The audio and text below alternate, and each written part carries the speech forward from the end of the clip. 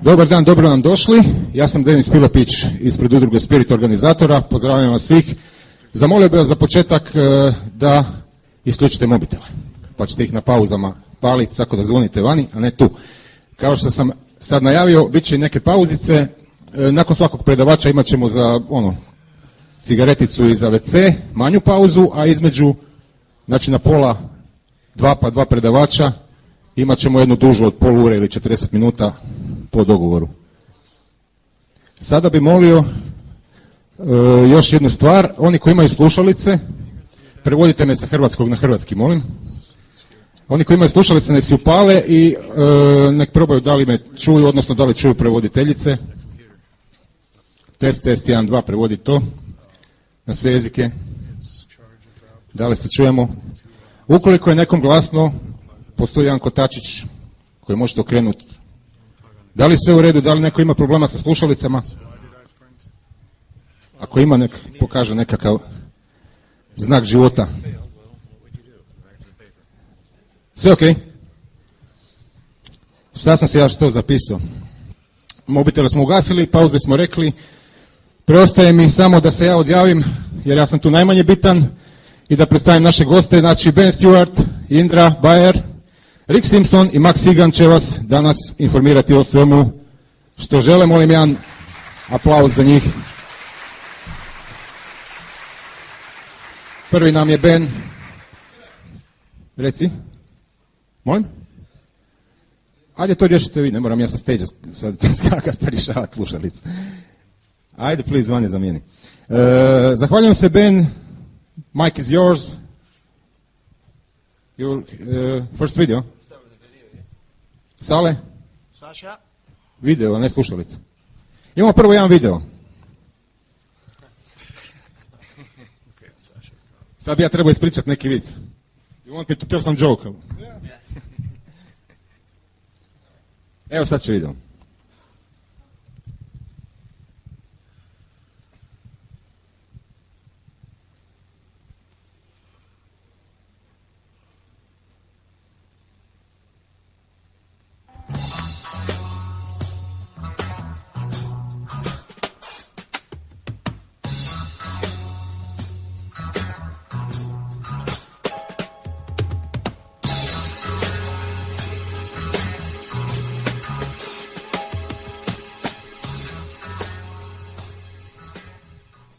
What's your name and what brought you to Zeitgeist Media Fest?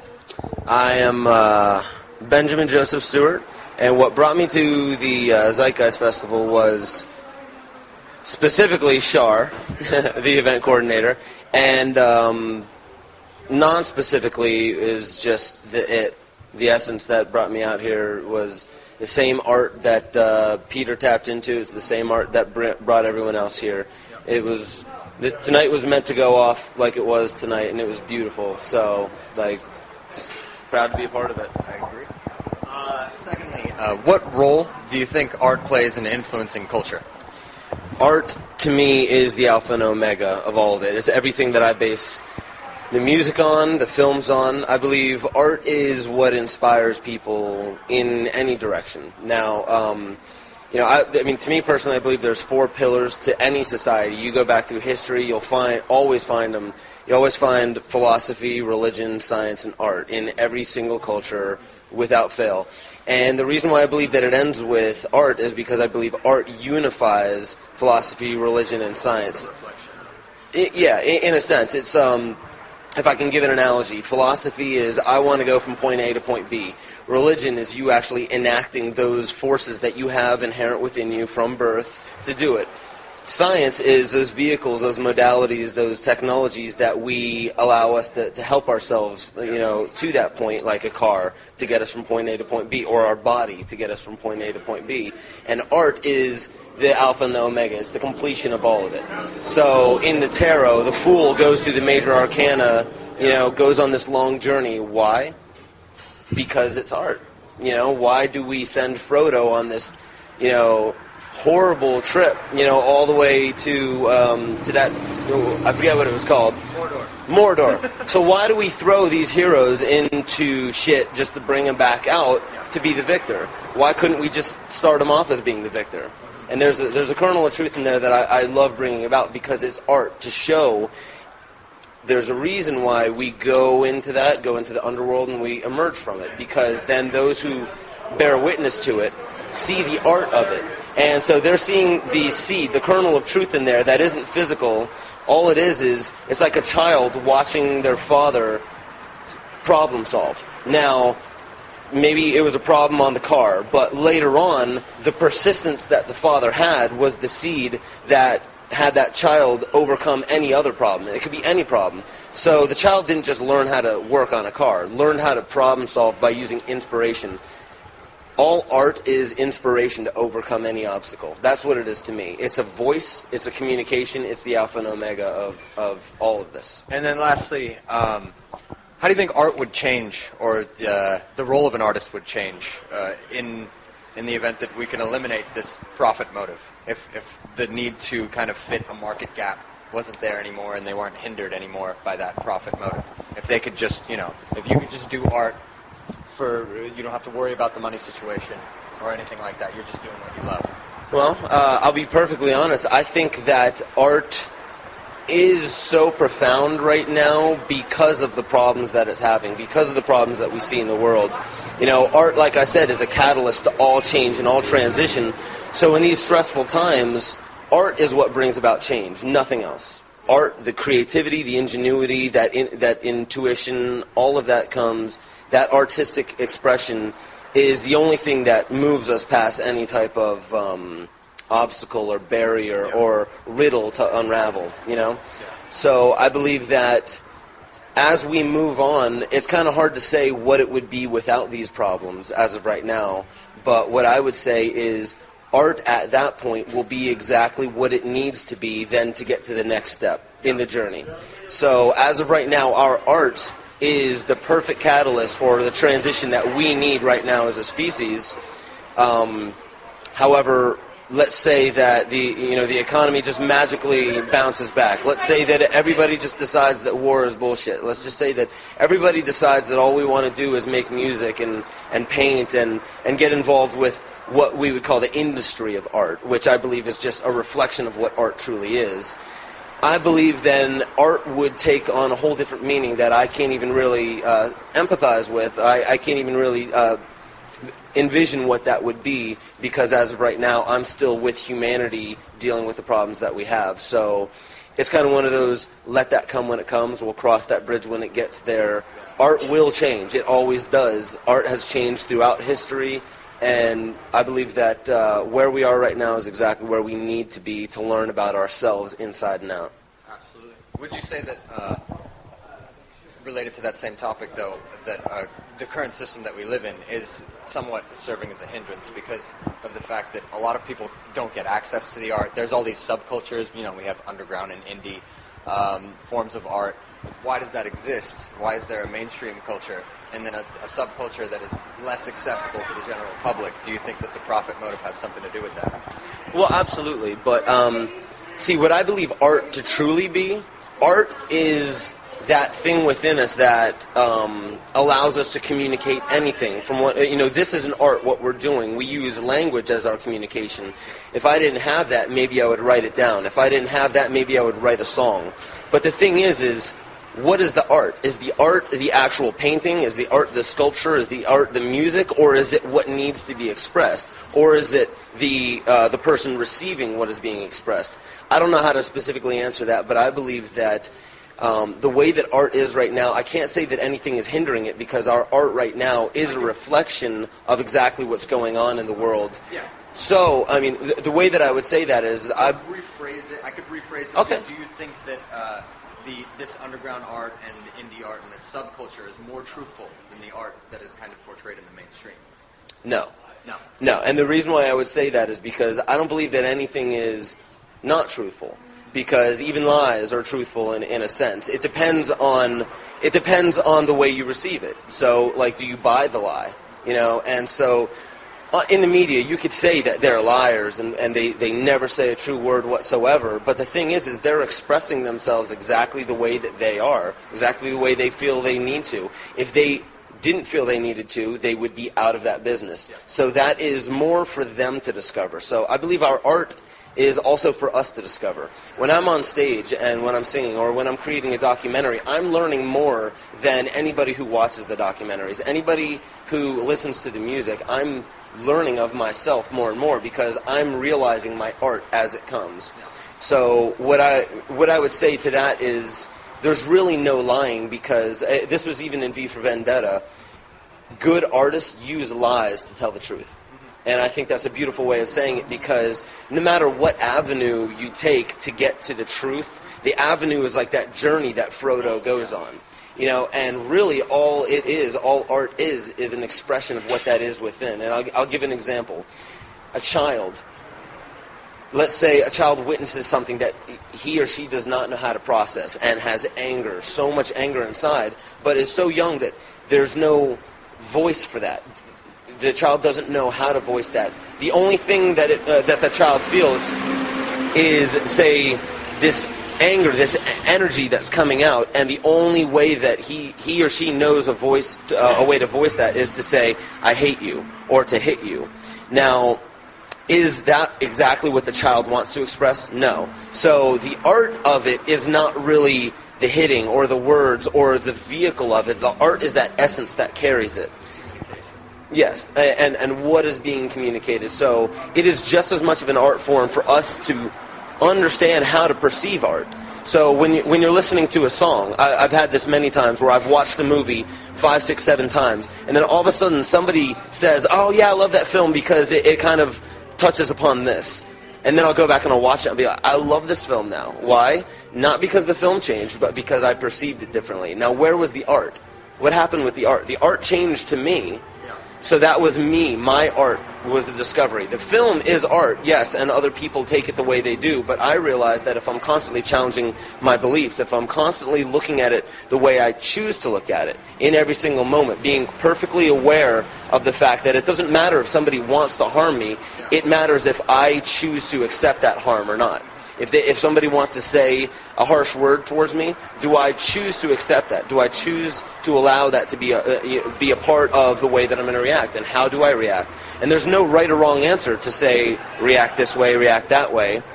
It's all self-expression. And that's why, the Alpha and Omega art is really exactly what we choose it to be. And I think that's what all this is about. We are choosing how we want to express ourselves now. Post 9/11, 10 years later, look at how beautiful it is to have so many people coming together. This wasn't really possible pre-9/11 because everybody was so comfortable in exactly the state that they were. And exactly, and the catalyst wasn't there. Now, if it wasn't 9/11, it would have been something, because all that it is a message trying to make its way to the people from our, if you want to say it's our higher self, to our lower self, or if you want to say there's different chambers of our intelligence that are trying to communicate within us, and the only way to do it collectively is to have a large catalyst for it to say, okay, this gives me a voice. Okay, the Zeitgeist film gives me a voice for something that I've already been feeling. The music that we do is really a permission that opens up within people to make them, or to allow them, gives them permission to be more of what they already are and what they've been wanting to say, but they didn't have a conduit, a vehicle, a voice for it. And that's what art is, a voice. Perfect, man. Thanks a lot. Thank you very much. Very good talking to you. Keep doing what you're doing.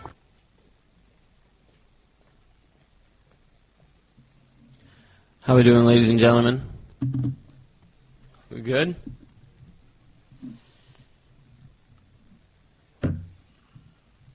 Well, thank you, everyone, for attending. This is going to be an awesome day that we have for you today.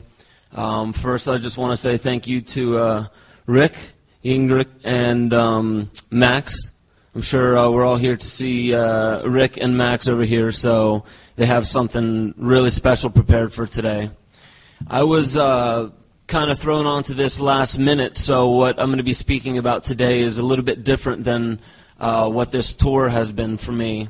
I've been speaking about art and culture and the importance of art and culture and how it systematically has been removed from society via the educational system that we have today. So I'm going to get into that a little bit today. But first and foremost, And just in case some of you aren't aware of the films that I've done in the past, I got into these 3 films, Esoteric Agenda, Chimatica, and Ungrip. I started making come 2008. Esoteric Agenda came out. And this was right about the time that I got out of the military. I was in the military for 6 years, and I was recognizing that our mission in the military was psychological warfare. And psychological warfare was, we were the unit that would go in before invading a country. We would send in our planes, and we would jam the radio and the television signals of the country that we were entering into to tell those people, we're here in peace, we're here to try to restore democracy, when that was the farthest from the truth. We were there for resources, we were there for land, and I started realizing the greater purpose of what I was serving in the military was something I did not believe in. So I had a choice come 2006 of whether I wanted to keep a cushy job, stay in the military, get my pension after 20 years, or leave and become a musician, which is one of the hardest positions to actually find some type of a future in. So obviously I decided to take the more difficult route. I didn't want to know how my future was going to be planned out for me, because in the military I wasn't allowed to speak out against or speak out for what I believe in. I had to keep all of my opinions underground. I couldn't put them publicly on MySpace or social networking, because that's just how the military is. If you're a member of the military, you are not allowed to have a public opinion and give your public opinion, because you are the property of the government and you are representing the government, even if you're not in uniform. So I decided to remove myself from the military and begin speaking out against what I was seeing in the world. And what I was seeing in the world was the fact that, first, when I made Esoteric Agenda, I began realizing that the world was quite a bit different than what I had thought it was. I started recognizing from the military that the military and the government and those in high positions of power did not have my best interest in mind. They did not have the best interest of the people in mind, nor did they care about actually educating our children and bringing up our youth to be a better future generation. I found that it was actually the exact opposite. Most every system that we have in place, whether it be the educational system, the military system, the economic system, or the capitalist system, everything that we have, especially in the West, in the United States where I'm from, is systematic indoctrination into a program, into a way to become highly intellectual, but not to use the right hemisphere of the brain, and not to use the heart, and not to use intuition, which I believe that is what really disconnects us from the other species. Is we have our intuition, we have art, we have those creative abilities within us. But what I started recognizing was, especially having gone through the educational system in the U.S., you can go ahead and switch the slide. We're never really taught about why food is important. We're never really taught about why water is important. And we're not really, other than the fact that we believe that food is here just to maintain the physical body, and it has no medicinal or even a shamanic factor to it. We're simply told that we are dependent upon this stuff. We are dependent upon food to survive. And that is what the program gets locked into our head from a very early age, because as soon as we come out, we're immediately addicted to food and addicted to the water that we drink, thinking that we are completely and utterly dependent upon it. Now, what I'm getting at is the fact that our food, as you can tell, these are half sections of our food, and within there's a geometric pattern. There's a mathematical pattern within our food, and I'm just showing you fruit. And the cross-sections show you what MRIs and what also Kirlian photography will show you about the energetic field of fruit, is that it structures water. All of the food, especially in the plant kingdom, structures the water that eventually goes into our body. So these fibers hold water in a very specific way, because water has memory. and we take that water within, and all of this food, in a sense, is retraining our body how to stay healthy. And that is the main purpose of food. It's not a dependence upon food, because there are actually studies that show that our cells do regenerate themselves, but not primarily based upon our food, but based upon a reaction that the food goes through, which is light, a photon reaction that food goes through in the body when food is broken down from complex things into the base hydrogen, the base creating element within it. Now, the reason why I'm showing this, Sasha, because I'm also going to show how our food has been poisoned, mainly in the West, but all the food that we get comes from factories, no longer farms. All the meat that we get comes from factories, no longer farms. And all of the food that we take into our body has gone through a process that is not natural to the earth. Therefore, when we are putting that food in our body, it is no longer linking us with the earth. It is separating us from the earth energetically. And our drinking water is another story, because especially in major cities where most people flock to, in our major cities, our drinking water is passed through filthy tubes with 90-degree angles, which is not natural to the earth. So our drinking water is also poisoned with industrial wastes that all municipal water treatment centers have, whether it be fluoride, aluminum. You'll even find lithium and Prozac products in our drinking water.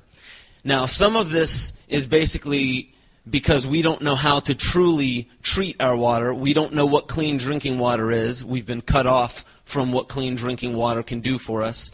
Plus, there's so much industrial waste and runoff that there's no other place to put it but then in the drinking water of towns.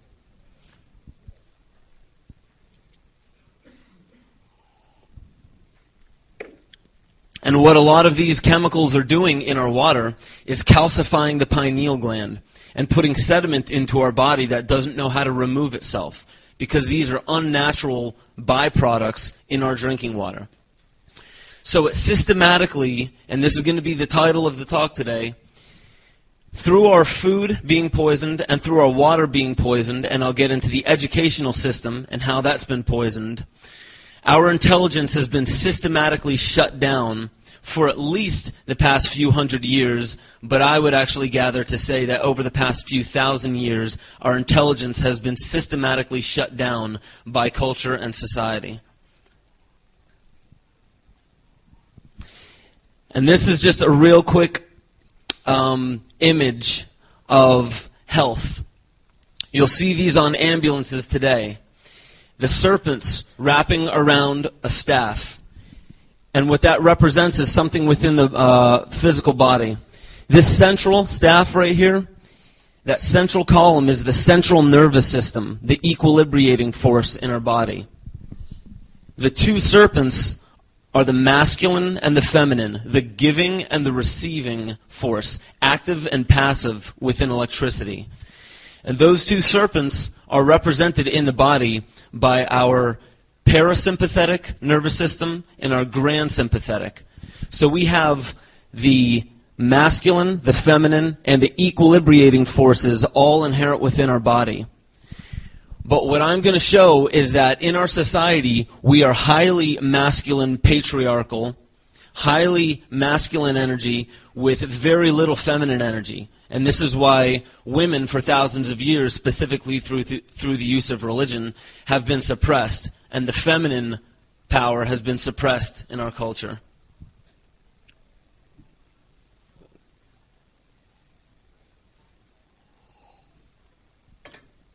So we come into the world as a child, and the very first thing that we are exposed to are these plastic gloves, these people draped in plastic, not to touch skin, because that's in our current way of looking at the health system is physical contact, skin to skin, is the quickest way to transmit a disease. However, I maintain that through that plastic and through the use of completely separating that child from any physical contact for the first few minutes of his life, is immediately cutting itself off from the connection that a child has with its mother through physical contact.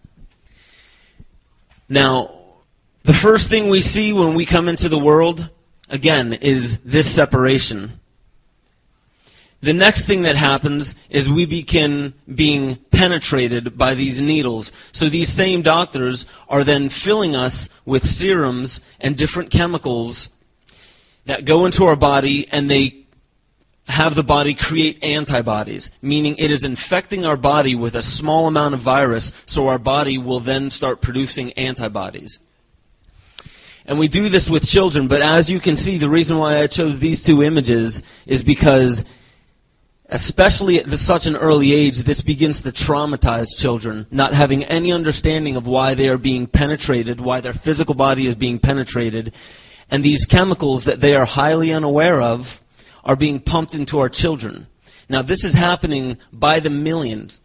Every child that is born in the United States has to get vaccinations if they want to go to public school.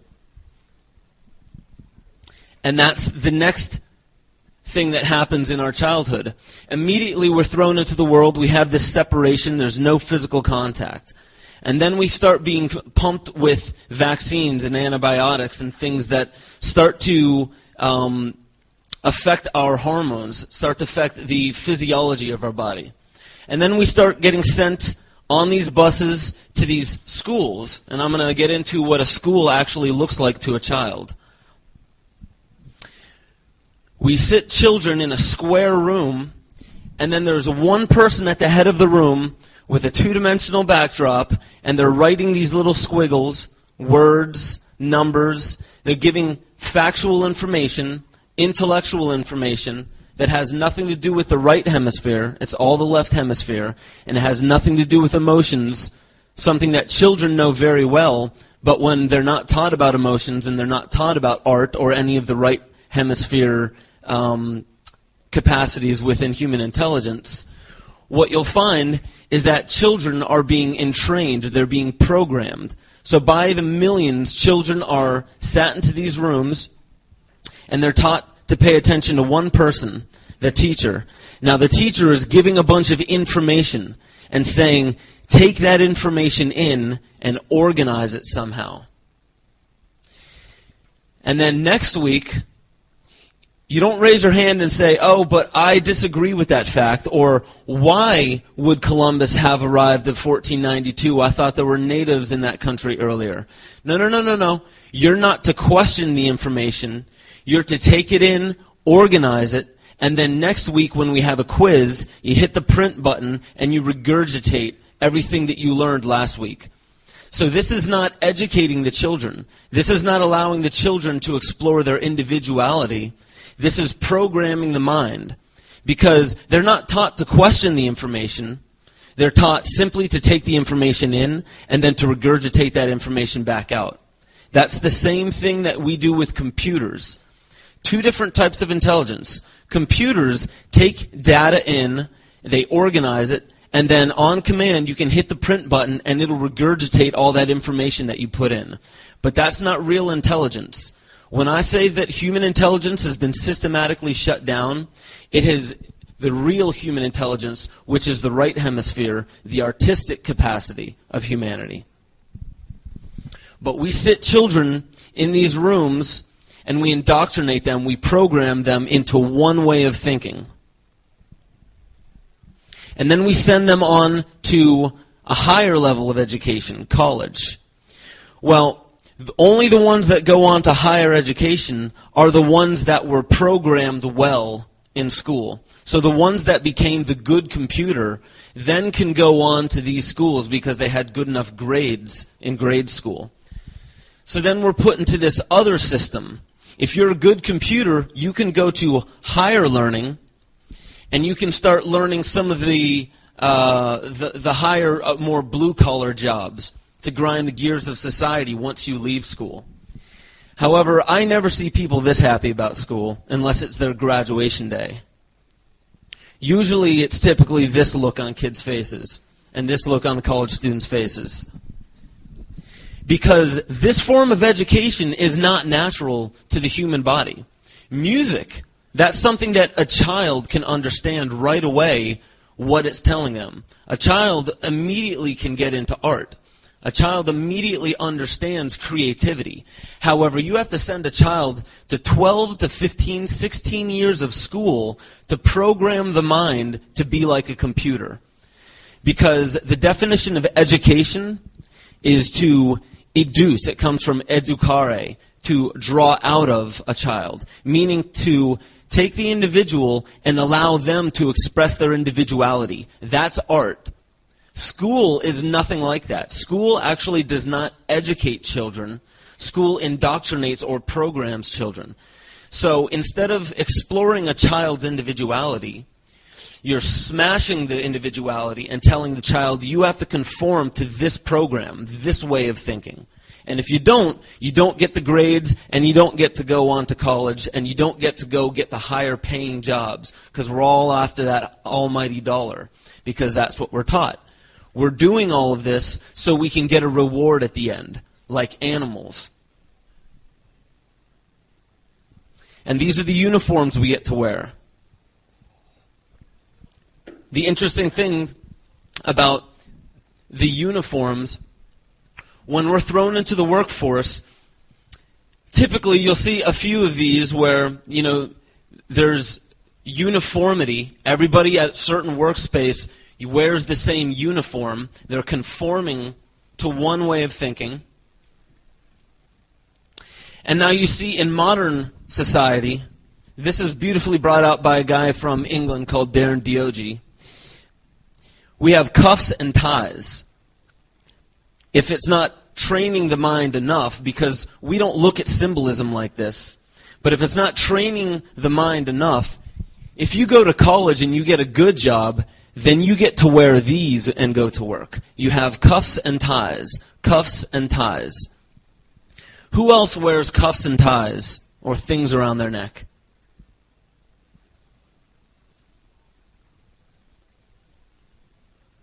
Cuffs and ties. Slaves and animals.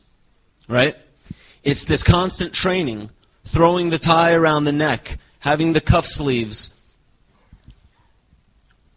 Because that's what the workforce is. When we move on from our educational system, meaning our programming system, we get to go into the workforce and grind the gears of society.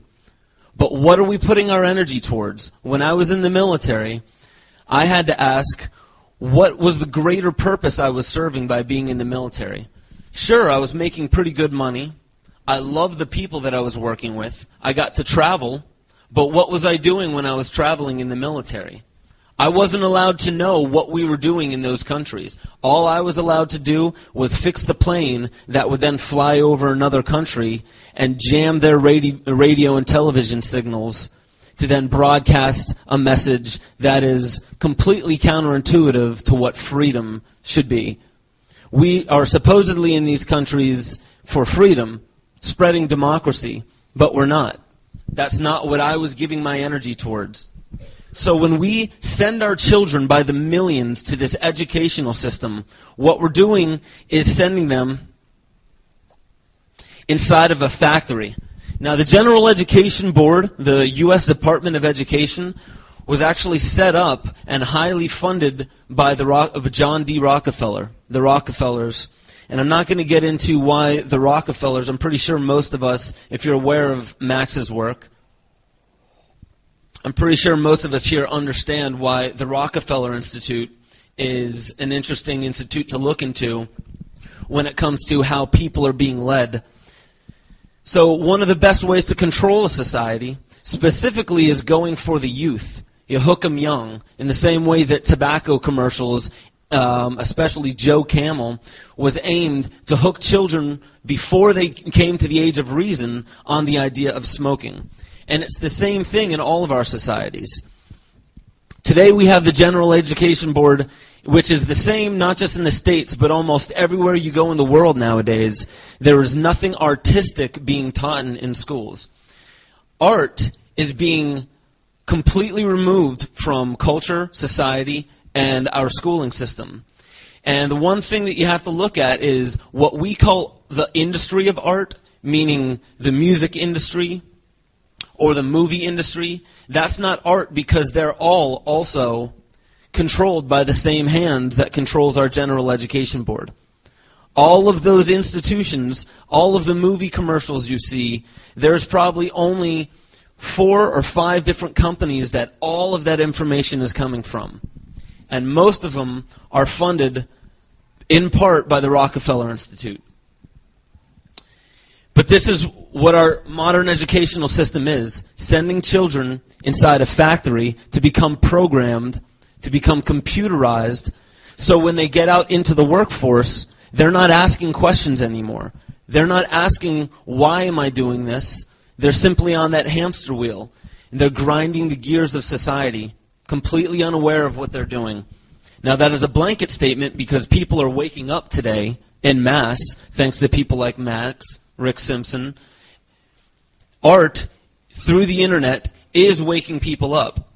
However, most of the time, millions of children are not seeing any of the authentic art because they are completely indoctrinated 8 hours a day from age 5 all the way until they retire from school.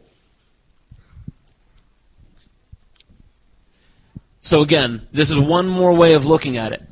For a child being a raw material, sent into a factory, this schooling system, turned into a resource, and then made functional. That's exactly what we do with our children. We send them into a factory as raw materials, beautiful raw materials, but then we program them, we refine them into something that will have a function in society. That is what is happening with our children today. They are being molded into something that they are not. And it's the same thing with the military. Because I have personal experience with the military has to take hundreds of thousands of people every single year and in 8 to 9 weeks completely break down their previous programming and reprogram them in 8 weeks. And they do this very successfully. But they're programming children based upon an idea of not connecting with human beings, but completely detaching with human beings. Therefore, you're not going to ask a question before you pull the trigger on the battlefield. This is the type of training that I had gone through. So in the same way that we send our children on the bus to school, to that factory, we're sending people who get out of high school to another factory, into the military. And what the military does is, within 8 weeks, the first week they call it Hell Week. They break you down until you have absolutely nothing. Absolutely nothing. They break you down and make you feel like you are a piece of dirt. And then the second week, they start programming you because you have nowhere else to turn. So they begin to program you to be a machine. You wake up in the morning, you fold your clothes, you make your bed, you eat your meals within 5 minutes, and then you're back out on the tarmac, ready to march for 2-3 hours. Then you go eat another meal. Then you go exercise. Then you march. Then you eat again. Then you go back to your dorm. You fold your clothes, and you get into bed. Every single day. And the routine goes on and on and on until they put a gun in your hand and they have you crawling through a field and completely detaching yourself from anybody that is not on your side. They turn everybody that is going to eventually get a gun in the military into a hired killer. And this is a factory that over 50%, 50 to 60% of every nation's wealth goes towards military, weaponry, defense, how to kill and how to keep from being killed. That's where all of our money in our nation is going. So think of this. We send our children to a factory to go out into the workforce to make money, to be taxed, to eventually go to this factory, to take more of our youth, to send them into other countries to invade these other countries. But I can attest that these children, these kids, 18, 19 years old, that are invading other countries, are completely unaware of what they're doing. They're not in their heart, they're in their intellect, where their programming is. They're like a computer. But we're completely cut off from the heart, and we're completely cut off from the right hemisphere of the brain due to the poisoning of our food, the poisoning of our water, the poisoning of our educational system, and our higher education. Because make no mistake about it, this is just college. Some people go into the factories, some people go off to be doctors after high school, some people go off to be hired killers, completely sanctioned by their government, by their nation, to invade other countries without having any idea of why we're going into those countries and invading them.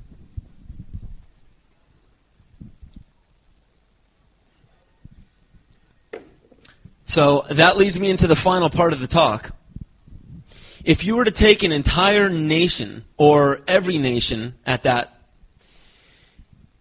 children, generation after generation after generation, becoming more intellectual, more computerized, eventually you can make a set of laws, not laws actually, but statutes and regulations, and you can call them laws, and set them up in a society to where people don't question why there is a law against, or supposedly a law against driving without a driver's license, why there are laws that govern what kind of medical plants we can put into our body.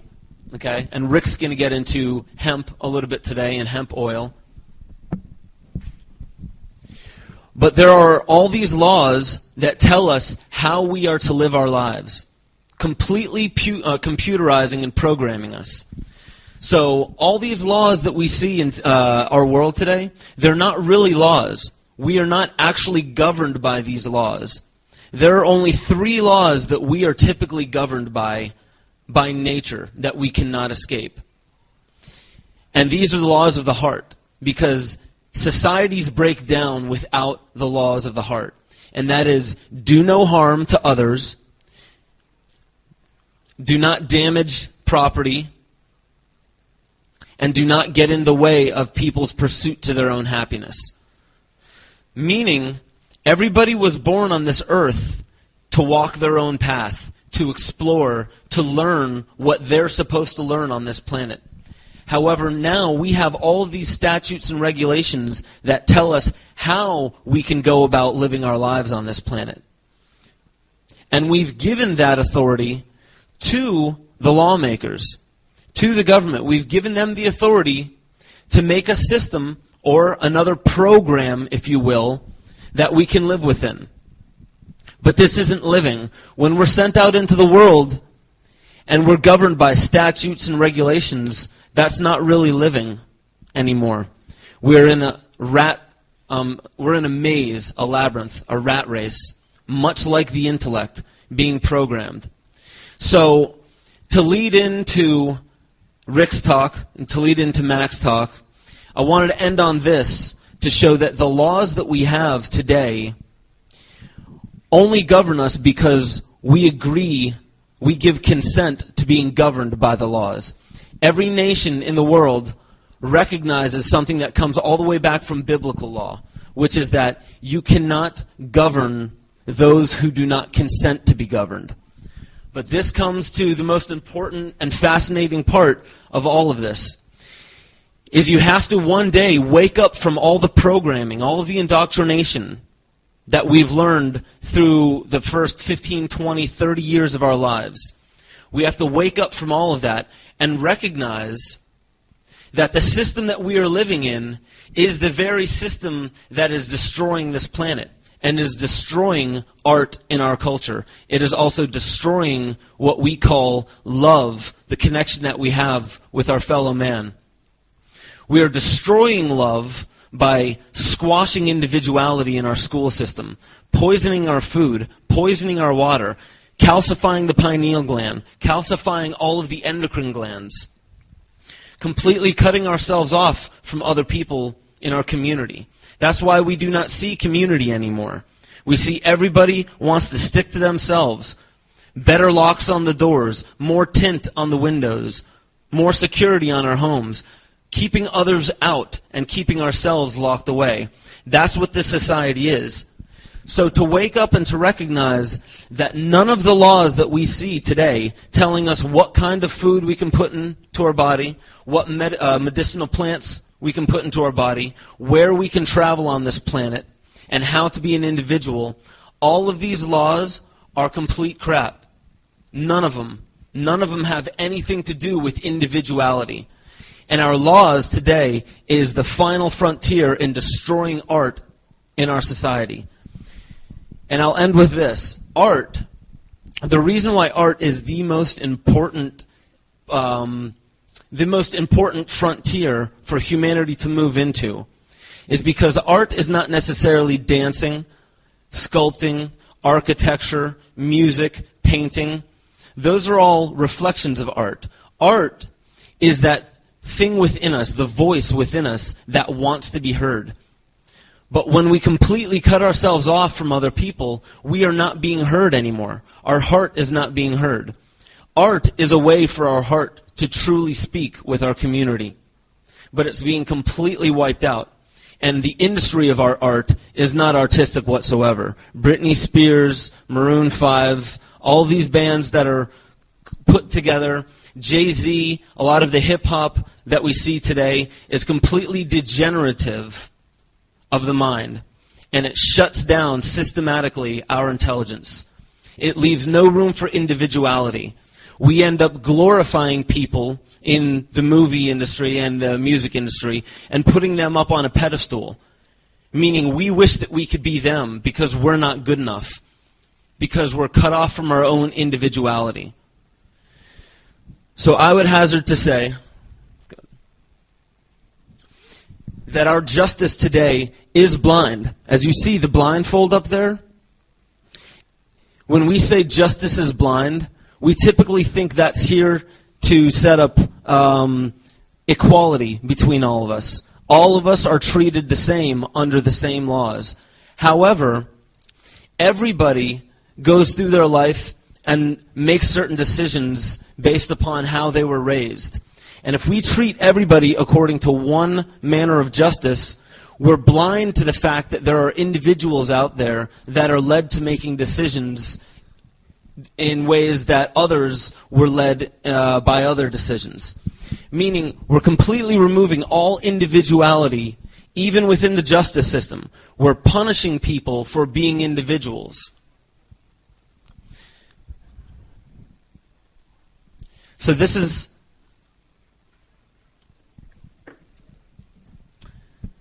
pretty much the end of the talk, and I just want to say, from this point forward, not just looking at art, not just looking at the food that you're putting into your body, or the water that you're drinking, or the educational system that you're in, or any of that type of programming, all of that could be washed away in a second by doing one thing: appreciating what you have, appreciating the food that you're putting in your body, appreciating the water that you drink. Because we're poisoning it at such a fast rate that in the next 10 to 15 years, we may not have clean drinking water. We may not have any clean or good, healthy food to eat. Appreciating it now and teaching our children how to appreciate that food and teaching our children how to appreciate their relationships, not just with their families, but with themselves and with their community. Getting our children and our youth to open up their heart and to recognize that they are individuals and that they are all artists and that they could be the most beautiful them because they don't need to be somebody else. All of that programming could be washed out in one move by recognizing that right now, today, as we go through this whole talk today and as we go home and you go back out into your communities, back to your families, back to your loved ones, remember that the only thing that keeps communities and societies together is cooperation and compassion, opening the heart and being together with individuals. Because everything else makes us feel like we are a raw material in a factory, completely segregated and separated from human contact. So the point of today is, what will you do from this point forward? Will you keep following the programs that you've been led into your entire life? Or will you wake up and recognize that every single one of us is a part of a global community, and in the next 10 to 15 years, we're going to start recognizing that our global community is the steward of this earth. And we are not doing a good enough job, because in 10 to 15 years, the way that our laws are cracking down on us, the way that our food, water, and our air is being poisoned, we're not going to last much longer. The only way to last is by recognizing where the problem originated. And the problem didn't originate with some elite cabal in Italy. It didn't start with some elite faction somewhere. It started within the corruption of the heart. Cutting ourselves off from our heart and resting our entire lives completely in the intellect. Completely removed from anything artistic and anything heartfelt. So thank you guys. I hope you enjoy the rest of the talks. We have Yindrik, we have Rick Simpson, we have Max Egan, and they're going to be carrying on from what I've hopefully set up for you.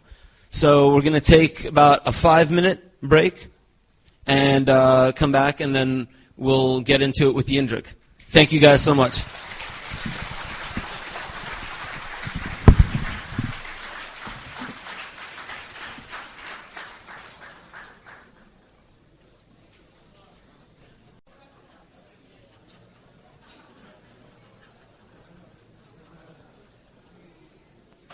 My name is Shauna Banda, and I was diagnosed with Crohn's disease about 9 years ago, and had every condition that you can think of I've endured. I went through the beginning stages of the disease, where I was having strictures or blockages in my bowels. With surgeries and drugs to fix that, all the way to the terminal stages of the disease, where I was losing weight quite drastically, and my body was starving, because any food that I ate was gone within minutes, and my body just wasn't able to absorb any of the nutrition that I was trying to give it. I was so sick for just so long that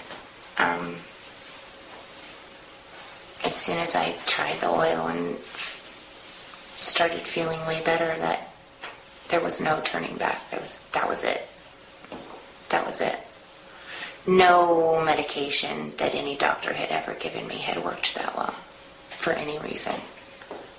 I had watched Rick Simpson's movie, and I was in Kansas, and you need a whole pound of it to make the 2 ounces to cure you, and I cried. And I was like, there's no way. And I accidentally found out how to do it with a little $50 Gladstone vaporizer and a $5 spatula. Scrape that stuff out and scoop it into a pill and eat it 3 times a day. And it's just amazing. It really is. I really was on my deathbed, laying there in my bed, just waiting. Because, I was in and out of the hospital so much, and then out of the emergency room, that the last couple of times I had went in, there's nothing that we could do for you. And I'd gotten to the point where I didn't want to be a burden, didn't want to do anything, so I was just literally waiting to die. So, and that's when I accidentally found the oil. And really, within 3 days, I was able to no longer need the use of my cane. I could stand upright, and that was it. My life changed forever.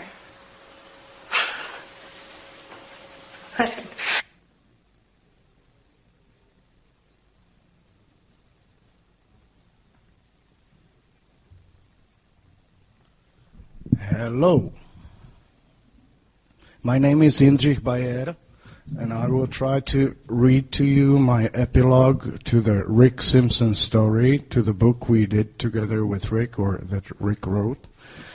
And after that, I'll explain to you how to make the oil, and we'll start a small questions and answers. So if there's anything you would like to ask us about, get your questions ready. I first tried and then started using hemp on a daily basis when I celebrated my 20th birthday at the end of 1992. It was after several years of heavy peer pressure from my best friends Jan Pospíšil and Miloš Dolinský. Being a well-educated teacher's child, of course I thought twice about all those individuals we called hippies who were smoking marijuana and talking about conspiracies and the system. I kind of liked the hippie way of life and their music, and I felt attached to them, even though I more or less only knew of them from books and movies. Since I was raised at the end of the communist era, I liked my beer and not their high, and as I did not hesitate to express many times.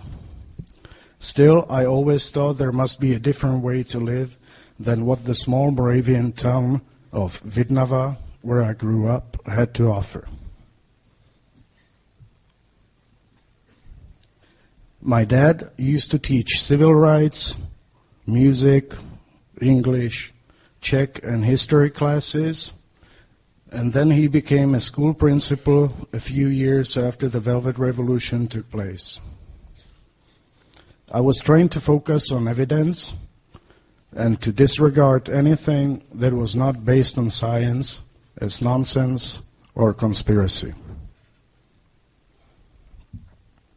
I must admit there is something to this approach, but still, as we have seen in this book, it is not always reliable information which we can put our faith in.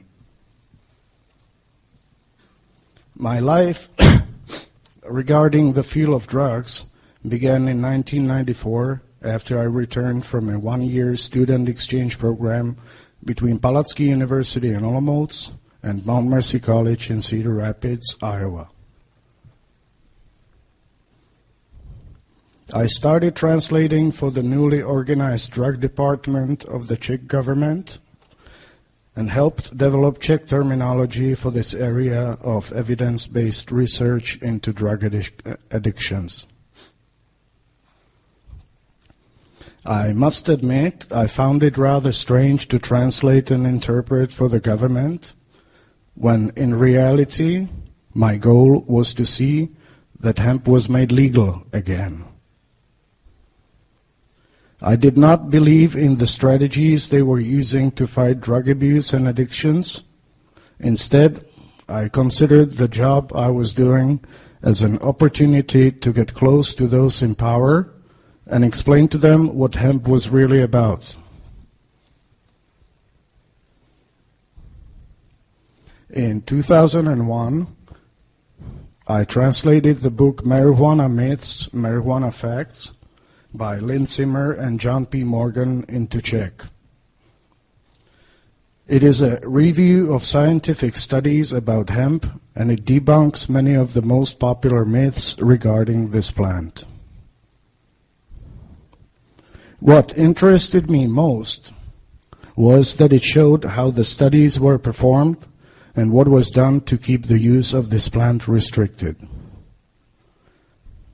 In 2005, Milan Romzi needed a job, and I was tired of lending him money, so I gave him a box of hemp leaves and told him, "Make salves from it, sell them, and there's your job." With my investment, know-how, and support, he started a hemp cosmetics company and kept it going for 3 years.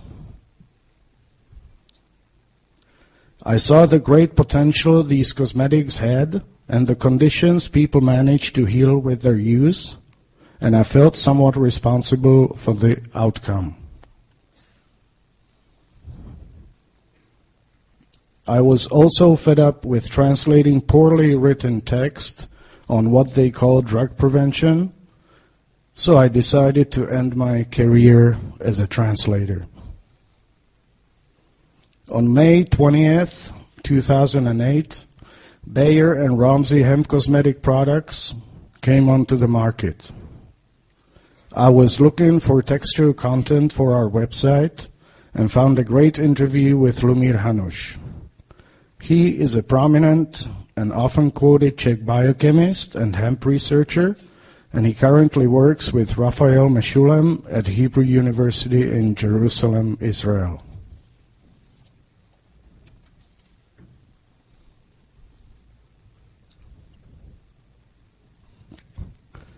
I asked him if he would permit us to post a link to it on our site, and he agreed. We exchanged several emails in which I tried to describe the many miracles we have seen with the use of our products, and he was happy to hear about them. He used to make hemp salves and tinctures himself when he was still in the Czech Republic, so he had a good idea what they could accomplish. In my excitement, I sent him an email in which I said, "Just wait, one day they will find out that hemp can cure cancer, AIDS, and everything else we deem incurable now." He replied that some research about hemp and cancer had been done, and it looked promising. I immediately contacted Tomáš Zábranský and asked him what he knew about it. He studied to be a doctor, and he was the head of research at the Center for Addictology of Charles University in Prague. With his background, I thought he could save me some time in finding out more about the subject. His answer was quite vague, but he did admit some studies had been done with good results. Also, I was informed there are no human studies available and that I should not get excited. I was depressed for quite some time after Tomáš had dampened my spirits by telling me he did not think hemp would ever become completely legal. At the time, it surely looked as if he was right.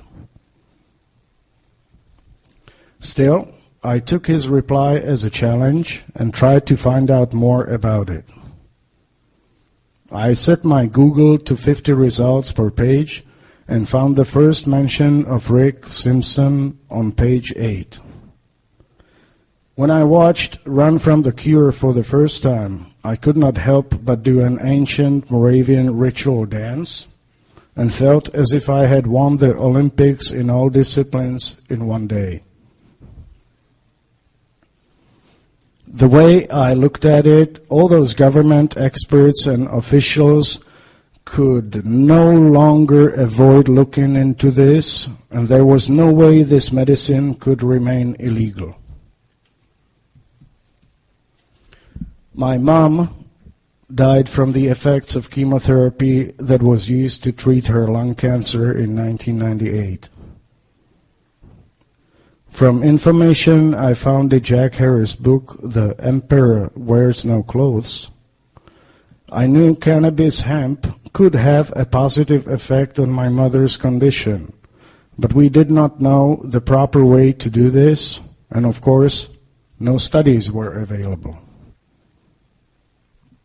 I tried to talk her into eating hemp resin instead of going through those brutal treatments, but she decided to put her trust in the medical system.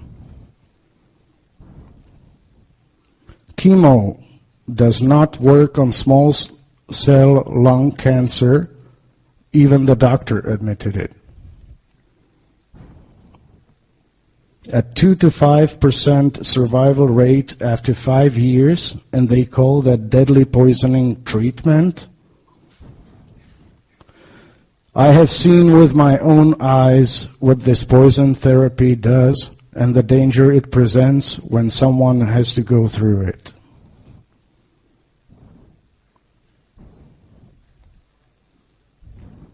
My mother went down to 27 kilos, about half her original weight, before beginning a new and what they said to be promising chemotherapy treatment.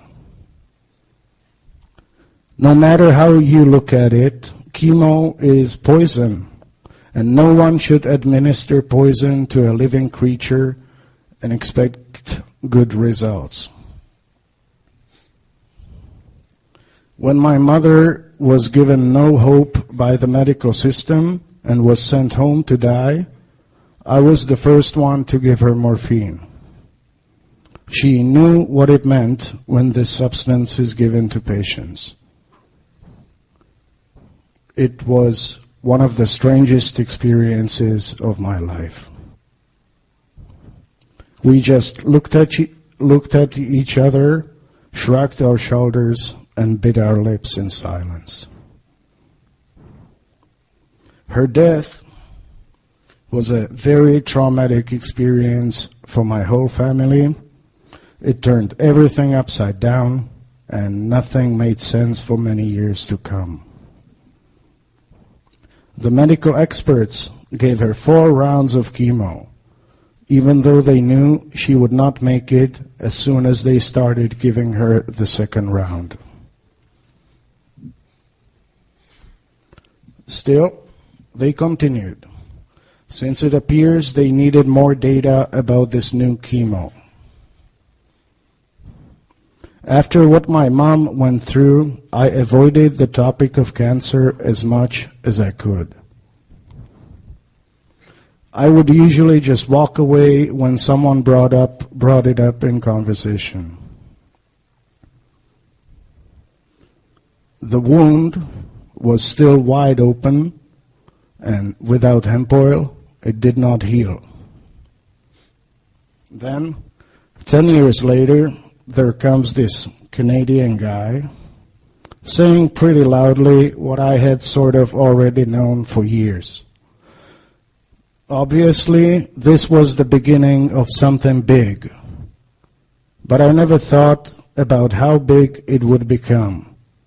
I told Milan about it the next day, and we then informed all the other Czech activists we knew and people from government circles as well. To my knowledge, Milan was the first to make the Rick Simpson oil in the Czech Republic. Since he did not follow Rick's instructions and had neglected to use a fan, he had a mishap. Waiting for the naphtha to boil off is boring, and often it can take quite some time. So he started testing with his lighter to see if the vapors would really ignite. All of a sudden, a 2-meter flame shot upwards from the rice cooker. He took a deep swimmer's breath and tried to blow the fire out, but instead he blew the burning solvent right back in his own face. Fortunately, he had our hemp seed massage oil canola, so he covered his face with it and had no burns that were visible the next morning. His eyebrows were a bit scorched, but that's all. That is why the Czech subtitles of Run from the Cure contain an extra warning that no one should spark a lighter when making the oil. To learn as much about this as I could, I did an extensive written interview with Rick and then invited him to do the Czech tour. I wanted to get him away from Canada and provide him with some well-deserved rest and a change of scenery here in Europe. I sensed he needed it. He must have had just about all he could take there in Canada. We thought that with the information that Rick Simpson Jack Herer and Lumir Hanush could provide, it would open the doors for the medicinal use of the oil in the Czech Republic immediately. Little did we know at the time that to those in power, salaries and egos are more important than patience. I had no idea at that point Rick and I would spend the following 3 years together trying to have the use of this medicine recognized. It's hard to describe briefly what I went through with him and how it changed me and the way I see the world. As I said, both my parents were teachers, so it's easy to imagine how I felt about what I considered to be conspiracy theories that he was talking about. I knew a bit about British and American history from my studies, but I must admit I had to review and reconsider it. I'm grateful I did, for it's better to live with one's eyes open instead of blindly going along with what we have been told. There really was a great deal of truth in what Rick was saying. If you get into the facts, what he has been telling the world about this medicine and why it was restricted is irrefutable. Money changers have been around for thousands of years. Does anyone think they will ever stop wanting to make at least the same profits or more than they have in the past? Why would they? I spent about 5 years studying 9/11, and it only confirmed what I felt from the first day when I saw the controlled demolition of the Twin Towers on Czech TV. European TV channels did not even bother to show us the 6.5-second collapse of the 190-meter-high building number 7, which suffered no structural damage from the planes. I had been in the Twin Towers myself when I visited New York at the end of 1993, and I never really thought that those massive steel pylons and hundreds of tons of concrete would be affected too much by an airplane crash and the resulting kerosene fire, which is the fuel these aircraft use. When Rick arrived in the Czech Republic and started raging about politics, big money, and medicine, I admit I thought he was crazy. Then he went on about his theory about depopulation with the use of vaccines, and I thought, if he ever mentions this to a Czech doctor, we will be shown the door, and it will be the end of the story. They may swallow the fact that hemp oil cures cancer, but if he tells them he calls this medicine a cure-all, which it appears to be, they would probably try to send us straight to a mental institution. At that time, I was about 50 kilos overweight. I smoked tobacco like a chimney. I liked my beer, slivovitz, and fat pork, and there was a history of cancer and strokes in my family. The outlook for my continued existence was not good. I had also suffered from carpal tunnel syndrome in both hands for about 8 years. It hurt most of the time and did not let me do much that I had enjoyed in the past. In reality, this condition more or less crippled me. Often I could not even play my guitar or hold a book in my hands, and lifting or carrying anything was out of the question. When I read about people losing weight on the oil, I must admit I did not believe it. I thought there was no way I could lose my well-protected investment in my belly without diet and exercise. I told Rick, look, I'm a good example of someone badly overweight, you crazy Canadian, and I'm gonna disprove you. I will eat the oil and maintain my weight. You'll see. He replied, just get on the oil. It will take care of your Czech carpal tunnels and other health problems too. Over the years, I had tried almost everything I could think of on my wrists to ease the pain from the carpal tunnel inflammation. So please do not think for a minute I really trusted his advice at the time. Or let me put it more precisely. It's not that I did not trust him. It was because what he was telling me exceeded the limits of what I was able to grasp. Doctors said there is little that can be done, and Rick stated it would go away in no time. Oh, yeah, right. How could this oil really work on everything he mentioned? I could only assume that he must be exaggerating somewhat. Still, no matter how hard I tried to disprove him, the carpal tunnel issues disappeared and I lost weight. Without a drop of sweat and with no purposeful changes in my diet, I went down from 120 kilos to a minimum of 75 in the coming months at a very natural pace. After some time on the oil, it was as if it were telling me what to eat and do. This substance reduced my calorie intake, and I stopped eating spam and junk food. In most cases now, I would rather starve than eat something like that.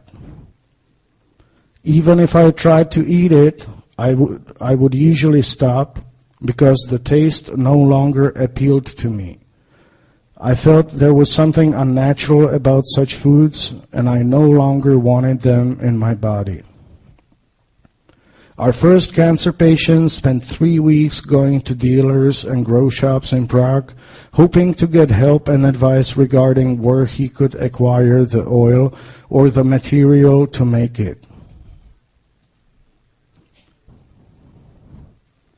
Suppliers on the street were shocked to see a prostate cancer patient in his 60s looking for half a kilo of hemp, and they kept turning him down. Luckily for him, a young man who worked in the oldest Czech grow shop picked up the phone and called me and asked if I could help. He inquired if we could produce the oil for him, since the patient did not feel capable of producing it himself. What were we to do? We produced and supplied it, and the paranoia and sleepless nights started. Is the oil going to work? Is he going to survive? What if it kills him?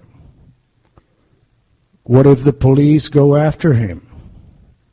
Which of his friends is going to turn us in?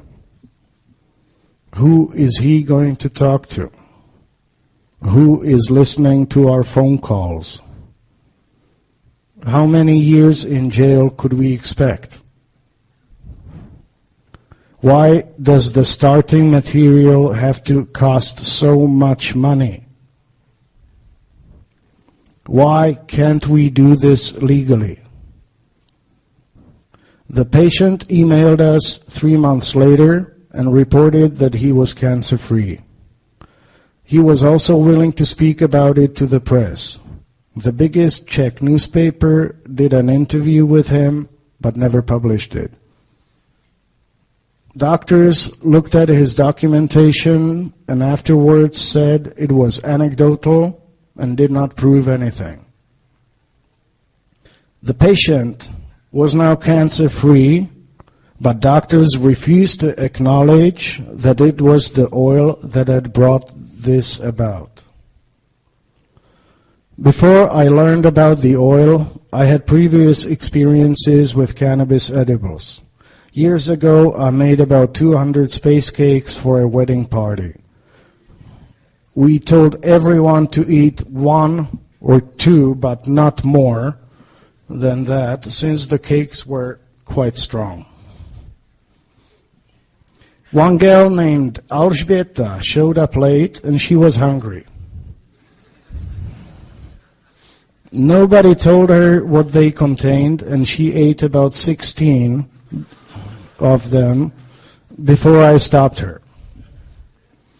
Watching her going through that uncontrollable and unstoppable sativa trip was a chin-scratching experience for me. Not knowing much about eating hemp then, I was glad she survived. I did not know if consuming that many could do her harm. Luckily, we found out that all those space cakes caused no ill effects, but she did remain high for quite a few days. Slowly, I came to realize hemp was not at all like other drugs and chemicals commonly in use for recreational purposes. It did not present a danger to the user or an addiction like other substances that were in use caused, and it did not put anyone in a grave before their time. Still, I really had a hard time imagining that someone could eat a gram of this oil and still suffer no ill effects. But in a short time, it became clear that most could do just that without any major difficulties if they simply followed Rick Simpson's instructions. Our first experiments with the oil were rather wild. Being ready for adventure at any time, we took the oil to the Metro bar in Olomouc and gave everyone a little to try. Taller people got more. Not much alcohol was sold that night, and they were all dropping like flies. It is not a good idea to give the oil to drunk people, unless your aim is to put them to sleep. Rick covered his ears in disbelief when we told him about our experiments on people and how much we gave them. Yes, he did call us several bad names, pointed to cultural and other differences between Czechs and Canadians, and explicitly highlighted our failure to observe his protocol. One does not have to start testing the oil on something serious. For instance, I once suggested that Rick should put hemp oil on his bald spot to see if it could regrow some of his hair, where none had been visible for a very long time. He replied that he already knew the oil could regrow hair and stated it was too precious to waste on something of so little importance, but in the end I convinced him. We only applied oil to his head for about a week, and a short time later it was more than apparent new hair was present. More importantly, I was the first to give Rick a hemp oil suppository. It was a great sight to watch the founding father of hemp medicine use his invention this way. Don't think for a second he wanted to believe me when I told him it's the best and most pleasant way of using the oil, especially for beginners. Using the oil in suppository form is effective in the treatment of many conditions, from migraines, Crohn's, hemorrhoids, to high blood pressure, angina pectoris, chronic obstructive pulmonary disease, COPD, psoriasis, sleeping problems, cancer, etc. Still, we consider them something additional to the standard protocol. Suppositories do not replace the oral way of using the oil for some conditions.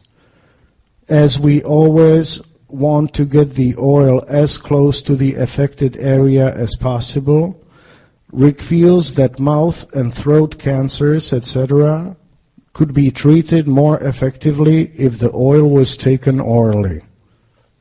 Still, suppositories are an excellent way to start the treatment for a beginner, and their doses can be measured very accurately, which will help prevent the patient from becoming high.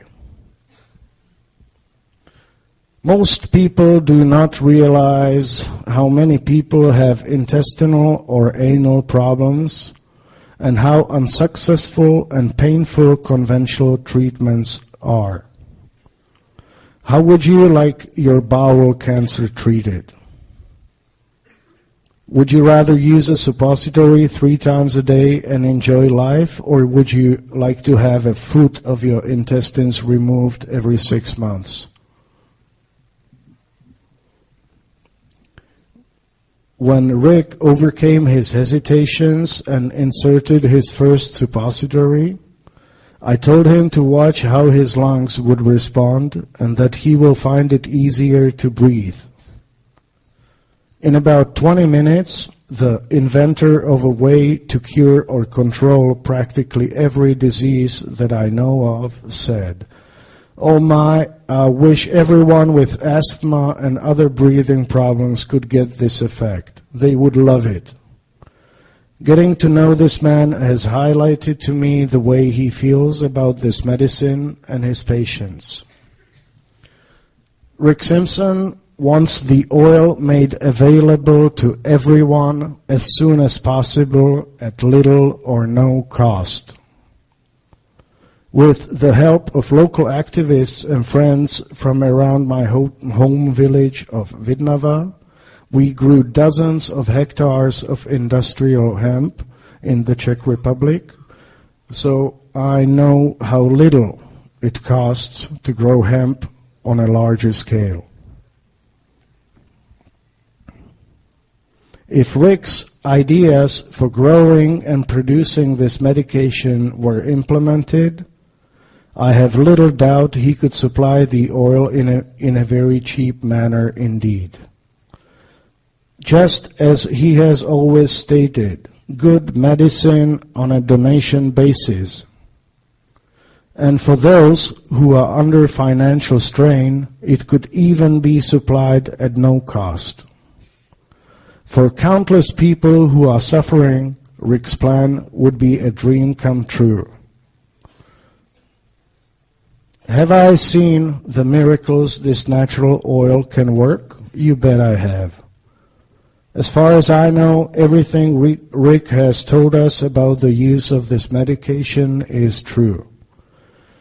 Basically, no matter what condition people are suffering from, in the vast majority of cases, all you have to do is follow his instructions and use high-quality oil produced from very sedative hemp buds and watch the magic happen. If the oil does not heal you, it only tells me that you have not followed his instructions properly, because between internal use, topical use, vaporizing, and suppositories, and then later injections maybe, there is usually a way to help the patient recover or live a decent quality of life. Not to mention what the medical system will be able to do once doctors start injecting the oil directly into the tumors, or what the oil will do in very high doses, which will put the patient in a controlled coma, etc. A treatment like this might even be beneficial to someone suffering from conditions such as rabies.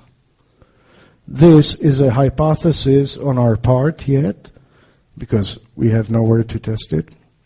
But from what we know, a controlled coma is the only thing that helped patients in late stages of this dreadful illness. And what better coma can you imagine than the one induced by high-grade oil that will be specially designed for such purposes? Do we have medical studies to back up each and every one of our claims about the effects of the RSO? Of course not. Considering the zero official and financial support we have had, there is no way we could afford to carry out the studies that would be required. Moreover, isn't it funny that the medical system would ask a translator and a power engineer to supply studies that should have been carried out by them decades ago? Of course, not every one of those that we treated with the oil or advised over the years is still alive. A few people started the treatment way too late, while others had been too badly damaged by previous medical treatments to effect a cure. Let us maintain a reasonable approach. We cannot guarantee 100% miracles always. In addition, I cannot be held responsible for the behavior and health of those who do not do as instructed. I did what I could for them at the time, and believe me, I was always crushed when I lost a patient. For me, it was as if a family member had died. It is very frustrating to watch someone die knowing that if they had taken the treatment properly or they had started a bit earlier, there's a good chance they would have survived. Years ago, my idea and a little money had brought 4 hemp cosmetics companies into being in the Czech Republic, and they have inspired many others. Over the years, these companies have sold or given out at no cost more than 2 million items. The products have helped customers with countless conditions, and the results were astounding. Most people did not buy what we were producing because they liked the packaging. Instead, they purchased what we produced because other products they had tried from the pharmacy did not work.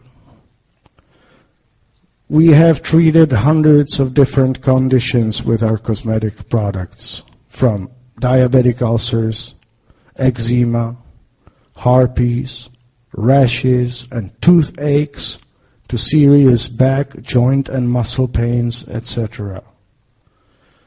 Women simply loved what the products did for their complexion and how they made them look so much younger, not to mention the relief they got from them when their days came. Many have told us they felt no need to use anything other than what we produced from hemp to improve their appearance, and some even said that all they have at home is our products. It is bitter for me to see that we can no longer produce these products in the Czech Republic because of Czech, European, and UN legislation.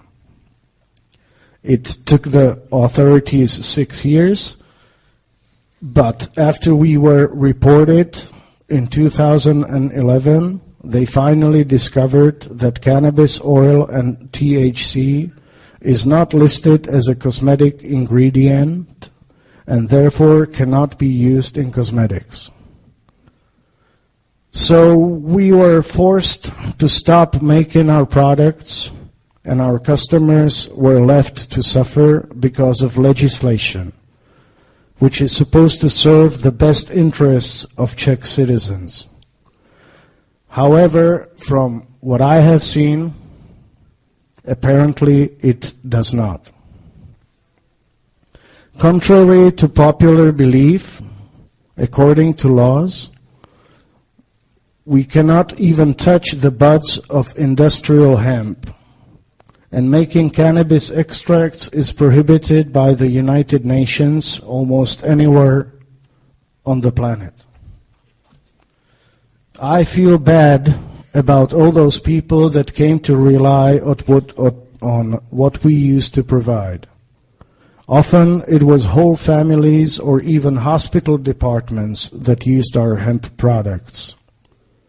Skin specialists told us they could use our products in all cases for which they would normally prescribe corticoid-based creams. For all of them. The only positive thing, which honestly pleases me, is the fact that we will not have to pay taxes to those who did not let us do what we can do best. If anyone thinks I will pay the state a cent in any special tax for hemp, they are wrong. Even sales tax is much more than they deserve, considering how they treated us, our patients, and this issue. I hope the great number of people our products and oil have helped will now get up and help us. We need to get this medicine back into mainstream use. I need it, you need it, he needs it, she needs it, we all need it. The Rick Simpson hemp oil is an essential every home should have. In a short time, everyone will want to have it at home in an unlimited quantity. When people learn what it can really do, hemp's medicinal use will no longer be restricted in any way. Its benefits to our health are undeniable. We have been criticized for calling this oil a cure-all. But what else could you call a substance that can be used successfully to treat so many medical problems?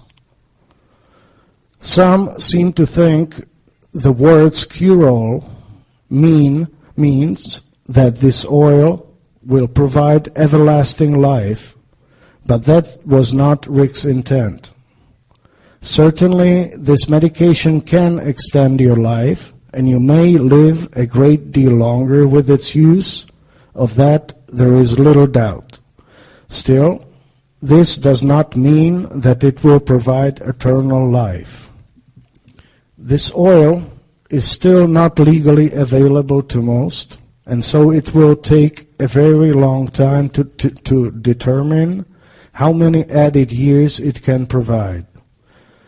As yet, we do not look at this medication as being an elixir of immortality, and we firmly believe it does not make you bulletproof. Still, as Rick says, if we ever find the key to immortality, he is sure that hemp will be a major ingredient. Please do not think that when you're using the oil that you cannot contract a virus. You may still catch such things as the flu, but its effects can be greatly diminished and you will recover much more quickly. In the event a pandemic or some such thing, if you ingest or you are already ingesting the wonderful oil this plant can provide, your chance of survival would definitely be greatly increased. Thank you, Rick. Mission accomplished. Now the emperor truly does wear no clothes, and the system is upside down. The age of reason is upon us, and thanks to you and Jack Herer, we now have a blueprint to follow that will ensure our continued existence. What do we do next? Thank you.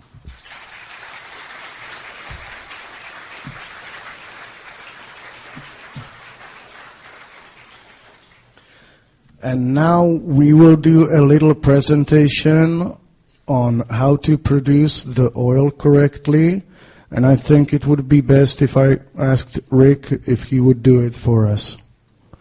We will play the slideshows and he will explain how to produce it.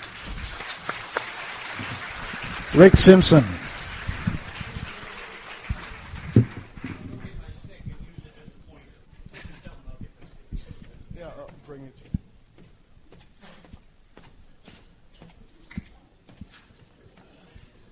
Like we said, after we're done with the speeches, at about 8 o'clock, there will be a large 2-hour questions and answers periods. So if there's anything you would like to ask us about, you can ask us later. Okay. Okay.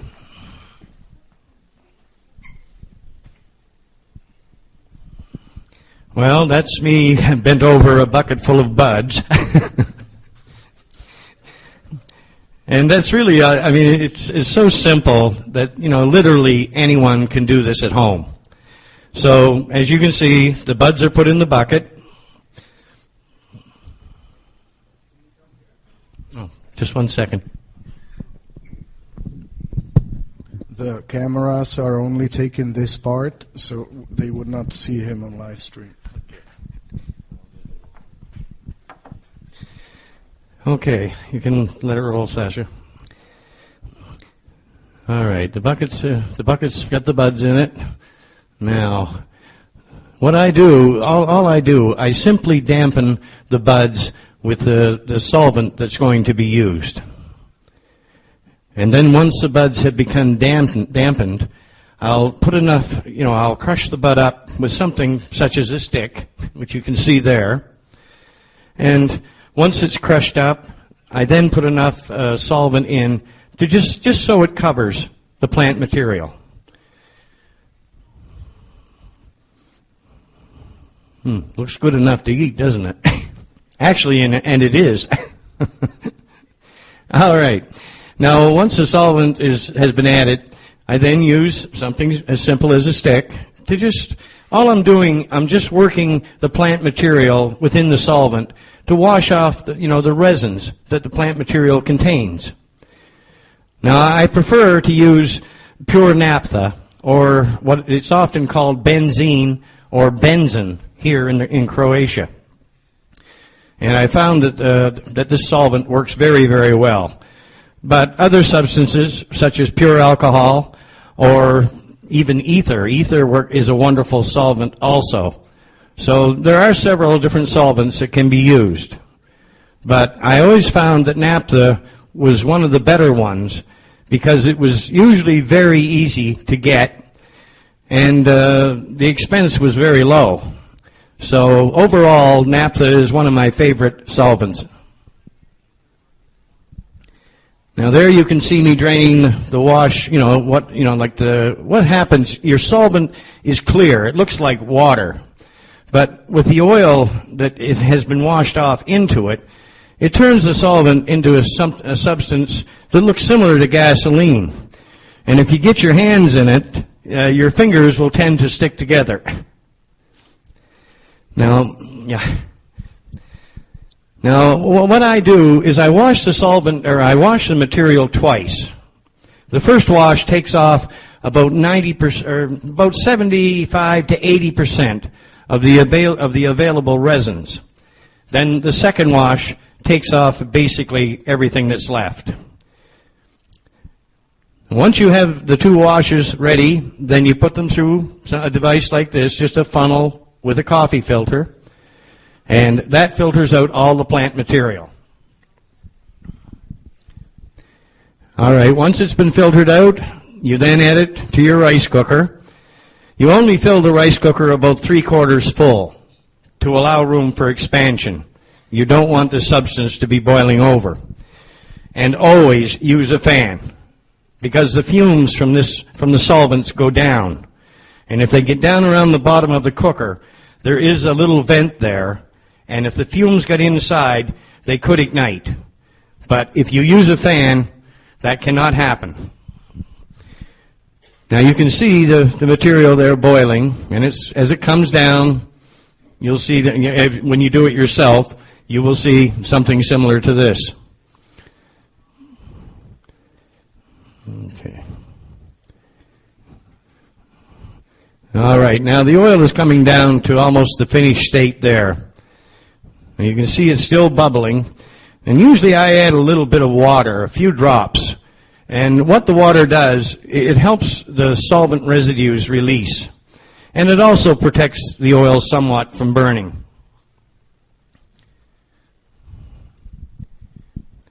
Now this is the way I usually test it. I just put a stick in the oil, like a fudge stick. And then I pick it up and watch it for about 30 seconds, and 30 to 45 seconds. The oil should harden up to the state of just about the same as a thick grease. And this is what you see here. It's not dripping off the stick, it's a thick grease, because now it's back to room temperature. Now this is how I draw it up into the syringes, while it's still hot. You draw it up into the syringes, then place the syringes somewhere and let them cool, and when it goes to room temperature, the oil will be the consistency of a thick grease. Now there's at least one cancer treatment. Looks like maybe two or more. But it depends on the quality of the material that you're working with, as to how much oil you will get, per kilo. But usually 1 kilo should produce at least 2 full cancer treatments, 2 60-gram treatments, and you may even get more. Now you can see the consistency of the oil here. It's just a beautiful golden color. And if the oil that you purchase or produce does not have that color, then it hasn't been produced properly. And that's the oil in the syringe. And something I should mention too, like some resins off of different strains will be so thick that when they cool to room temperature, the only way you can squeeze it out of the tube would be to put the syringe in hot water for a few minutes. And then you can squeeze out your dose easily because it warms up the oil. But in most cases, you don't need to do that. But don't be surprised if you happen to run across such a thing. Now, I'm not sure what this is. The plunger's out, and you can see that, there's a dab of oil there, but I really don't know what that picture is doing there.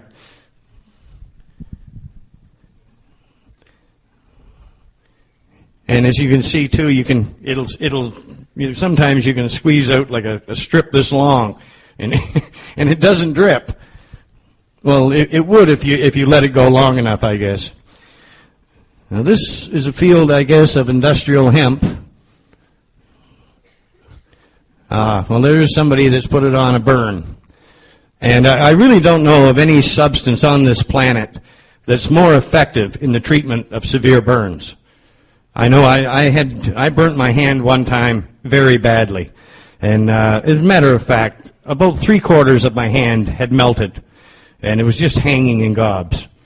Within 11 days, my hand completely healed, and it never left a scar. Even the hair follicles grew back.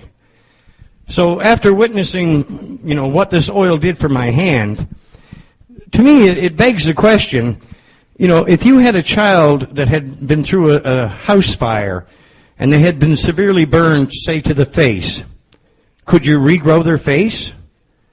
From what I've seen with this oil, I really do believe it's possible, because this oil is a natural antibiotic, and it's a natural anesthetic.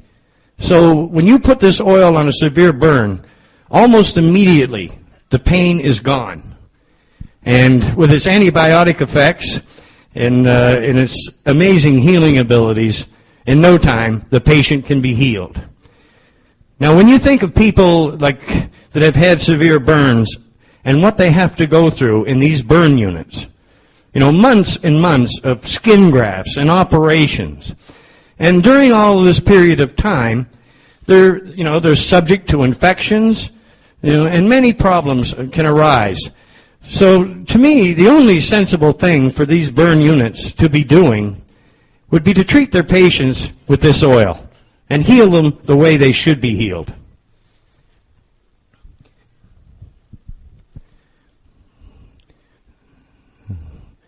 Well, they're going through the pictures pretty quickly here, but as you can see, it heals. There's no question about that. And it's as I told people right from the beginning. The way I look at high-quality hemp oil, if you have any condition, if this substance cannot help you, I don't think you will ever find anything that can. It is truly the most medicinal substance on this planet, and I don't know of anything that has anywhere near the healing abilities that this plant and its oils can provide. This is a picture of a gentleman in the Czech Republic. He was much like me, the big bald spot, but his hair grew in too, and of course I didn't continue the treatment. I only did it for a week, but there is definitely new hair where none had been before. Although I really don't consider baldness to be of all that great of importance, but still it's a nice thing to know. And another quality that the ladies in this audience would be quite interested in, this oil, if it's used and mixed with your your favorite skin creams and things of that nature, it can do amazing things for your complexion. And it literally makes you look years younger. I know I went through this experience myself back around 2004. I added some oil to a face cream we have in Canada called Noxzema. And so one night I sat there and I gave myself a facial. I washed my face, completely, and then I applied the oil and rubbed it in. And I actually got some in my eyes when I was doing it, and it burns a little bit because the cannabinoids will burn. But after I'd rubbed it all in, I went to bed. And when I got up in the morning, I went to the bathroom, and my face was as smooth as a baby's behind. But being a man, I just looked at it and I thought, well, that's nice. But to me, it wasn't important. So about an hour later, I was over at my neighbor's house, and his wife, she kept looking at me very strangely. And this went on for probably about a better part of an hour. And then finally, she walks over to me, and she said, "Rick, did you have a facelift?" So I told her what I had done, and we all had a pretty good laugh about it. But it really does do remarkable things for your complexion, and it certainly can make you look a great deal younger. And then just a couple days after this had happened, I was sitting on my deck looking out across the valley. Now, the other side of the valley that I live in is about 600 yards away, about 600 meters away. Now, all my life, I could never see in the distance. Something that was 400, 500 meters away. I could see a tree, but I couldn't see the limbs on it, and that type of thing. So, about 2 days after I had got this substance in my eyes, I was sitting on the deck, and suddenly, when I lifted my eyes and looked across the valley, I could see the limbs on the trees, which just blew my mind. So the simple truth is, I'm going to be 63 at the end of November, and I can see better now in the distance than I could when I was 20 years old. And many, many people who have taken this treatment had the same results. Many had to go back and have their glasses changed because now their prescriptions were too strong. Their eyesight had improved that much. And I would like to tell people that, I'm not a religious person, but I do believe that if there was a man named Jesus Christ walking the face of this earth 2,000 years ago, and he was working all these medical miracles, I have to believe that he was using the hemp plant to do it. And of course, they decorated it by giving it the name the Holy Anointing Oil. But back in that era, what they did, they simply took olive oil, which is still produced everywhere today, and add hemp buds to olive oil. Heat the olive oil up, the resins off the plant material goes off into the oil, and guess what? You've got the Holy Anointing Oil. So, to me, there's just no end to what this medicine can do for all of us. And I know that, I see it coming more and more every day because people worldwide are reporting openly now what this medication is doing for them.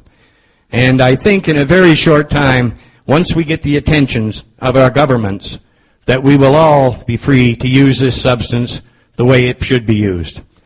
And I think it's just about time that our governments started reacting to our needs. Now, I think I'll get Yindra back up here, if he's still in the building. Okay. And I'm going to speak, I believe it's 5:15 that I begin, and then once I'm done, I will have a question and answer period then. And then after Max Egan is done speaking, we'll have another question and answer period. But so we can take some, so that we'll be able to take care of some of these questions more rapidly. I would like for the next few minutes just to answer any questions you may have. And I have a lovely lady here named Maya Totolovich. Where is Maya? Oh, there she is. No, excuse me. I don't know. Oh, okay. Now, we'll get Maya to go around with the microphone, and, because sometimes, the people that are asking the questions, I have a hard time understanding them because they can't speak English that well.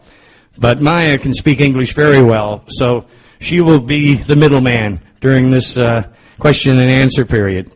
So if you could join us, Maya, we would certainly appreciate it. Yes.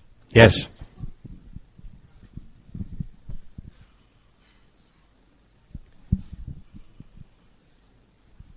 Where is the portable mic at?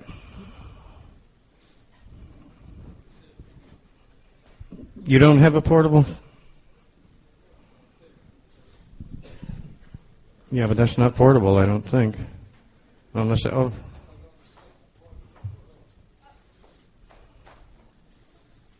Oh, okay.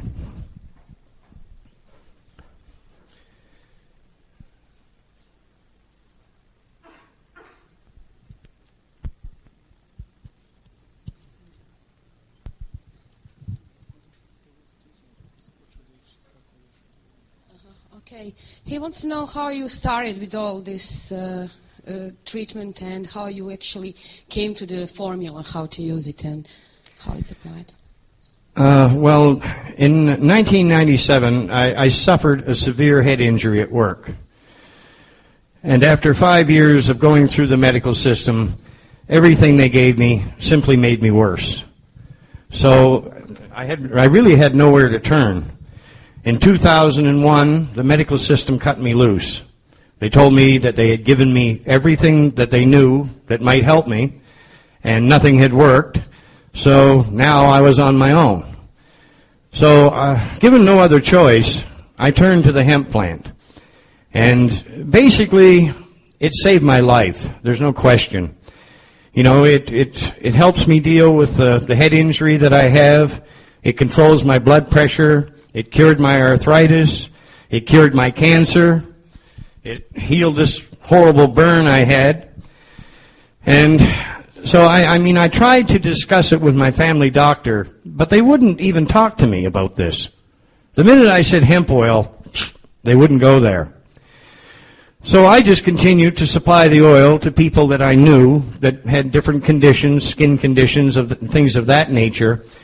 And then after doing that for about a year, around 2004, I started supplying it to people for internal conditions like cancer and, chronic pain, multiple sclerosis, all of these horrible so-called incurable diseases.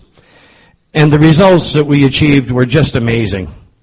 I had thousands of people come to me when I was back in Canada. And they came to me with a wide variety of conditions. In fact, many of these people would have 4 or 5 different things that were wrong with them.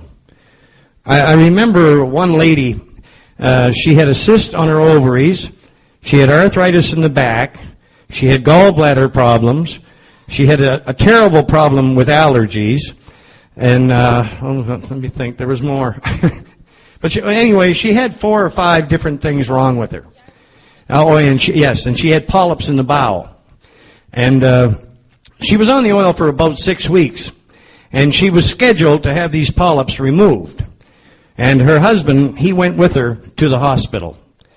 And he asked the doctors to do another scope before they operated. And of course, the doctor said that, well, we've already done that, so there's no need. We're just going to go ahead and operate. So he stopped them.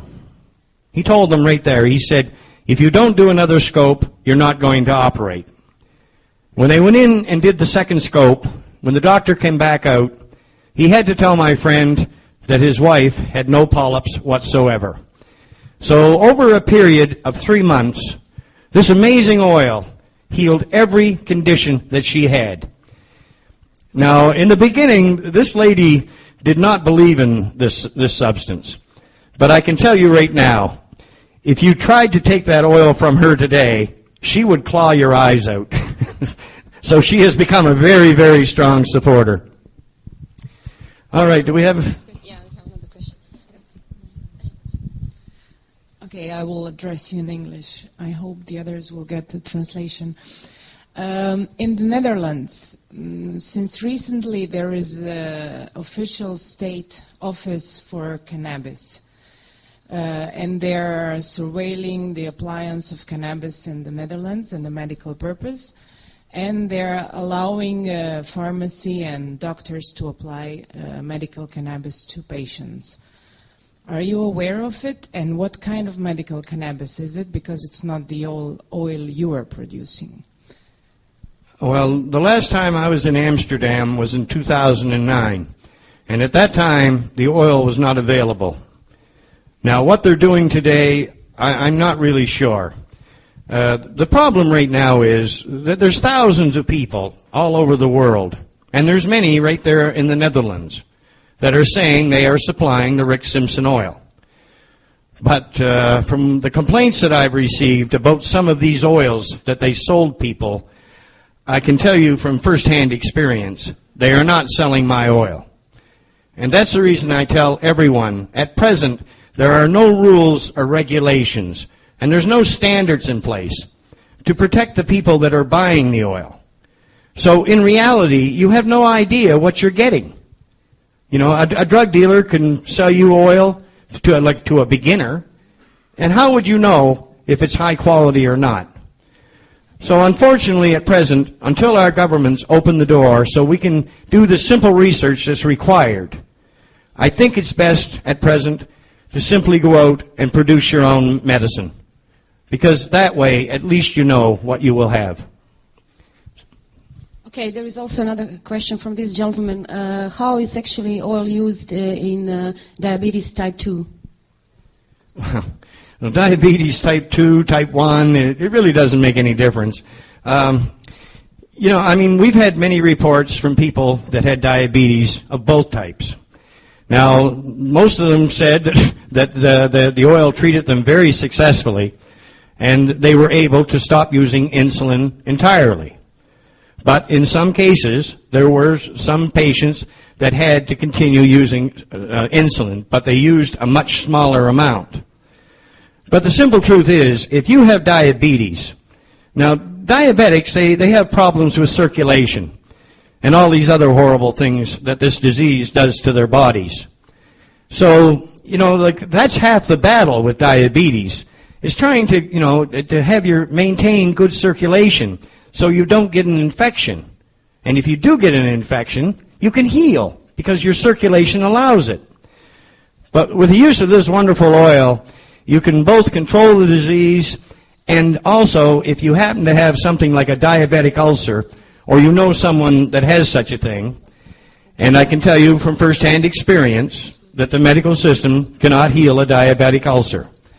All you have to do is simply put that oil on topically, apply a bandage, and watch what happens. You know, in no time it can be healed. So to me, this is the ultimate medicine for diabetics. And I would encourage anybody that has this illness to get on the oil as quickly as possible. Okay, this lady here wants to know about multiple sclerosis, how it's actually can be treated for that condition. Well, MS is more or less the same. I mean, it depends in a situation like with MS.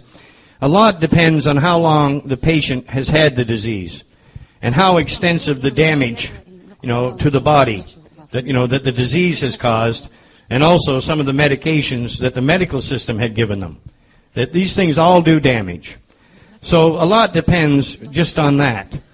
But there was a man back in Canada that lived in Yarmouth, Nova Scotia, and he came to me because his 23-year-old son could no longer work on the fishing boats anymore. You know, he had MS and he couldn't walk properly. So therefore, he could no longer work. Now, he just had he'd only had the disease for a fairly short time. But in 6 weeks, he was back to work on the boats. So if you have MS, get on the oil and do it now. Do you have any information about treatment of neural disorders such as Tourette syndrome with the oil? Neural disorders such as what? Tourette syndrome. Tourette syndrome? Yes. Yeah. Well, what we've had, I mean, I have to go by the reports and things that I've received, like through emails and communications on Facebook. But, I mean, Tourette syndrome, any condition at all, we've had wonderful results with it. So, it's like I said, it's the ultimate medicine for any medical situation as far as I'm concerned.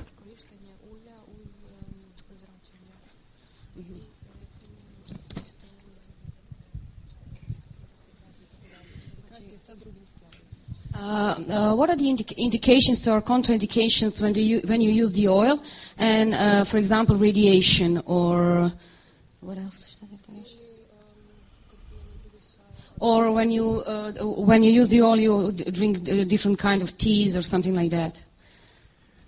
Well, I'm in favor of anything natural. You can take anything natural along with the oil. But to be honest, you know, for anyone to take chemo or radiation, I think they have to be insane to do so. And I think these doctors have to be insane to be using these horrible treatments. Because, I mean, they openly admit chemo and radiation are carcinogenic. That means they cause cancer. So they're giving, now, you're suffering with cancer. Now, they're going to give you a treatment that causes it to treat it. You know, if that's not insanity, I don't know what is. So, to me, I mean, anybody that has cancer, the first line of defense is the oil. And as horrible as it sounds, back in Canada, the first thing I would tell people when they came to me, that, you know, people, especially people that had been badly damaged by the medical system, I had to tell them to stay away from the doctors before they killed them. And believe me, the ones that did stay away from their doctors and avoided the medical system, they did a lot better than the ones who didn't. Okay, here is a question about using an oil on the patients that have dementia or they have some potential psychological problems like schizophrenia or something like that. Well, I've had wonderful results with schizophrenia and this new disease that we have now called Alzheimer's, which actually I think has a lot to do with the chemicals that doctors continue to feed, continue to feed us as we age. But I had a lady in Beverly Hills, California. Her 82-year-old father was suffering from dementia caused from Alzheimer's. It was less than a month. He was back to normal and selling real estate again. So it's very effective for the treatment of anything like this. Like I said, cure all. Okay, we can ask. Okay, there's a lady here too. Yeah. I believe that there are a lot of questions. I have many in my hand, so maybe these ones are going to be for later. Well, some of them we'll have to deal with later, yes. We only have 5 more minutes. Later, but, there are some also people here. Okay. One question you said, how much hemp do you need for hemp oil for that one dosage when you produce it? Well, again, usually if you have a pound or 500 grams of high-grade hemp bud, it will usually produce 60 grams of oil, like a full cancer treatment. But it depends on what strain, that you've acquired. Some strains will produce less oil, and some strains will produce more. So this is where we need the simple research done to determine which strains produce the most and which strains have the most beneficial oils. If the governments would just let us do this in no time, we would know, much more about this medication. And what about using the oil on animals and their medical problems? Well, animals have become my favorite subjects. Back home, I treated many dogs and different animals with this substance. And see, animals, they all have an endocannabinoid system, the same as we do. They are literally designed to take this oil. So it's not unusual. Every week, actually, we get reports back from people that had dogs that, say, had terminal cancer. Usually in a week to a week and a half, these animals are cured, because a dog's metabolism is much more quick than a human's. So that therefore they heal that much faster. It's, as I said, there's no treatment on this earth that is better suited to treat any animal or any form of animal. This is the ultimate medicine because we are designed to use this medicine. And what about scars or stretch marks? Can it be used like in cream or something? Yes, the oil can be used very effectively to completely prevent stretch marks. If you take some of this high-quality oil and mix it with hemp seed oil, then, say, a woman that's pregnant could rub it on her belly. And we've seen quite a few examples of people that had no stretch marks at all afterwards. And people that have had complexion problems and have a lot of scar tissue, the oil is also very beneficial in bringing back their complexions. One gentleman I have to mention, up in the Czech Republic, I met him, and he had a scar that started up here in his forehead and went right down his cheek. It looked like somebody had cut him with a saber. Now, the first time I met him, there was this big white scar, about a quarter of an inch or more wide, right down. And I think it was about 3 months later when he came back to the house, he walked in, and I looked at him, and I knew it was the same guy, but I couldn't see the scar.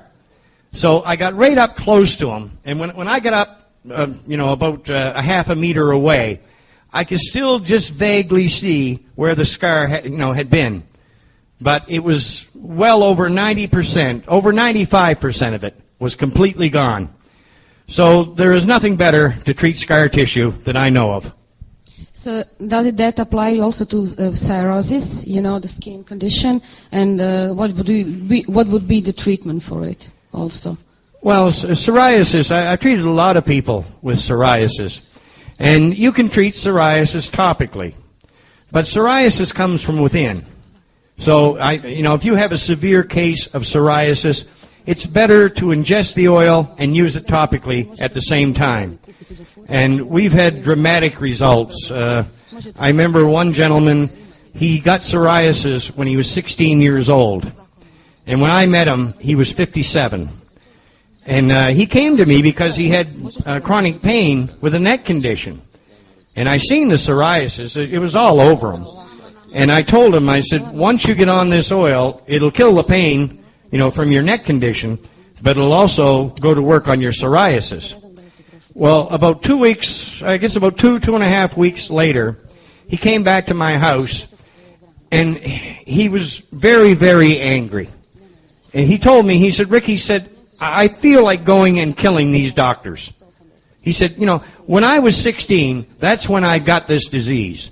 And he said, it has literally ruined my life. And he said, then I come and see you, and in 2 weeks, then he opened his shirt up, he said, look. And it was almost completely gone. So it's the ultimate treatment for psoriasis also. I'm sorry, folks, but I guess we have to end it here. We're going to have a supper break, and then I'll be back to make more noise. Thank you.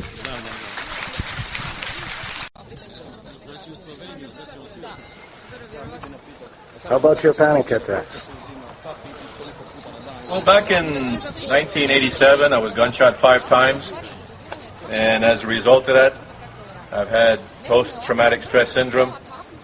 Adding to that, I had since about the 1990s as well, problems with malaria. I have the worst type of malaria you can have. I have that. So the two of them combined with the post-traumatic stress syndrome and the malaria has created these panic attacks. And what was really happening, I would just get this sensation and just wake up at 2 o'clock in the morning. I mean, I would wake up in the morning, I could just, a long time, I've been to hospitals, I've had CAT scans, I've had everything you can do, and they're like, we can't find anything wrong. it's some kind of, post-traumatic stress syndrome. But the way it was affecting me, it was like it didn't seem right. It was like, yeah, I understand post-traumatic stress syndrome, but not with me. I just didn't buy it that, I'd have these uncontrollable fits. Heart racing, blood pressure going skyrocketing. I'm thinking, oh, I'm going to die. And, I'm this guy that's been living in the jungle for most half my life. And, I'm having like these, it seemed like I was possessed by demons. But it seems what's going on now with the oil, I won't lie. I went to a doctor, and I was talking to him about these symptoms I was having. And when I started talking about waking up at 2 o'clock in the morning, he was like, what? I said, yeah, I just wake up 2 o'clock in the morning, I look over, it's 2 o'clock, like I knew it was going to be. And then immediately, as soon as I'm awake, within 30 seconds, I feel like this wave, and the heart takes off, and the blood pressure rises, and there we go, full-blown panic attack. But the doctor, his name is Dr. Campo, his opinion was, it's not, I don't believe it's so much this post-traumatic stress syndrome with the gunshot thing. Have you had malaria? I said, hell yeah, I've had malaria back in 1990. He goes, that's what it is. Because the malaria mimics all these other post-traumatic stress syndrome symptoms, almost identical. It's a mirror. So I was like, okay, then what do I do now? Because I don't want to be taking chemicals for the rest of my life. Now this is where the oil steps in a second. First, I got on the internet and I said, okay, if I need something to treat the liver, I want something natural. I found that cinnamon, honey oil, regular oil, bee oil from bees, and black pepper, works. So I started taking that, and it seemed like it relieved the symptoms to a bit. But around the same time, I started taking the oil. Actually, this is going back starting in May, before Rick got here. And I have to say now, immediately taking oil, I slept. I haven't slept that well in a long time. Because, again, what happens when you have these panic attacks in the middle of the night, it's kind of like it creates trauma. Apart from post-traumatic stress syndrome trauma. It's like you have a couple of traumas going because you're afraid that you're going to get a panic attack. And you try to go to sleep and you feel a little something, you get a little antsy. And it just sets a chain reaction off. But I immediately found taking the oil, what happens, I definitely went to sleep. The best sleep I've had in a long time. Haven't had any of those little heebie-jeebies, we call them, like the sensations. I'm going to have a panic attack. They're gone. I haven't been taking any of the cinnamon and bee oil, honey oil, and black pepper mix. That's long gone. I don't take that anymore. Just taking the oil. But it's had a phenomenal change taking the oil as far as affecting the post-traumatic stress syndrome, as far as controlling the effects from the malaria. Because those nights wake up looking up at 2 o'clock in the morning at a clock, they're gone. That's gone. They don't have to do it anymore. And it was very interesting because when I started researching the oil, they started talking about that they've been using oil to treat war veterans soldiers coming back from fighting in Iraq or Afghanistan. And that the oil is also helping in a huge way post-traumatic stress syndrome victims. So yes, it does work as far as that. So again, thanks guys.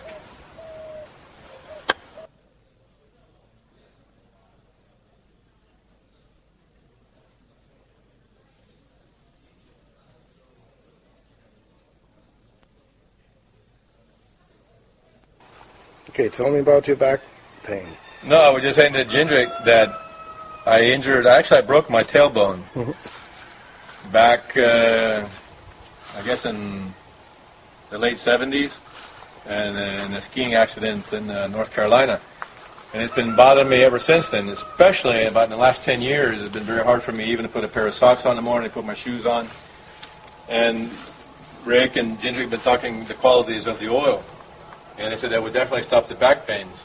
Well, within the first week of taking the oil, it was like the sharp, bad, like knife stabbing pains that I had. I couldn't bend over. I had to kind of like walk, stiff. They're gone. I still have an awareness that there was an injury there. But the real bad injury, before, doing this, standing, bending over, picking something up, and all this stuff, was like, there's no way. There was no way. So I know I needed to increase my dosage each day to make the pain, the lingering little sensations, the sensation that I have. I know I need to do a little bit more, take a little bit more during the night. But, you know, big difference. I also have a problem with my shoulder. I've torn the shoulder out several times. And, you know, that's feeling much better as well. So, you know, does the oil take away pain? Yes. I've been living with pain for my lower back for over 30 years, and it's almost gone. So it's quite amazing. And it does. It's just one less thing that's not taxing on me. It's one less thing that I'm not worried about. It's one less thing that's not creating stress or tension in my body as it was before. So it's a big help. Thank you, guys.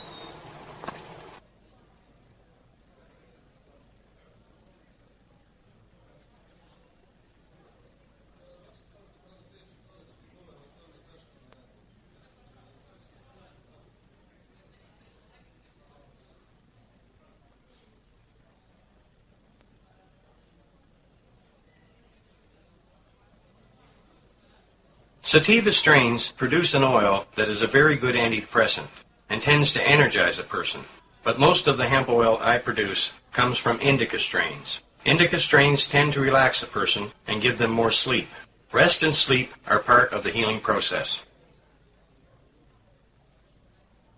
Place the starting material, preferably good bud, in a plastic container.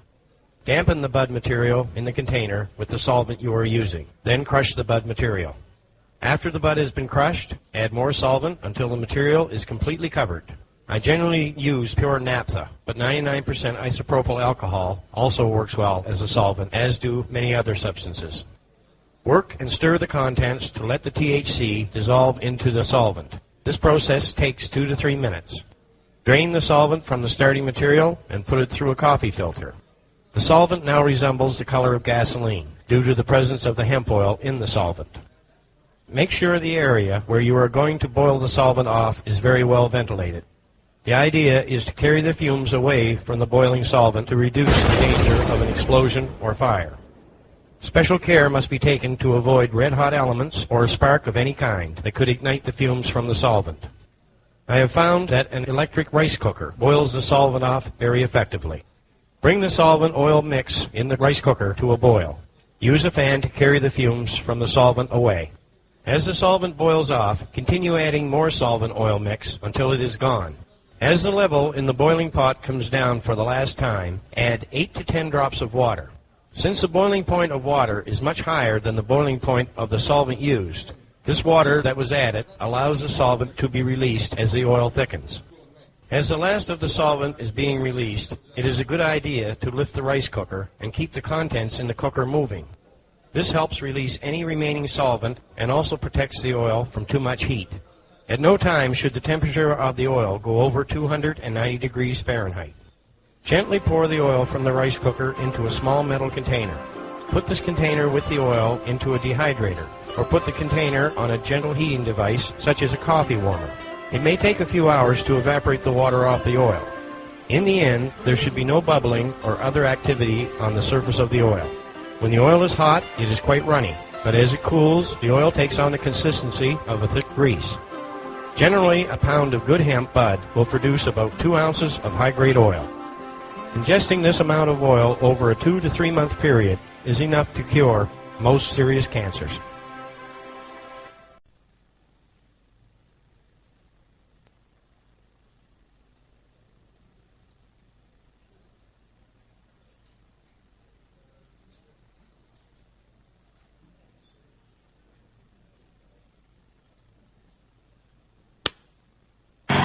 We're here at Cannabis Camp. In front of me is Amy Clark.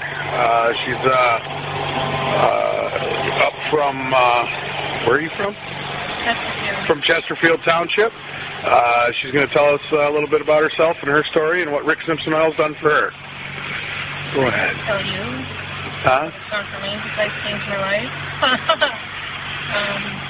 Well, about 6 years ago I was in a really bad accident and I ended up having a multitude of surgeries to put in metal parts and change my life drastically. I ended up in a wheelchair and lost my job and lost a whole lot of things, including myself. A couple of years ago, I wasn't feeling so well and I went to the doctor and gave him a brief rundown of what my symptoms were, and the doctor looked on his little tablet, and he's like, well, I think I know what's wrong with you. And I was like, well, what do you mean what's wrong with me? He's like, well, I think you might have a tumor on your brain located in between your pituitary and your optic nerve.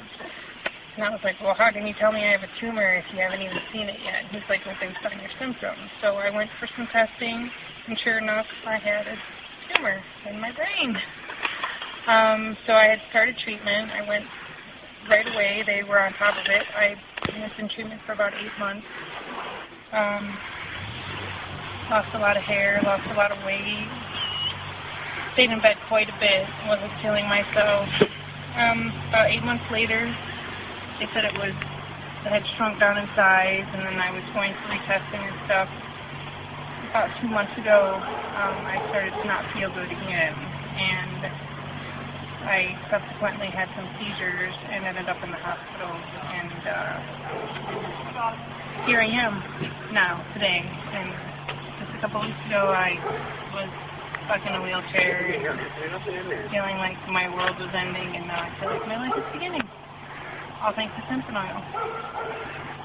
What can you do now that you couldn't do before you started taking the Simpson oil? Sleep at night. I can actually eat food, not just snack things or like real food, like real meals, like clear my plate kind of thing. Because I was addicted to painkillers and pharmaceutical drugs for years, I was able to quit cold turkey and not have any symptoms of withdrawals or feeling sick or wanting to continue to take those drugs. Wow. Physically, I am mobile. I got out of my wheelchair, and of course I can't do jumping jacks yet, but that will happen one day. I had surgery on my arm, and it left me with only 20% used of my arm. And in the last couple of weeks, since I had the Simpson oil kick in, I have been using my arm more and more, and I can actually raise it up the roof both times, not just one time. Awesome. That's awesome. Will you make a muscle for us, Amy? When Amy first got to camp, she was so happy because she was able to make a muscle for the first time in years. Thank you for your time, and thank you for your story, Amy.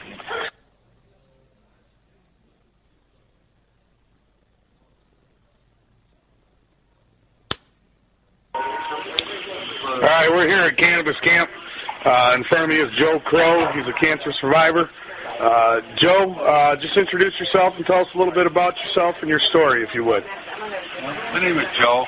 I've had cancer for probably 12 years, from start to finish. I've been through all the chemos, all the bone marrow transplants. I've been through a lot of different deals, and I spent 12 years trying to wait for something to save my life, and the doctors just couldn't do it in that amount of time. But it just seems that when I found out about this Rick Simpson oil 5 months later, I'm talking to you guys right now. What kind of cancer did you have, Joe? Hodgkin's lymphoma. And where was your tumor located? Up here by my throat. How big was it? About the size of my fist coming off. And from the time you started taking the Rick Simpson oil, how soon did you start noticing that tumor reducing in size? Probably a good 3 months. And how long before it was gone 100%? 5 months. And has it returned since? No. Are you 100% cancer-free today? Yes. And do you give Rick Simpson oil the credit for that? Yes, I do. That's awesome. God bless you.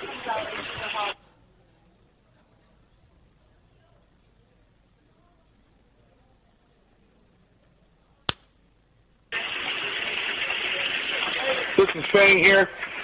Once again, we're here at Cannabis Camp. Fang, if you don't mind introducing yourself, telling us a little bit about your health issues and what Rick Simpson oil has done for you. Yeah, my name is Fang. My parents named me William. I get tired of the Bill thing, so I changed it. But my doctors told me a while ago that due to the 4 clogged veins in my lung, it was only pumping out 25, or my heart, I'm sorry, it was only pumping out 25% of what it's supposed to be pumping because of clogged veins. And I had a year to live. They had me on a life vest that if I was having a heart attack, it would save me, or if I didn't have a heart attack and it went up, it would kill me. But I started taking their pills, and I went and asked the Clare County Compassion Club about the Richard Simpson's oil, and I said, does it work with heart problems? And they said, well, yeah, they known about the heart problem help before they knew that it helped for cancer. So I talked to my Compassion Club, and I had my Compassion Club donate, my caregiver donated some Richard Simpson's oil. I waited 2.5 or 3 months, and I went back, had the same test done. And the doctor said, my heart is pumping close to normal. What had happened? And I told him, you guys gave me medication to thin my blood. I took Richard Simpson's oil, and it took away the clogs. And they still don't understand what I'm talking about, and I do. I've lost weight. I'm a musician. This is the first time in 10 years I've been able to play, and my hands haven't gone numb. And I'm so glad to have met these people. And if you know anybody, legalize it. Let us all help everybody. That's what we're here for. What fancy piece of jewelry did you get to leave at home today, Frank? Oh, my life vest. I used to wear it all the time, and I have to take part of it, set it on my amp when I was playing. But I don't wear that anymore because not only have I lost weight, I don't need the tool. Amen, brother. Amen. Thank you, brother.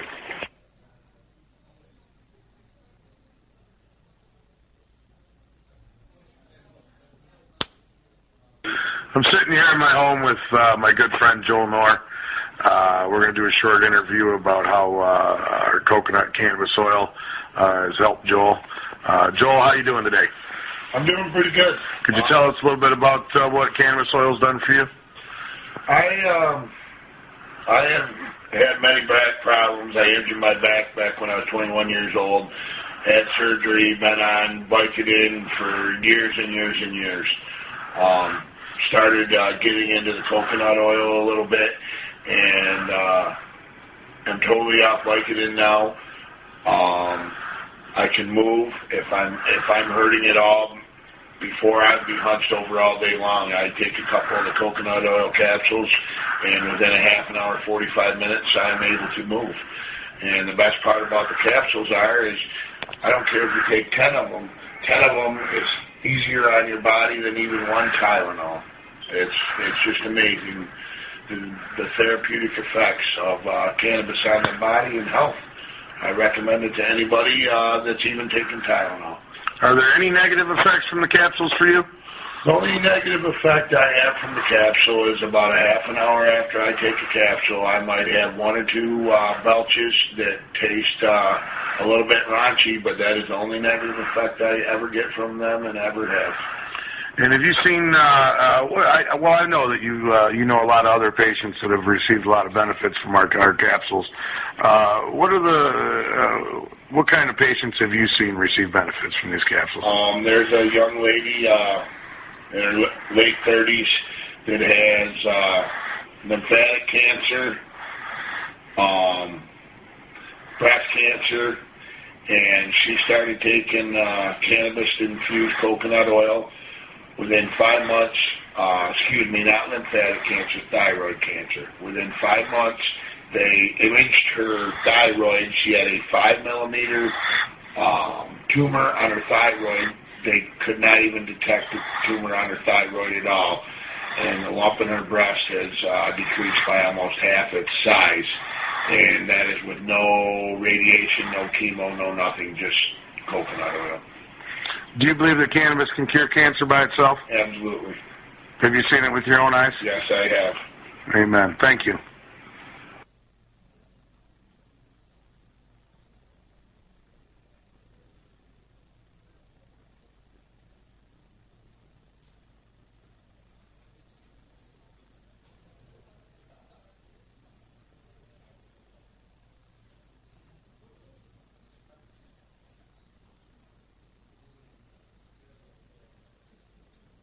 Tuesday, call them up and say, where's your proof? Leave our law alone. Leave secular law alone. The next person that I want to introduce you to is really cool, okay? Now, you find out you've got a really good thing, okay? And people start getting cured of cancer, and they get up out of their wheelchairs and they walk, and, all sorts of diseases start going into remission, and Jesus is not on the premises. You have to look at what else is going on. And what we have is Simpson oil. It's something that God gave us. It's been used for 7,000 years, and been used successfully for 7,000 years. And all of a sudden, since J. Randolph Hearst had a partnership interest in hemp, it's gone away, and it's become devil weed. Well, this gentleman I'm fixing to introduce to you, he decided that there has to be a better way to get it out to the people. So he created a community that meets on the weekends, where people get together and they share knowledge, they share a cure, they introduce sick people to that cure, and they create an action plan for these people. That is amazing work. That's the kind of work that we need in our community. We need to get the cure out to the people. Now this gentleman, he just doesn't work on the cure side. He's an activist. He believes what he believes. He believes in protecting patients. He believes in patients being able to afford their medications. He believes in patients. And that's what we all have to believe in. Because this is a healthcare issue, it's not a criminal issue like the government would have us believe. So we're taking care of sick people, and this guy excels at that. Uncle Pete, come up and talk to these folks, please. Thanks a lot, Joey. My name's Uncle Pete from Cannabis Camp. Medical marijuana made my life better today. I started my journey into medical marijuana like a lot of people. I was just happy I wouldn't have to go to fucking jail anymore. That didn't work so well. First month I had my card, I got pulled over in Bay County. I picked up a couple felonies there. We beat that. We went on to Roscommon County, decided to raid my home. We beat those cases as well.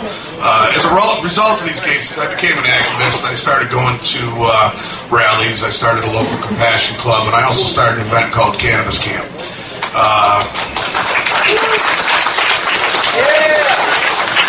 After throwing several parties and having a whole hell of a lot of fun, we learned a little something about Rick Simpson oil and the powerful qualities of the marijuana plant. Myself, I was diagnosed with diabetes and hepatitis C within a matter of a couple days. I had several trips to the hospital before I was diagnosed. Once I got that diagnosis, I was also given a treatment plan that I wasn't real happy with. So it was out of this desperation that I went and started looking into Rick Simpson oil from a whole new perspective. Memorial Day weekend of this summer was the first time I ever made Rick Simpson oil. I made that batch of oil for myself and this beautiful lady back here, Amy Clark.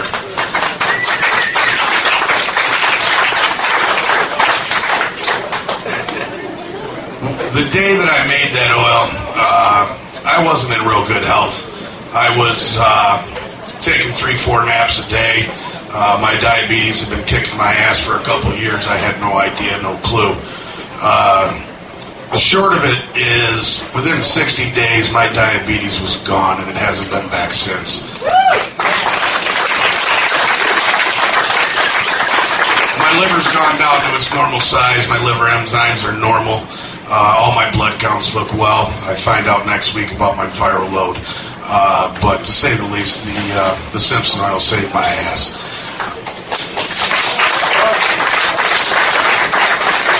When I met Amy, my sister-in-law was actually a home nurse that was visiting her. She had been through quite a lot for over 7 years. She couldn't lift her right arm over her head. She was bound to a wheelchair quite a bit. We had given her a 5-day supply of oil, I think, before I had met her. I'd gotten it to her through a third party. And already within 5 days of coming to camp, the first time I actually laid eyes on her, she got up out of her wheelchair, was walking 10, 15 feet, something she hadn't done all the time. I don't want to get too far into her story. I want to give her a chance to come up here and tell her a little bit about herself. Without further ado, here's Amy Clark.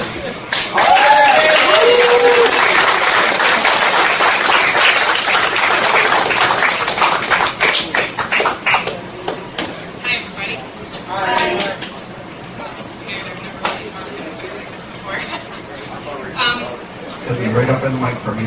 Sorry. I don't really know what to say. It's weird. Well, I'm standing, which is a really beautiful thing. I've had a hard time doing that for a while. But I've had harder times with harder things, like lumps in my head. I don't know why they're there, because the doctors can't explain why they're there to me. They just know they want to get rid of them all the time. And it came back again, which is a scary thing, because when you're young and healthy and somebody tells you that you have this thing in your head that could possibly kill you one day, but they're not really sure if it will or not, but we're going to give you this medicine and make you feel better.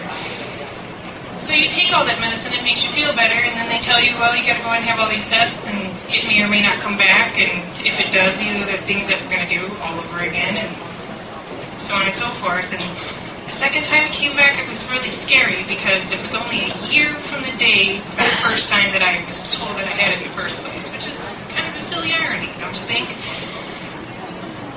Seizures are a scary thing too, which I've experienced since I've had a brain tumor. I'm not an epileptic, I'm not diabetic, I don't have hepatitis, I don't have AIDS or HIV or anything chronic that would destroy the person that I am, but just hearing the words, you have something in your head that could kill you, and even if you don't hear the word cancer and they tell you you have a tumor in your brain and they can't tell you that it's cancer, that's a scary thing. And they treat it like it's cancer, but they don't tell you that it's cancer. That's what doctors do. I have only had my medical ID since this March. I've never really smoked marijuana before, so I'm not a big smoker, but I eat it, and I put my faith in this man. I never even knew him. I talked to him on Facebook. So I put my faith in a perfect stranger that said, I'll give you this medicine from this plant that will get you really high. It's your prediction sometimes. You never know. Out-of-body experiences. You just don't know those things. But I saw this thing on Facebook a couple of weeks ago. We put our trust in physicians when we ourselves can take care of our own bodies. We're giving gifts to take care of ourselves. Having marijuana is a gift. It's not just a plant, it is a gift because it's created smart people like Rick Simpson who developed this idea of putting a plant and some naphtha in a rice cooker and rubbed it on some guy who had melanoma, and a few weeks later the guy's cured. I mean, isn't that amazing? And then other people started putting it on other things and had other ailments, and now, what do you know? All these people are cured of all these things, and here I am standing here, and that's a great thing, but scary as it sounds, I trusted this man, and I took this medicine that tasted horrible. By the way, it was horrible. It's like eating a plant. Who wants to eat twigs? And I literally said at camp one time, I want to eat twigs and berries. Who wants to really eat twigs and berries? Because they're really horrible. But I want to eat twigs and berries because twigs and berries make me feel better. They really do. I've had abnormal blood work for 2 years. I had my blood drawn a few weeks ago at the doctor, and I didn't tell anybody. I didn't even tell Sonny.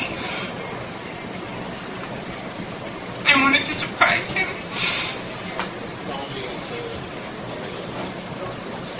But my blood work is normal.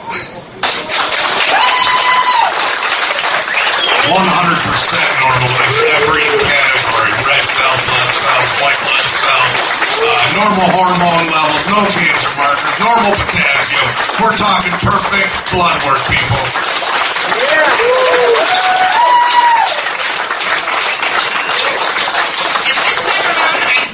I didn't take any of the medications that the doctors had given me at all. I actually stopped every single prescribed drug that the doctors had me on the day I started taking Simpson oil. And I've been taking opiates for 7 years because I've been battling issues from several surgeries I had from a horrible accident. And that's a killer. It's a bitch to be addicted to fucking opiates. And it's because of the government we're addicted to that crap.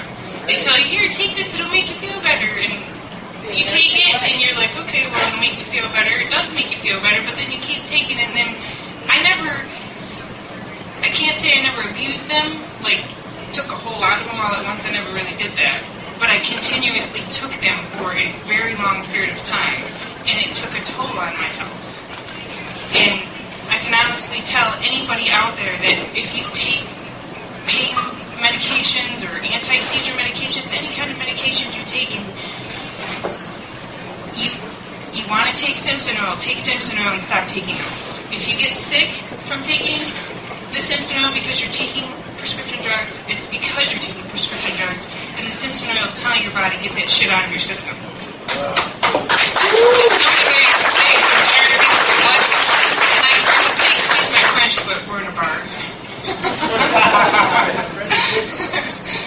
But needless to say, that's great news about Uncle Pete too, and it's great news about anybody that you hear that has this brilliant medicine and this weed to smoke or eat. And coconut capsules, I don't know if anybody's ever had those before, but I started taking those too. And I have a spinal injury that I should have surgery on, but I'm never going to have surgery on it because I would rather live with this little bit of pain that I have now than have another surgery and have to deal with doctors and all that all over again. So if sometimes I can't walk, don't fret. It's just because my back hurts and it's raining outside. A few weeks ago, I will tell you though, I didn't feel very well. And I don't know if anybody has ever felt the way I felt before, but I have faced death quite a few times in my life. And I'm young. I'm only 38 years old, and I just turned 38 on the 12th of September. So I consider myself a young lady. Happy birthday! Happy birthday, Amy! Thank you. Thank you. Maybe water.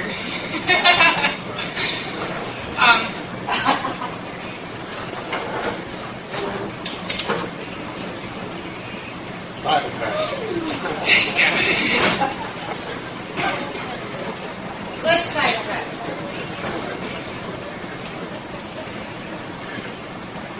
The Simpson oil kind of gives you a sort of awakening, I suppose. I've always been an individual that has been aware of who I am and what I am in life, but the Simpson oil makes you a little bit more aware of what your body is and what it is capable of doing. We can heal ourselves. We really can. It's not just with the plant, but in Uncle Pete, and people have prayed for me, and people have sent me energies and Reiki healing, and anything that they have done. People I don't know have been doing things for me to make me feel better. And a few weeks ago, I can honestly tell you that I'm not sure if I would really want to be here anymore. Like, just the way I felt, because when you hear the word cancer and then it comes back to you again, it's a scary thing. People who have ever known anybody who has ever had a brain tumor, can anybody tell me that they still know that person today? Most people who get brain tumors die. They don't live. So having a brain tumor come back the second time is a scary thing, because people don't normally survive this. So for my blood work to be normal and to feel the way I felt a few weeks ago, it's amazing for me to be standing here and talking to you guys to tell you that my blood work is normal, because that's a brilliant thing. And it's only because I took Simpson oil, and that's it. I didn't take any other drugs. I didn't do anything else. I just followed some diets. This fabulous man over here, Joel, has drove hundreds of miles for me just to give me Simpson oil because I was running out. I mean, who does that? Who does that for people? Joel does. Yes, he does. And Uncle Pete, he has donated Simpson oil to me for the last 4 months. 4 months.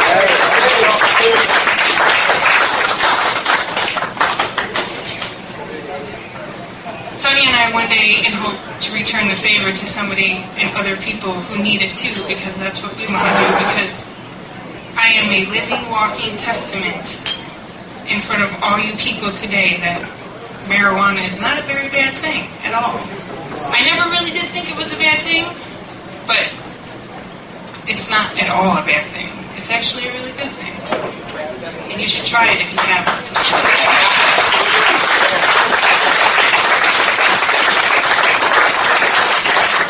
It's amazing what you can accomplish with a little bit of weed, ain't it? I've met two brand new patients in the last 24 hours, both of them stage 4 terminal.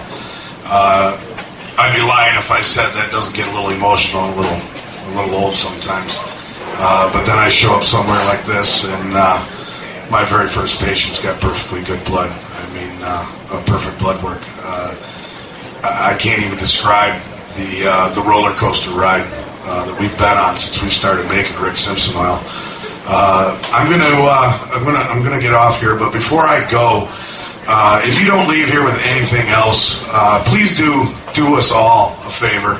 Find a couple people that don't know about Rick Simpson oil, that don't know about the healing powers of cannabis, and tell them about it. Whether you know them or not, whether they're strangers or not. Don't be shy, it's just a plant. Thank you.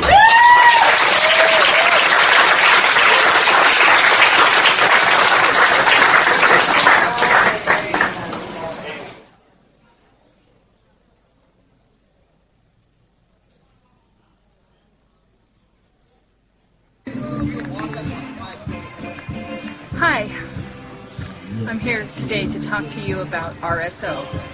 It's commonly called the Rick Simpson Oil Cancer Cure. Last January, and that would be January 2011, I was stage 4 cancer. I was completely paralyzed on the left side from the jaw to the waist and in and out of consciousness. They predicted days, weeks at the most. I was pretty far gone. A complete stranger found out how ill I was and got me the Rick Simpson oil. I took massive doses of it for 5 days, and for the first time in a month was able to get out of bed, walk, talk, think clearly. The lupus symptoms started to disappear the more I took the RSO for the cancer. The tumors started to shrink and disappear. I started to feel better. I stopped vomiting all the time. A lot of lupus symptoms started to just go away. Fibromyalgia, chronic fatigue I'm still dealing with, but the fibromyalgia is mostly gone. The chronic pain is mostly gone. As you probably know, cancer is the silent disease. You don't feel the pain unless it's somewhere where it's pressing on a nerve. I had tumors in my spine.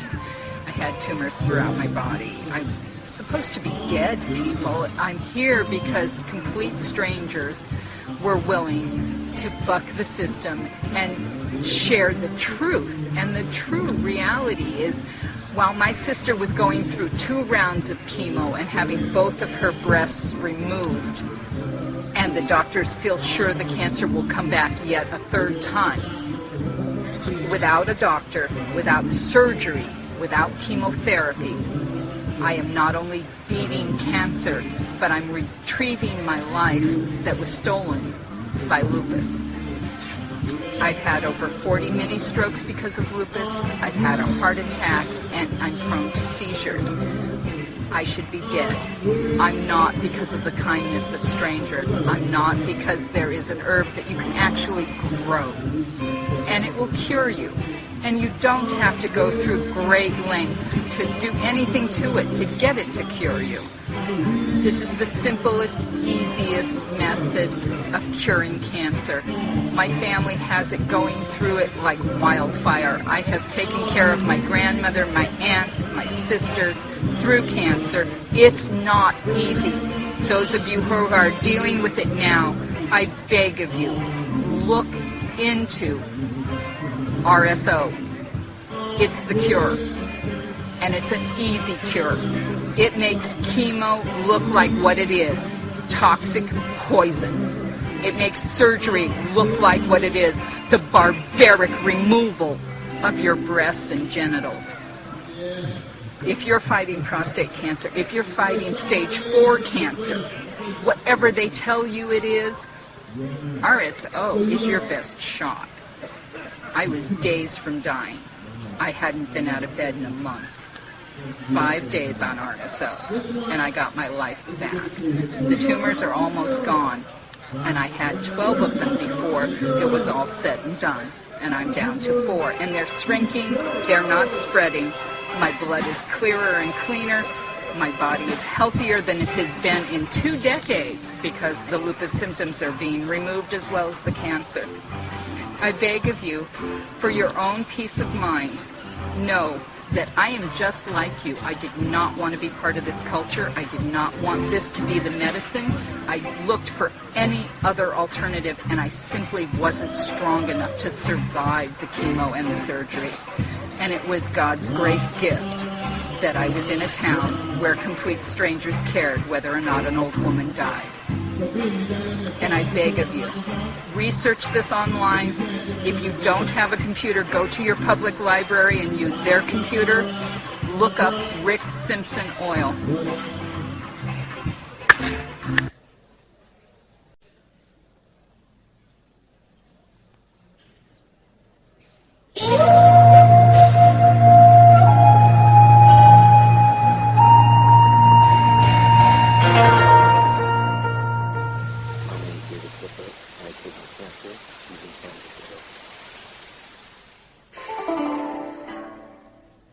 And so did he, and he, and she as well,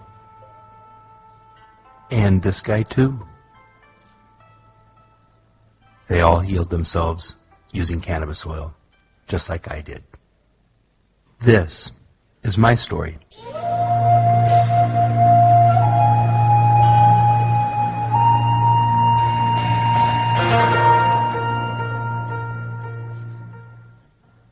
In 2009, I was diagnosed with skin cancer. The doctor gave me a prescription for a chemotherapy cream. He told me to put it on my face and neck. He also suggested I wait until after the holidays, because there could be some redness. I did a Google search and found some photojournals of people who had used the cream. This is just some of what I found. The photos, as you can see, are quite alarming.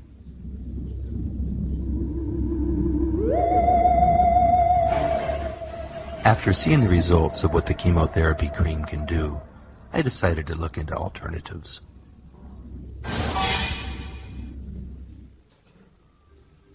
A friend of mine had sent me Christian Rhett's video called Run from the Cure about Rick Simpson curing cancer using cannabis oil.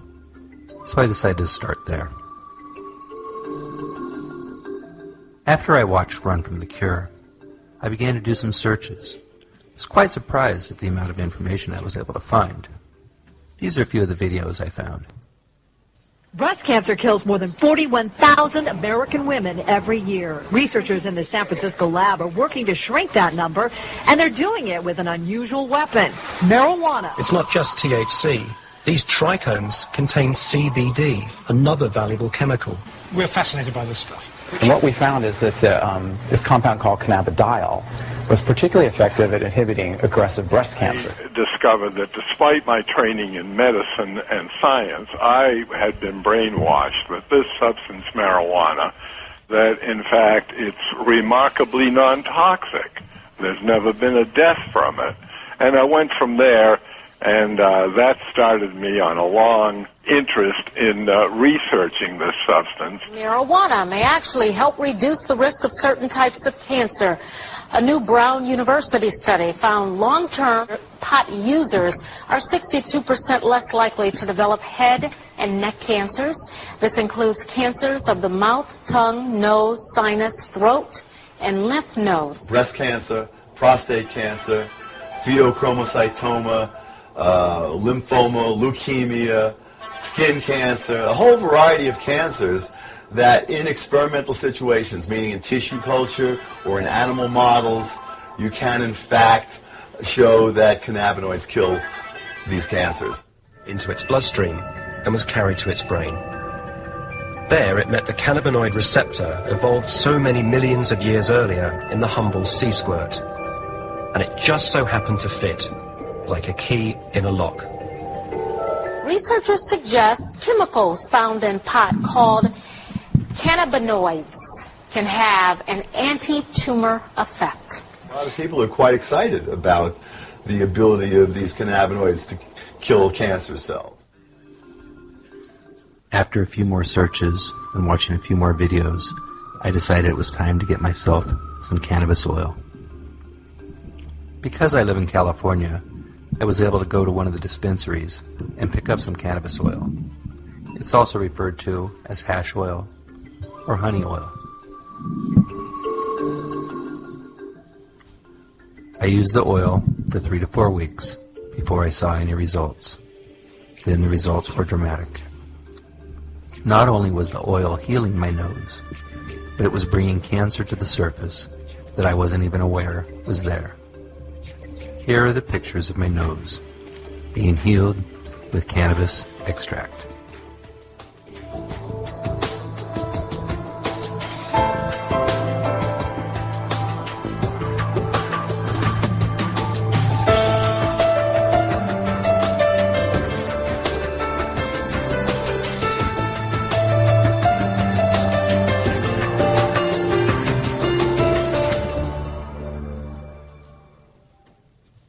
As you just saw for yourself, the cancer was pulled to the surface and healed. Here's another view of my nose being healed. In this side view, you can clearly see the cancer being pulled to the surface and healed. The greenish-brown stuff you see is the oil. Once I realized that the cannabis oil cured my cancer, I began to ask myself questions. Why hadn't my doctor heard about this? Why hadn't I heard about this? And if cannabis cures cancer, why would it be illegal? As I did more research, I began to realize it's about profit and politics.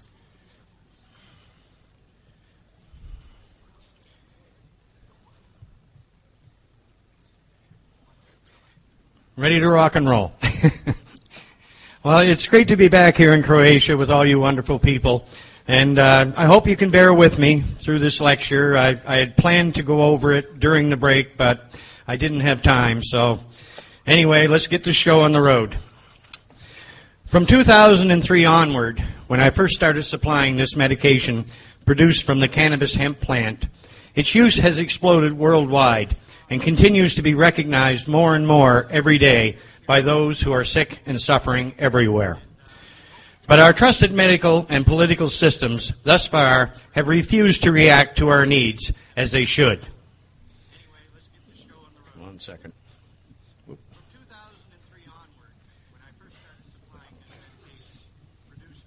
Computers don't like me. One of the main excuses we often hear governments use is that the United Nations has regulations in place which keeps this plant's medicinal use prohibited. If there really were a sensible reason as to why the UN put these regulations in place, we would have little to complain about. But judging from the truth of the matter, it seems obvious to me that the regulations which the UN initiated were certainly not put in force to ease human suffering or help us in any way. The UN is controlled by big money concerns, and in reality have done little or nothing to really help the advancement of the human race.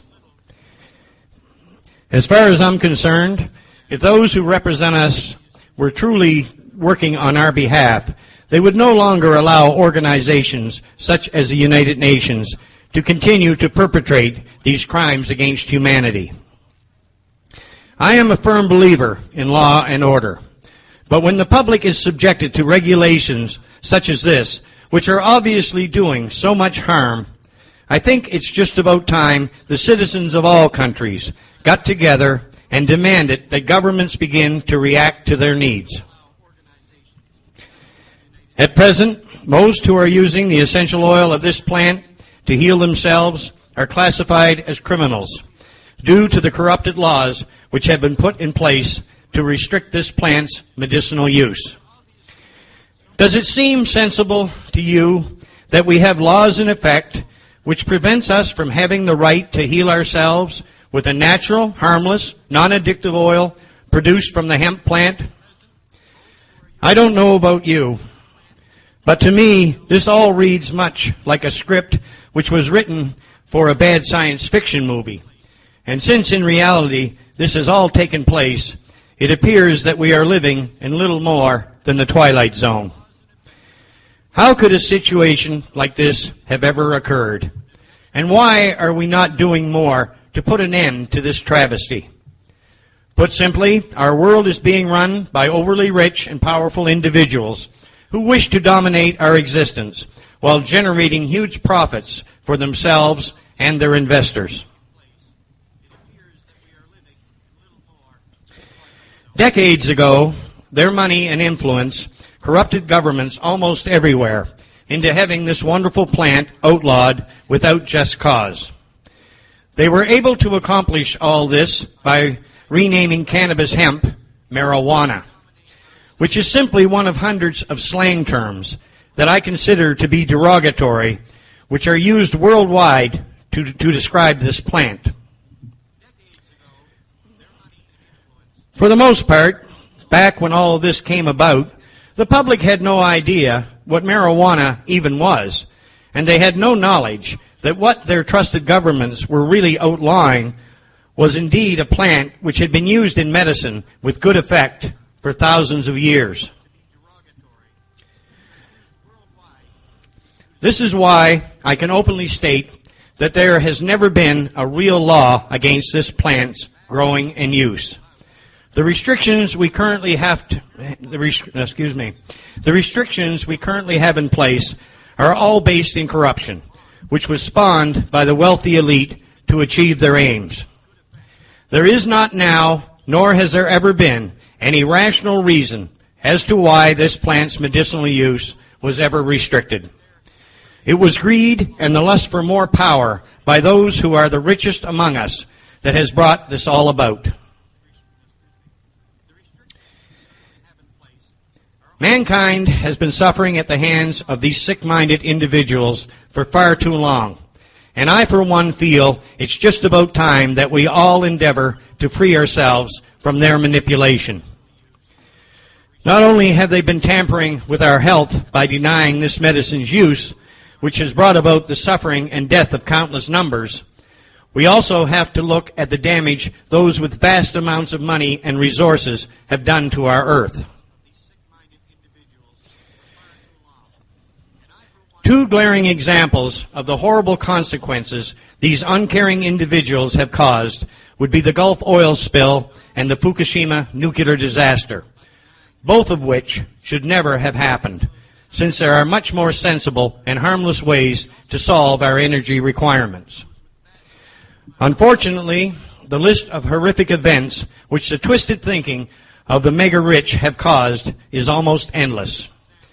Everywhere, it seems, death and destruction is the order of the day, and the inhumanity of those who are causing all this appears to have no bounds. Events like those currently being perpetrated by Israel against the Palestinian people prove what a sick world we currently inhabit. But are we really supposed to allow this to continue? Should we all just stand by and do nothing while innocent people are slaughtered in vast numbers all over the globe and our world is being torn asunder right before our very eyes? If so, then we should all get out our picks and shovels and begin digging our own graves, because in the near future we will likely have a great need for them. When you awaken to the reality of what is truly happening, it seems inconceivable, and it's enough to make any sensible person scream, "Stop the world and let me off." Surely by this time, the human race is coming to realize that something must be done, and the time to do it is now, if we are to indeed provide ourselves and our loved ones with a decent future. To avoid destruction, To avoid the destruction of our earth and the different forms of life it supports, we must all begin to think a bit more rationally. Since the hemp plant can furnish us with just about everything we need to sustain our existence, I see no option other than to grow this plant freely everywhere and use it in every possible way. If we are truly serious about detoxifying this earth and saving ourselves, there is nothing else on this planet which can perform this task other than the cannabis hemp plant. Food, fuel, medicine, and just about everything else we use in our day-to-day lives can be manufactured from hemp. Whatever we are now producing from petroleum can also be manufactured from cannabis hemp in a much more earth-friendly and sustainable manner. So in the future, there should be no reason to continue fighting these senseless wars over petroleum and other resources when there are much more sensible ways to deal with our energy problems. We do not need more oil wells and petroleum or nuclear energy. We need more cannabis hemp and people with the backbone to make it so. Truly, it can only be said that our governments are not representing the best interests of their people by allowing this plant's growing and use to remain restricted. In truth, it has become more than obvious that most governments are behaving in a criminal fashion towards our overall health and well-being. This is not the role our elected officials are supposed to be playing. And if they are unwilling to represent us honestly, then in reality, what right do they have to call themselves our governments? My good friend Max Egan has devised a very simple method in which we should be able to have governments respond to the needs of their citizens. If they refuse to comply with the will of the people, then they are then in breach of trust and have proven themselves to be unworthy of representing us. Max is proposing that we present governments with a people's mandate, and I think what he has in mind could have a very beneficial effect upon our future. I will not try to go any deeper into this subject because Max is here today to explain the concept himself. So when he gives his lecture, please listen carefully, and I think you will agree that what he is saying just makes good sense. Now I will get back to a subject in which I have a bit more expertise. The use of the term drugs is used in the field of medicine, and it is also used on the street to describe dangerous substances that people commonly use to become intoxicated from their effects.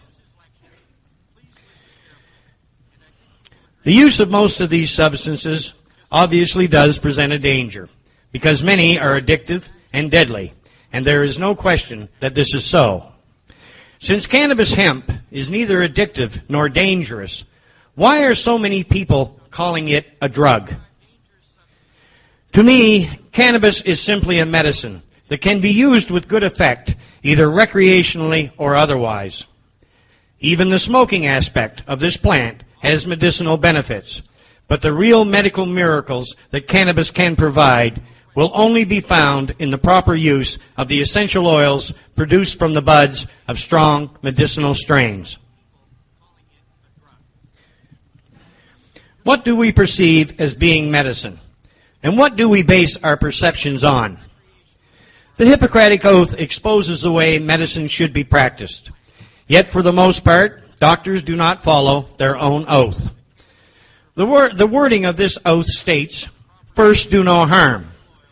But medical professionals use chemicals, poison, radiation, and such things as CAT scanners, CT scans, which expose their patients to even more radiation on a regular basis.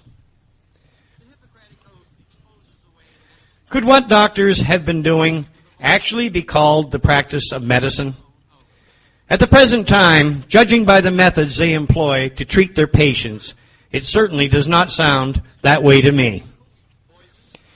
In reality, history shows us that this profession has always taken a rather strange approach to the art of healing.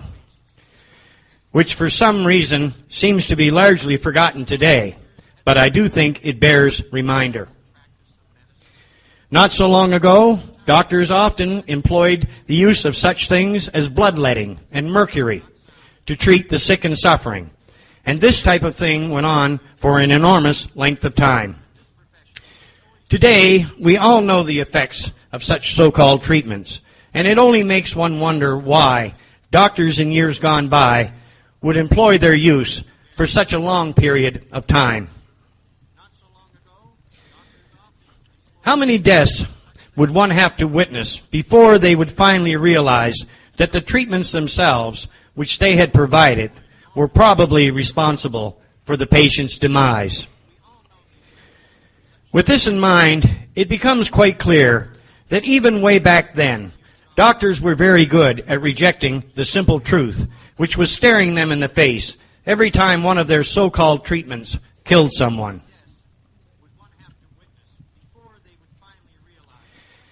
Sadly for us all, doctors of today are little different.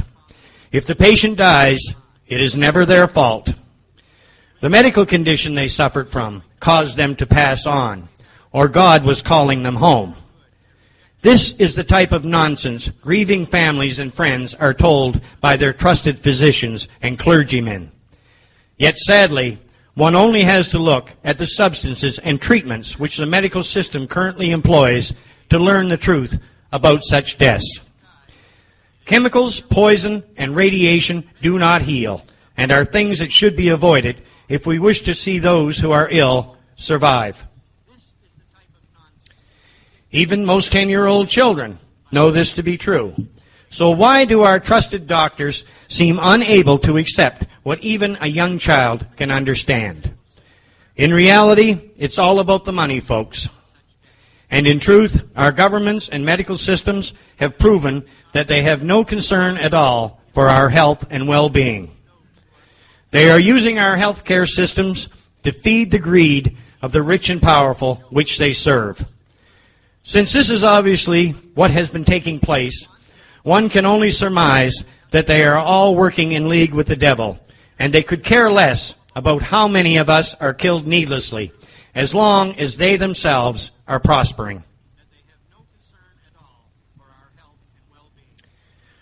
Why would our trusted political and medical systems want to use natural, harmless, and effective medications produced from the hemp plant to help the sick and suffering, when so much revenue can be generated for their rich masters by continuing to harm the public with chemicals and poisons? There are no big profits to be found in providing natural medications that really do heal, for then there would be little return business to keep the coffers of drug companies overflowing. It's best for the bottom line of these big drug firms if they can continue to have us use their products, which will keep us all sick and suffering while remaining at their mercy.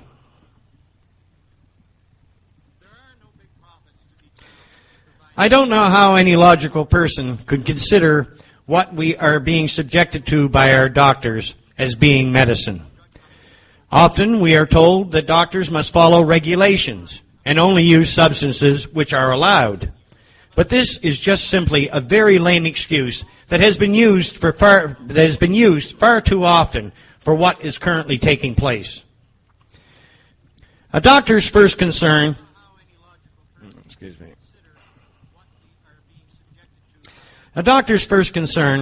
must be the health and well-being of their patients. If one is truly to call themselves a doctor, they would have to ensure that their patients received the safest and most sensible medications or treatments available. If they were to do so, they would be following their own Hippocratic oath, and they would also have to be using extracts produced from hemp and other harmless medicinal plants to fulfill that oath. Since what I'm describing is obviously true, but still our medical systems refuse to use hemp and other healing medicinal plants properly, could someone please tell me where I can find a real doctor? I think you have to admit that when an ordinary person can take a rice cooker, some solvent, and hemp bud, then produce a medicine themselves that is far superior to anything the medical system offers, then indeed it could only be said that we have little or no medical systems at all.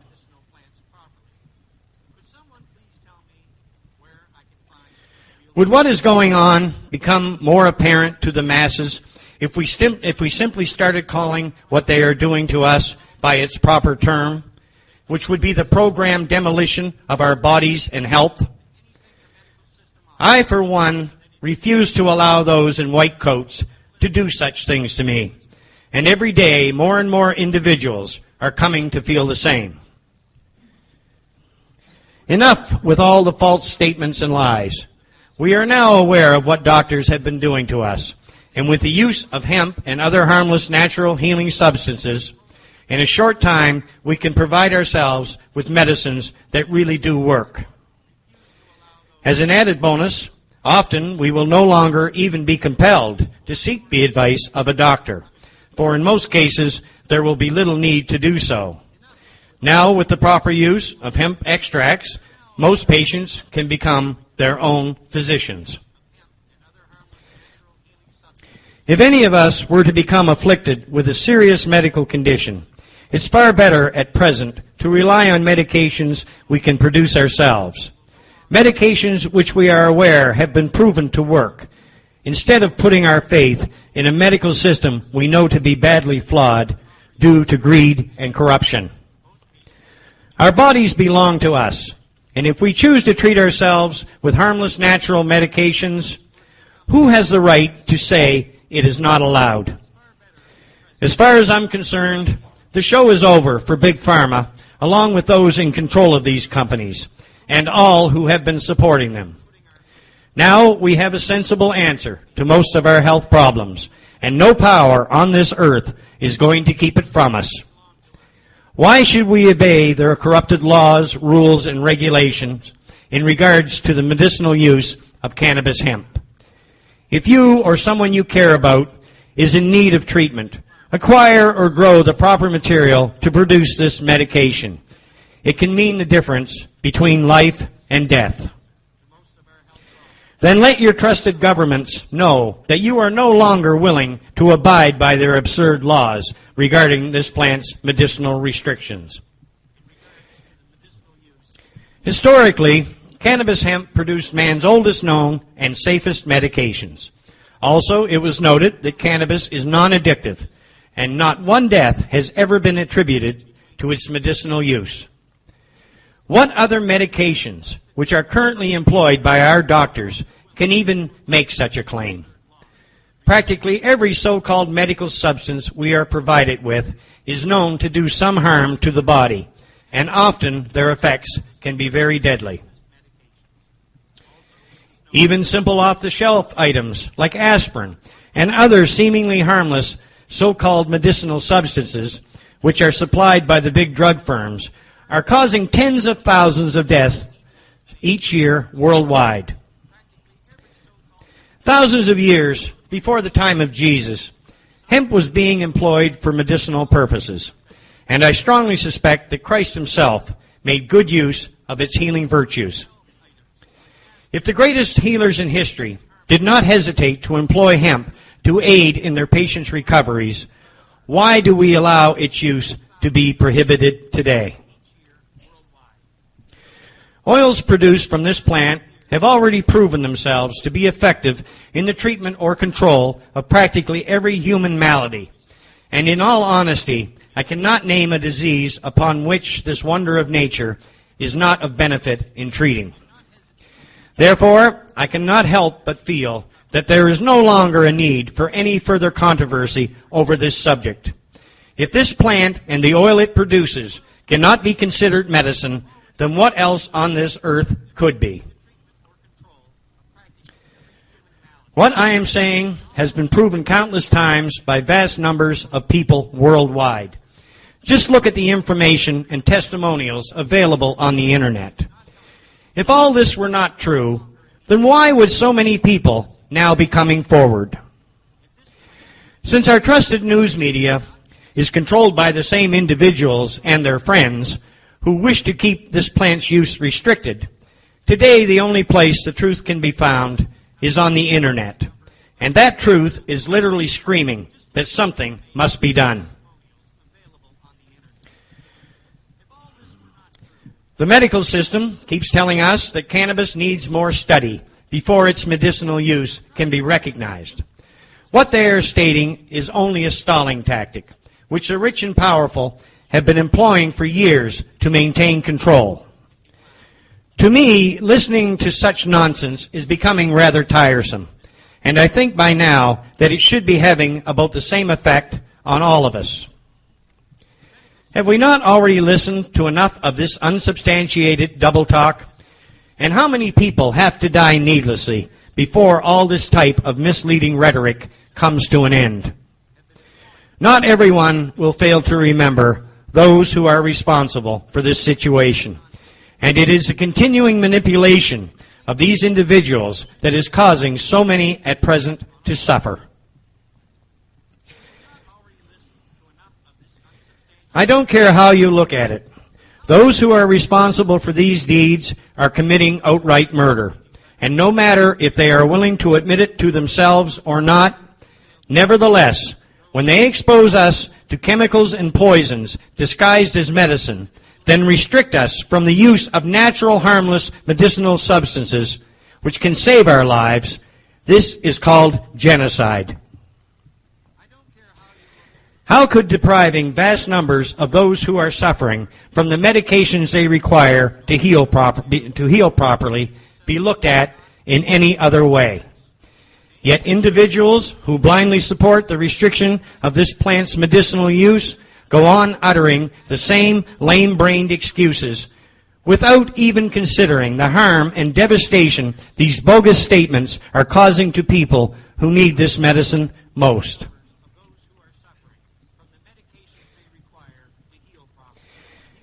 If those with substandard intelligence choose to support the use of what the medical system supplies today, it is their right. But do not think for a second that those among us with a brain that still functions will feel compelled to do the same. If you want to allow yourself to be harmed or even killed by those we call doctors today, then by all means, please do so. But as for those of us with reasoning abilities, we will take a much more sensible approach to healing ourselves. I know these are strong statements to be coming from someone such as myself, but they are all based in fact. If they were not, what I have been saying publicly would have been debunked by medical professionals a long time ago. The reason they have avoided trying to do so is simple. They cannot disprove a thing I have stated, and they know it. But I can expose them for what they are to the public in the blink of an eye.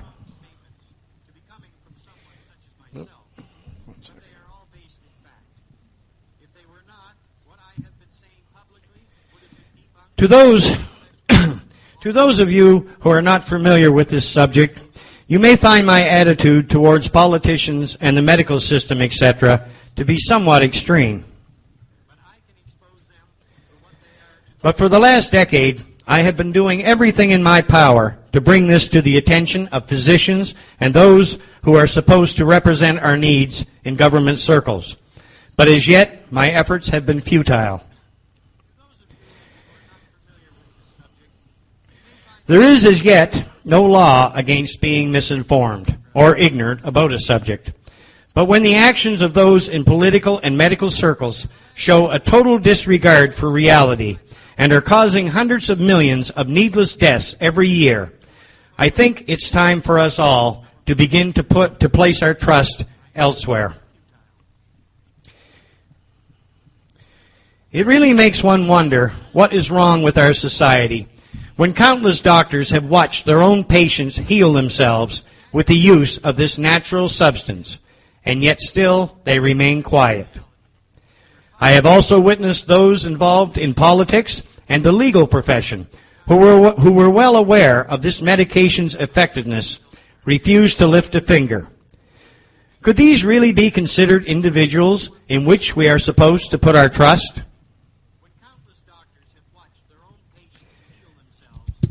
Watching well-educated and supposedly intelligent people who are in positions of trust turn their backs on such a simple truth for this length of time can be somewhat frustrating. For years now, these individuals have expressed no interest, so I am no longer willing to waste my time trying to convince those in political and medical circles to act. Since everyone in authority I have come into contact with thus far have made it clear that they are behaving in a criminal fashion towards those they are supposed to serve, I could care less about what they think or say. My mission now is to provide the truth to everyone possible, so together we can effect change. And through our website and the information we distribute, now almost everyone can produce their own medication to heal themselves. I openly challenge any doctor to appear with me before a live audience, or better yet, why don't we do this right over national television stations? Let's see whose statements the viewing audience will accept about what is medicine and what is not.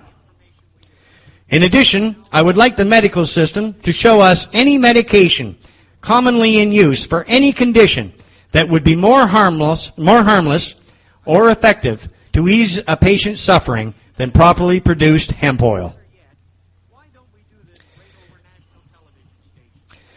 Unfortunately, I doubt very strongly that such an event will ever occur. For if it did, the whole medical system would be exposed. And this is not something that the powers that be would like to see take place before the general public. High-grade hemp oil is a substance that all medications deemed fit for human consumption should be measured against. Why do drug companies use placebos in their so-called studies to determine what they intend to sell the public is safe and effective in solving their medical issues? If those in charge of drug companies really wanted to know the truth about the medications they are trying to sell and shove down our throats, why are the concoctions they produce not measured against hemp oil to determine how safe and effective they really are?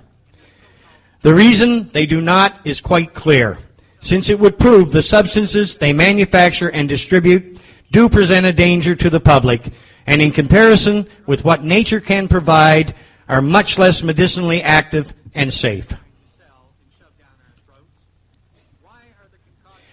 Therefore, it begs the question as to why any highly trained medical professional would try to use these chemicals and poisons and expect them to help someone regain their health.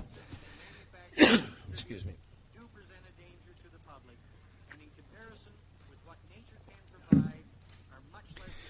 Practically everything pharmaceutical companies tell us about the medical virtues of their products is a hoax that has been perpetrated against us by both drug companies and the FDA to instill confidence in that which they wish the public to use as medicines. To those who seem to lack any moral responsibility for what they are doing, this all might be looked at as being good business. But every day, for many of us, their lies and manipulation can cause untold suffering and put vast numbers of those who could have been healed in an early grave. I am not just some guy who is telling you all this so I can mislead you and fill my pockets. If you've seen how badly my bank account has been overdrawn for the past few years, no doubt that would be all the proof you would need. When I started doing this, my aim was simply to help the human race by providing them with medicine and information that can ease their suffering and save their lives. We were able to accomplish this by putting all the information needed to produce this medicine yourself and how to use it properly up on our website, phoenixtears.ca. Then Christian Lorette, a very talented young man from Amherst, Nova Scotia, produced and released our documentary, Run from the Cure, in early 2008. By that time, I had supplied this oil to countless individuals with cancer and many other types of medical problems. The effectiveness of this oil in the treatment of practically all medical difficulties was truly astounding. To combat this, the Canadian government has given me a criminal record, and they have done everything short of shooting me to prevent my message of hope from reaching the masses. In addition, just recently we published my book, Phoenix Tears, The Rick Simpson Story, and at present it is available as an e-book at phoenixtears.ca. Even though my book has been available for the last few months and the facts have been laid bare for all to see, still nothing has been done. If you want to learn the ugly truth about the world in which we live, you will find it between the covers of this book. After reading it, I'm sure you will feel the same disgust that I do for those who have caused all this to take place. That is why I am here in Europe, hoping to find a country which is run a bit more honestly, in which this life-saving medication can be openly produced. Many who attend the events at which I appear are trying to acquire some oil to help themselves or a loved one.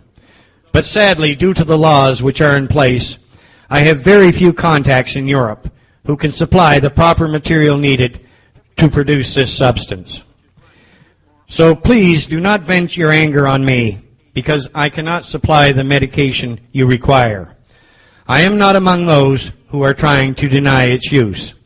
If you are looking to blame someone, look no further than your trusted governments, for they were the ones who put these so-called laws in place.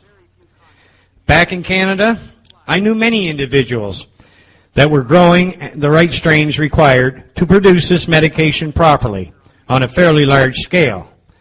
Still, due to demand for this substance, in a very short time, I would usually exhaust their supply. But over here in Europe, I cannot speak the different languages, and I don't have the contacts to even supply my own needs on a steady basis. Plus, many growers in Europe do not as yet grow the most potent and sedative indica and indica-dominant strains that I recommend. These absurd laws, which are currently in place, are keeping the price of good medicinal bud very high. And even if patients can find the needed material, often they cannot afford to purchase it.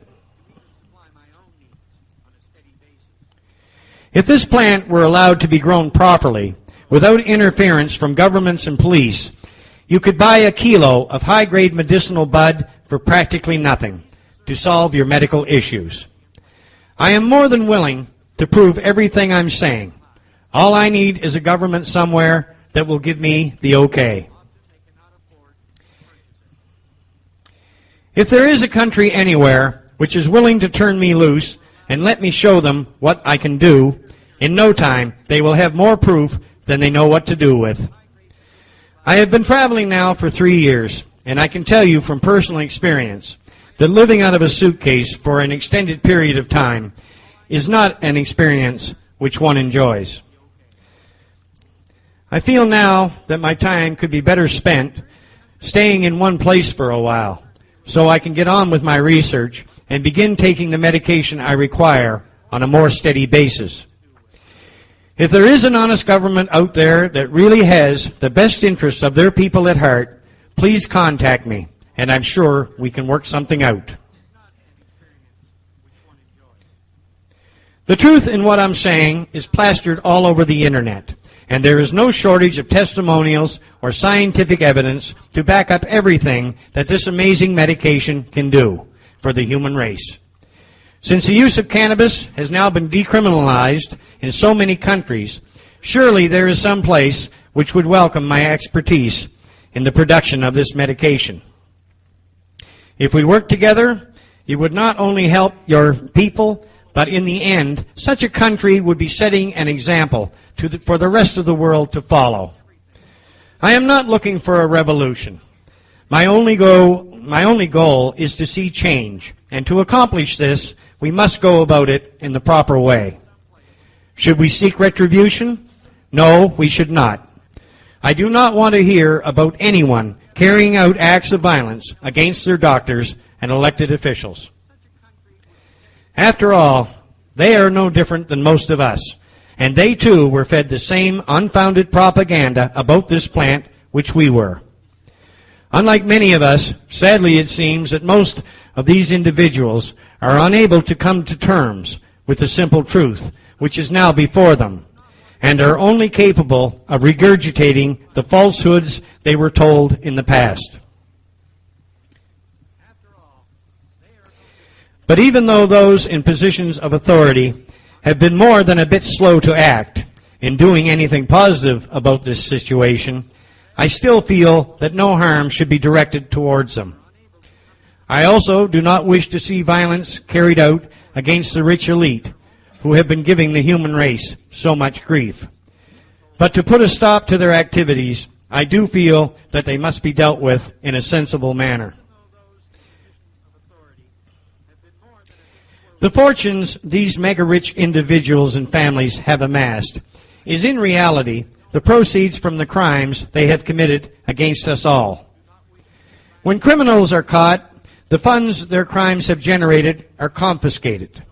Since it is a well-known fact how many mega-rich families like the Rothschilds and Rockefellers, etc., came by their fortunes, should we not take what they have stolen from us back and put these resources in the hands of individuals who will do something good for this world? Instead of regulating and taxing cannabis, as some so-called hemp activists have suggested, why do we simply not get together and bring those who have been harming us to justice? I think this could be accomplished if we were to bring these individuals into a real common law court, then confront them with all the evidence of their crimes until they admit their guilt, after which they should be stripped of their money and power so they can do no further damage. Since the rich elite have never been subjected to the hard work that many of us have, I doubt that most of them could even function well in the real world. It may be too generous on my part, but after admitting their guilt, I feel that they should be set free and left with enough so they can live out the rest of their lives in at least some comfort. In truth, these individuals have committed many sinister deeds, and there is no question that their thinking and reasoning is of a psychopathic nature. But still, I cannot help but look at them all as simply being people who are suffering with mental issues, and I'm sure the oil would help many of them think a bit more clearly. What I am suggesting may sound irrational to some, but what other sensible solution is there to the dilemma which we currently face? Should we just stand by and watch the rich elite finish destroying our planet? Or be content to see our governments continue to misrepresent our needs and deny us from the right to use this God-given plant to heal ourselves? I can only hope that we will not allow this to take place.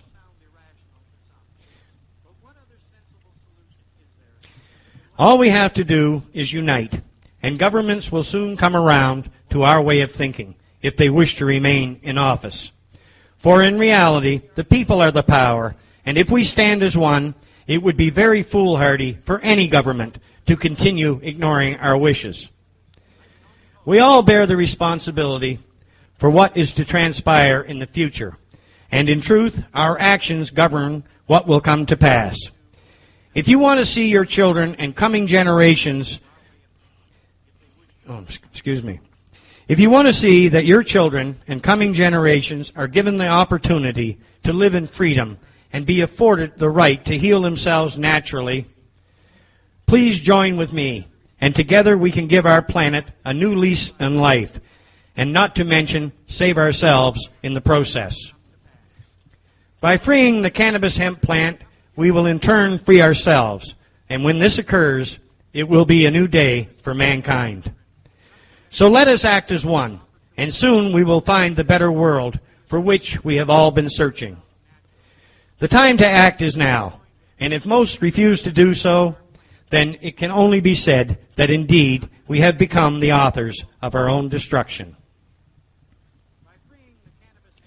Surely one would expect that whoever or whatever created our species had something more sensible and meaningful planned for our future than just suffering and death. So I beseech all who hear my words today to help spread this message of hope so we can evolve more rapidly to a much higher level of consciousness.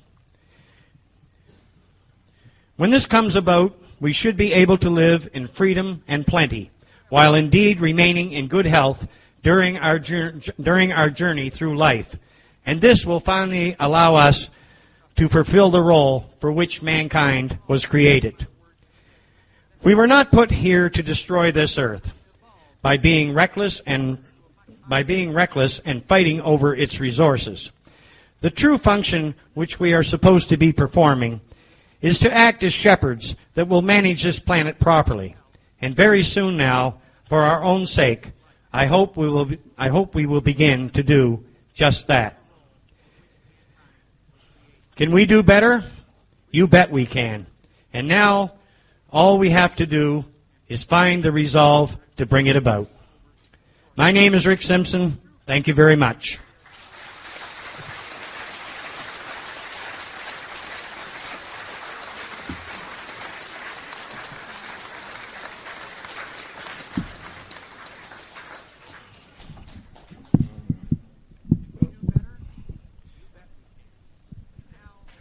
Okay, now we can get back to those questions and answers. During the break, during the supper break, there was plenty of people came to me, but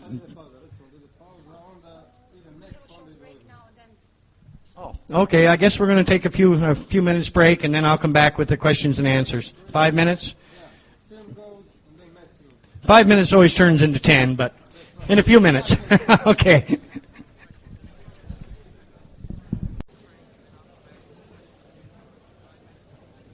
You should all be really proud of yourselves,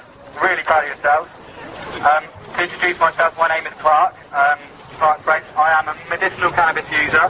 I have an illness called MS. There's been a few mentions of that earlier. I believe Howard mentioned it, Pinky mentioned it. MS is a neurological condition where the immune system, for some reason, no one knows why, but for some reason it turns around and it starts attacking the nervous system and destroying the nerves. So, your nervous system obviously is really important in everything that you do. To do anything, to move, to talk, to anything, you use your nervous system. MS can put holes in that, in the nervous system, called lesions. I've had a brain scan, and I've got like hundreds of holes in my brain, which I'm quite proud of actually. I'm still stood here, so fuck it, you know? Thank you. I want to tell you a little bit about what happened to me last year and where I went and what I did and how much it made a massive difference to my life and to my quality of life. I was lucky enough to spend 4.5 months of last year in the state of California in America, and I got myself a medical marijuana what's it called? License. A license, I guess.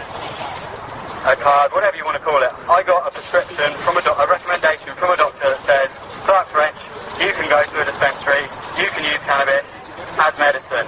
I was lucky enough to know a lot of people out there who helped me, and again, it's been mentioned earlier, the Rick Simpson oil, which cured Pinky's cancer. I used it. Before I went, I used the walking stick. I haven't needed it since. Cannabis is medicine. Cannabis is medicine, and it needs to be out. It needs to be there.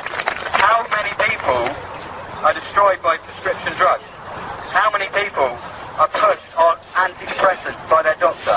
I was told for a year before I was diagnosed with MS, oh no, it's in your head. It's all in your head. You need these antidepressants. You need these antidepressants. You need this drug. You need that drug. I've never been worse, and I've never been more ill than when I was on those drugs. I couldn't walk. I could barely talk. Some of my friends here will know how bad I was. Like, it was horrible. But cannabis has basically cured me. Cannabis has changed my life. It's incredible, and I wanted to share that story with you here, so that maybe next time, thank you, next time someone says to you, no, cannabis is bad, go, well, actually, no, cannabis isn't bad. I know a guy, he went to California, he couldn't fucking walk before he went. He got there in a wheelchair, wheeled in a wheelchair through the airport, yeah, because I couldn't walk. And now, I just walk like 2 miles. What? I've got MS, I shouldn't be able to do this. The only reason I can is because of medicine. This medicine, which is cannabis. And Google any illness, yeah, put cannabis and this illness, and I guarantee you there will be at least anecdotal evidence of it being medicine. And that's not even all. Guess what? Yeah? Cannabis is actually good for you, even if you don't have an illness. It actually reduces your chances of getting ear, nose and throat cancer. Did you know that? It's true. Google it. It's true. So actually, you're all medical users. You just don't know it. That's what I'd say.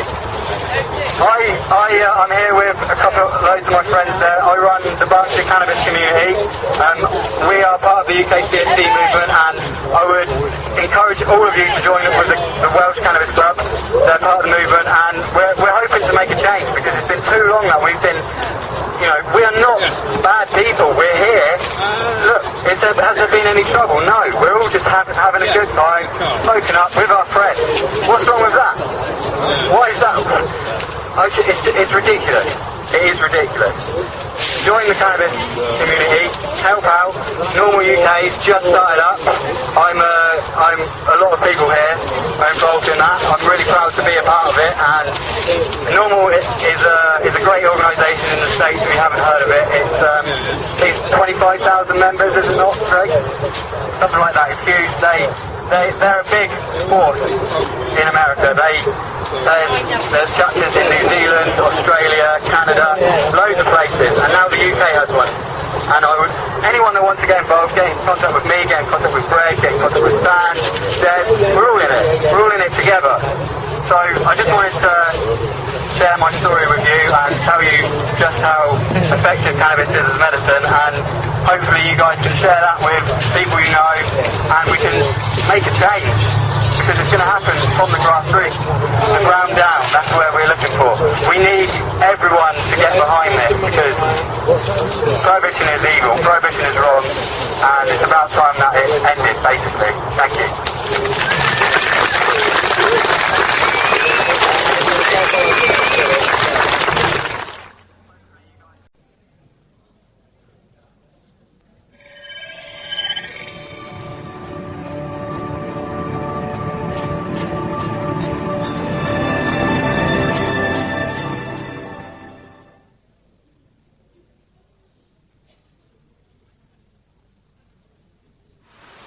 It's Ken O'Keefe in Gaza. In this Orwellian world of ours, it's also nice to have some refreshing honesty, and, we were watching something really quite interesting yesterday, me and Max. When I saw this clip yesterday, I thought it was comedy. We all know that there's been false flag events staged right throughout history. It's been replete throughout history. We've had the Lusitania, we've had Gulf of Tonkin, we've had the Maine. These go way back as far as Nero burning Rome. But sometimes you see something and it just boggles the mind. And as I was saying, when I first saw this clip, I had to recheck it actually 3 times just to make sure that it wasn't comedy. I thought I was watching The Onion or something like that. I saw it and I thought, there's no way this can be real. But it turns out that it is real. And we're going to show you this clip and see what you think about this. I frankly think that crisis initiation is really tough. And it's very hard for me to see how the United States president can get us to war with Iran. Which leads me to conclude that if, in fact, compromise is not coming, that the traditional way of America gets to war is what would be best for U.S. interests. Some people might think that Mr. Roosevelt wanted to get us into World War II, as David mentioned. You may recall we had to wait for Pearl Harbor. Some people might think Mr. Wilson wanted to get us into World War I. You may recall he had to wait for the Lusitania episode. Some people might think that Mr. Johnson wanted to send troops to Vietnam. You may recall he had to wait for the Gulf of Tonkin episode. We didn't go to war with Spain until the until the Maine exploded. And may I point out that Mr. Lincoln did not feel he could call out the Federal Army until Fort Sumter was attacked, which is why he ordered the commander at Fort Sumter to do exactly that thing which the South Carolinians had said would cause an attack. So if, in fact, the Iranians aren't going to compromise, it would be best if somebody else started the war. One can combine other means of pressure with sanctions. I mentioned that explosion on August 17th. We could step up the pressure. I mean, look, people, Iranian submarines periodically go down. Someday one of them might not come up. Who would know why? We can do a variety of things if we wish to increase the pressure. I'm not advocating that. But I'm just suggesting that this is not a either-or proposition. It's just sanctions has to succeed or other things. We are in the game of using covert means against the Iranians. We could get nastier at that.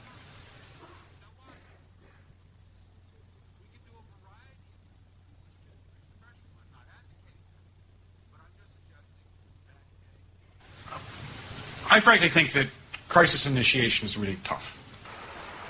Crisis initiation? We're trying to initiate crisis?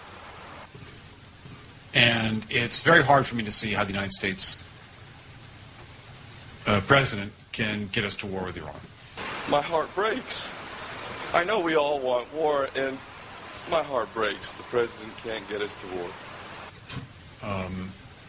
Which leads me to conclude that if, in fact, compromise is not coming, that the traditional way of America gets to war is what would be best for U.S. interests. I don't know. I thought peace and prosperity was good for U.S. interests. Perhaps I'm old-fashioned. Some people might think that Mr. Roosevelt wanted to get us into World War II. Yeah, I thought that. What about you, Ken? Did you think that? Yeah, I thought that too. Is that why Roosevelt sent all the valuable ships to the West Coast and left all the crappy ones in Pearl Harbor and sacrificed all those sailors? Oh, that's it. Oh. As David mentioned, you may recall we had to wait for Pearl Harbor. Some people might think Mr. Wilson wanted to get us into World War I. You may recall he had to wait for the Lusitania episode. So I guess that's why they sent the Lusitania, which was a passenger ship, into a war zone, packed the hull with explosives, even after they had warnings from the Germans not to send it in there. Some people might think that Mr. Johnson wanted to send troops to Vietnam. You may recall they had to wait for the Gulf of Tonkin episode. Gulf of Tonkin, they made that one up. It didn't even exist. It was just complete fabrication. We didn't go to war with Spain until the until the Maine exploded. So it wasn't the Spanish. And may I point out that Mr. Lincoln did not feel he could call out the Federal Army until Fort Sumter was attacked. Makes sense. Yeah, makes sense. Which is why he ordered the commander at Fort Sumter to do exactly that thing which the South Carolinians had said would cause an attack. As you would. I mean, of course, it supports U.S. policy, doesn't it? So if, in fact, the Iranians aren't going to compromise, it would be best if somebody else started the war. Well, after all, war with Iran is in the American interest, so I think Israel should help us out, eh? One can combine other means of pressure with sanctions. I mentioned that explosion on August 17th. We could step up the pressure. I mean, look, people, Iranian submarines periodically go down. Someday one of them might not come up. Who would know why? We can do a variety of things if we wish to increase the pressure. I'm not advocating that. I'm not advocating that. Would you advocate that, Max? I would never advocate that. Of course, that's probably why they mentioned it. We wouldn't advocate that. No, never. But I'm just suggesting that this is not a either-or proposition. It's just sanctions has to succeed or other things. Other things? Like everything you just talked about? We are in the game of using covert means against the Iranians. It's like chess. It's just like a game of chess. Absolutely, that's all it is. You know, I mean, it's just all life on planet Earth, like, a game of chess. Yeah, you make a move, that's it. That's all it is. That's all it is. We could get nastier at that. Yeah, nasty. No, we've only just begun. 9/11, that's just an appetizer. They're just getting warmed up. Just getting warmed up. So, folks, what do you say to a clip like that? Like I said, when I first saw that, I thought it was a comedy routine. I can't believe that they're just out there saying that. They're saying, look, folks, and bear in mind that everything that he just mentioned was a false flag attack.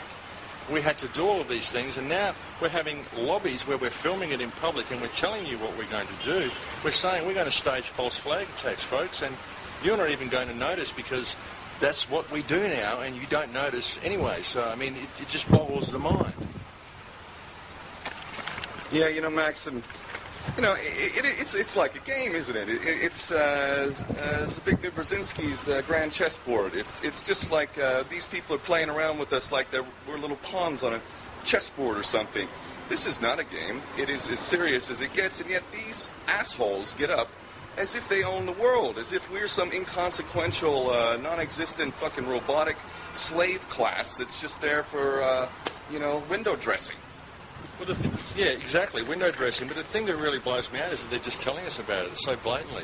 And look, folks, everything they're doing, I mean, the only way it's going to stop is if we do something about it. We have to pay attention to what's going on. We've got to pay attention to what's being said to us.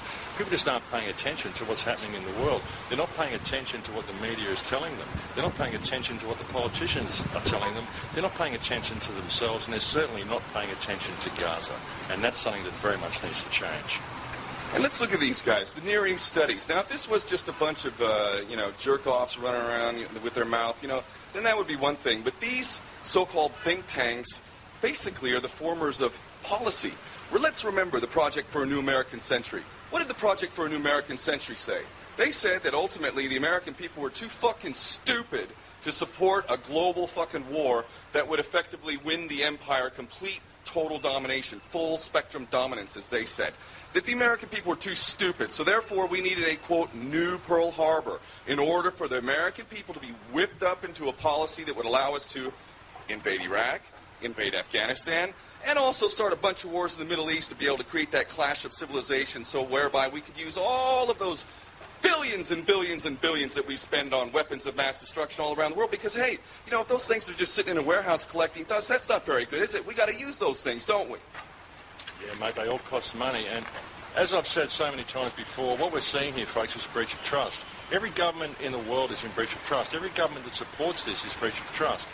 And what we've got to understand is what our relationship with government is, and that is one of fiduciary trust. These are simply trustees that we employ to do a job for us. We employ these people to manage our infrastructure and to ensure that we have peace and prosperity.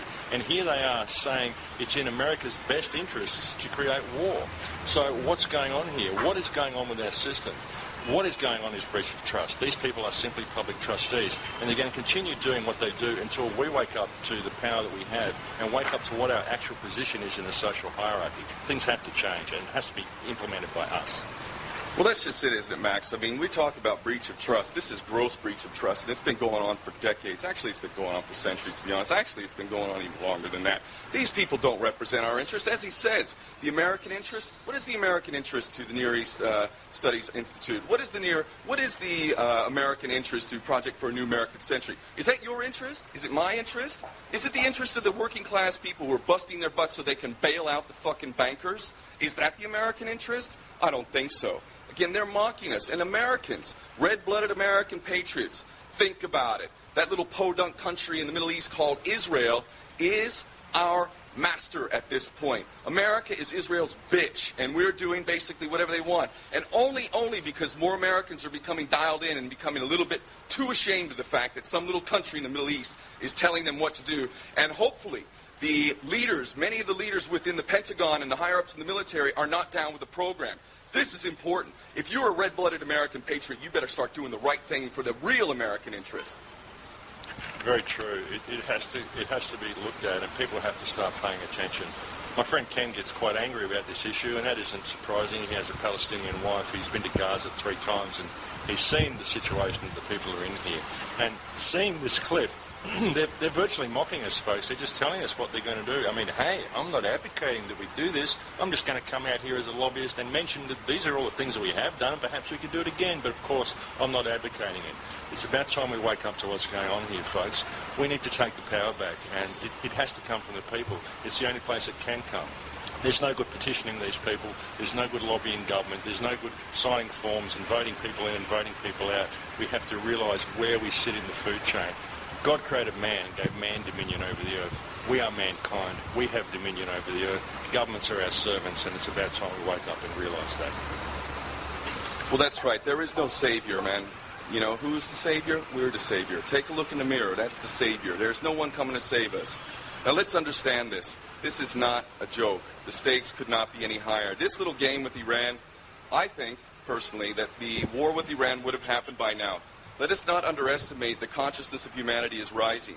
I believe they've done their focus groups. By they, I mean the powers that be. They've done their focus groups, and they realize that people in high ranks may very well break those ranks. And if that happens and the first domino falls, those who are really in power, the ones behind the puppets they put in front of us, that they're going to be the ones who are going to be hanging from lampposts as soon as those people break ranks. So they're afraid. But at the same time, they're afraid and they're dangerous. And let us make no mistake. If you don't know what the Samson option is, I want you to go Google Samson option.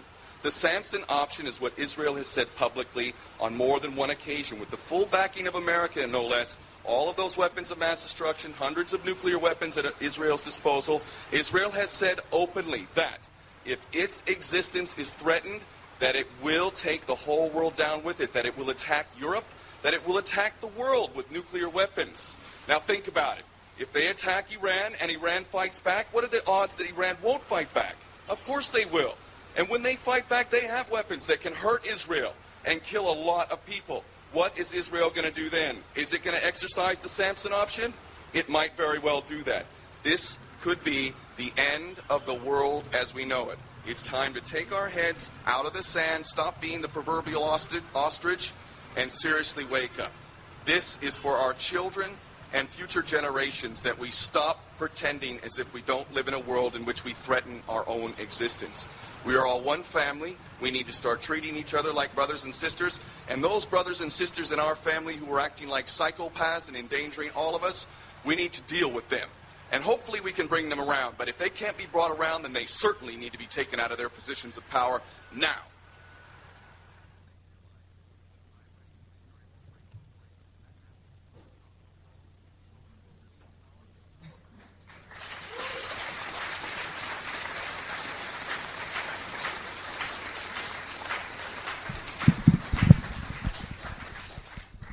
Good evening, ladies and gentlemen.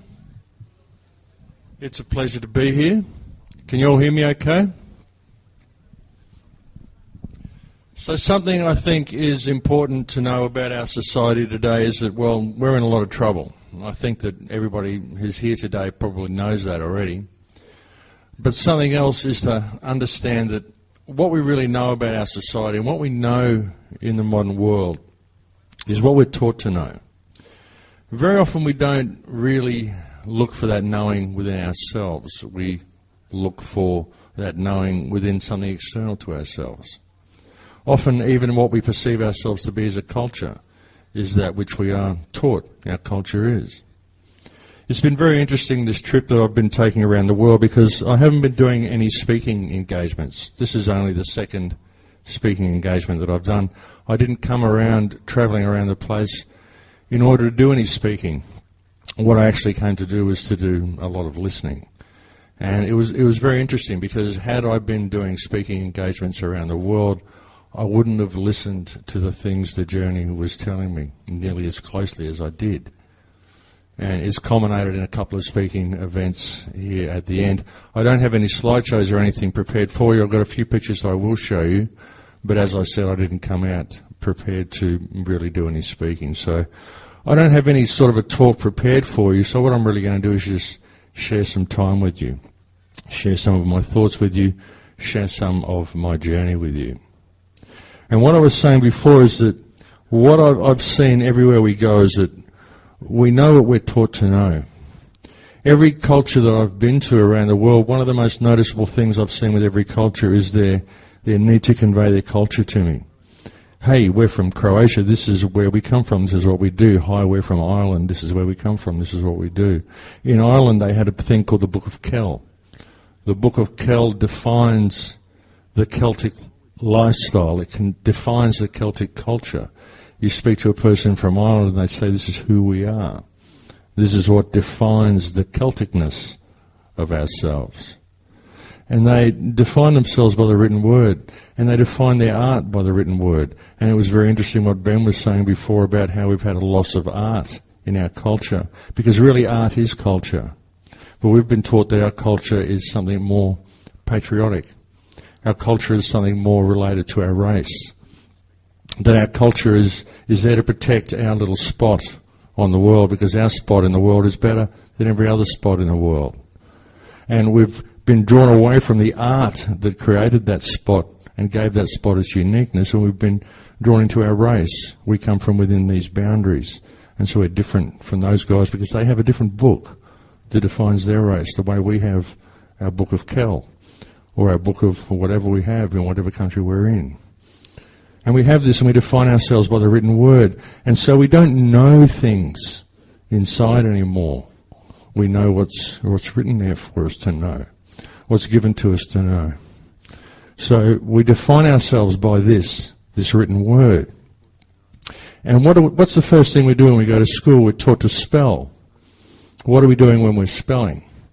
We're casting spells. We're thinking in language.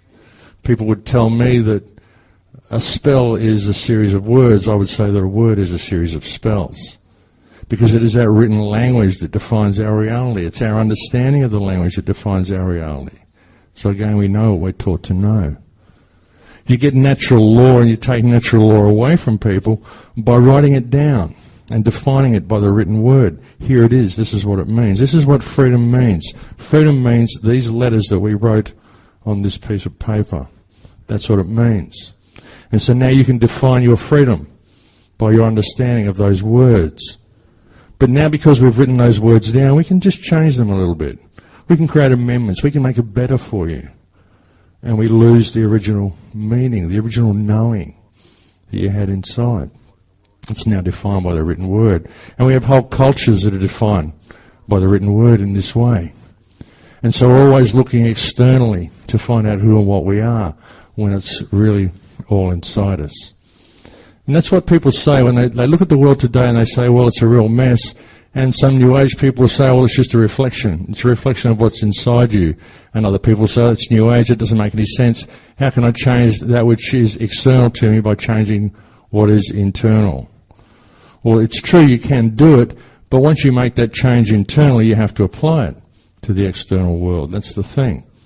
We find ourselves in these little spiritual bubbles, but we don't apply it to the world around us, because we're taught to know what we're taught to know. We don't know anymore. A lot of the success I've had with the radio shows and the films that I've made is that when I've been speaking to people on the radio, they've said to me, when you speak, it's like I already knew that. It's like you were speaking my own mind. I just didn't know that I knew it, but you reminded me. And that's exactly what it is, because it's a knowing. And it's all there. It's your intuition. It's your higher senses. They're there, but they've been taken away from us. They've been taken away from us by our... We believe that we are our thoughts now. We're not really connected to the field around us. We don't understand what we are. We believe we define ourselves by our thoughts. We define ourselves by our looks, by our physical appearance, and by our thoughts. We think this is who we are. But really what we are is infinite consciousness having an experience. Really, if you look at people such as Bruce Lipton, cellular biologist, who's figured out that cells are affected by their environment, that we're all actually downloading ourselves. We're downloading ourselves from the surrounding field. Your consciousness isn't even local to your body. Your body is just a vehicle you use to experience yourself.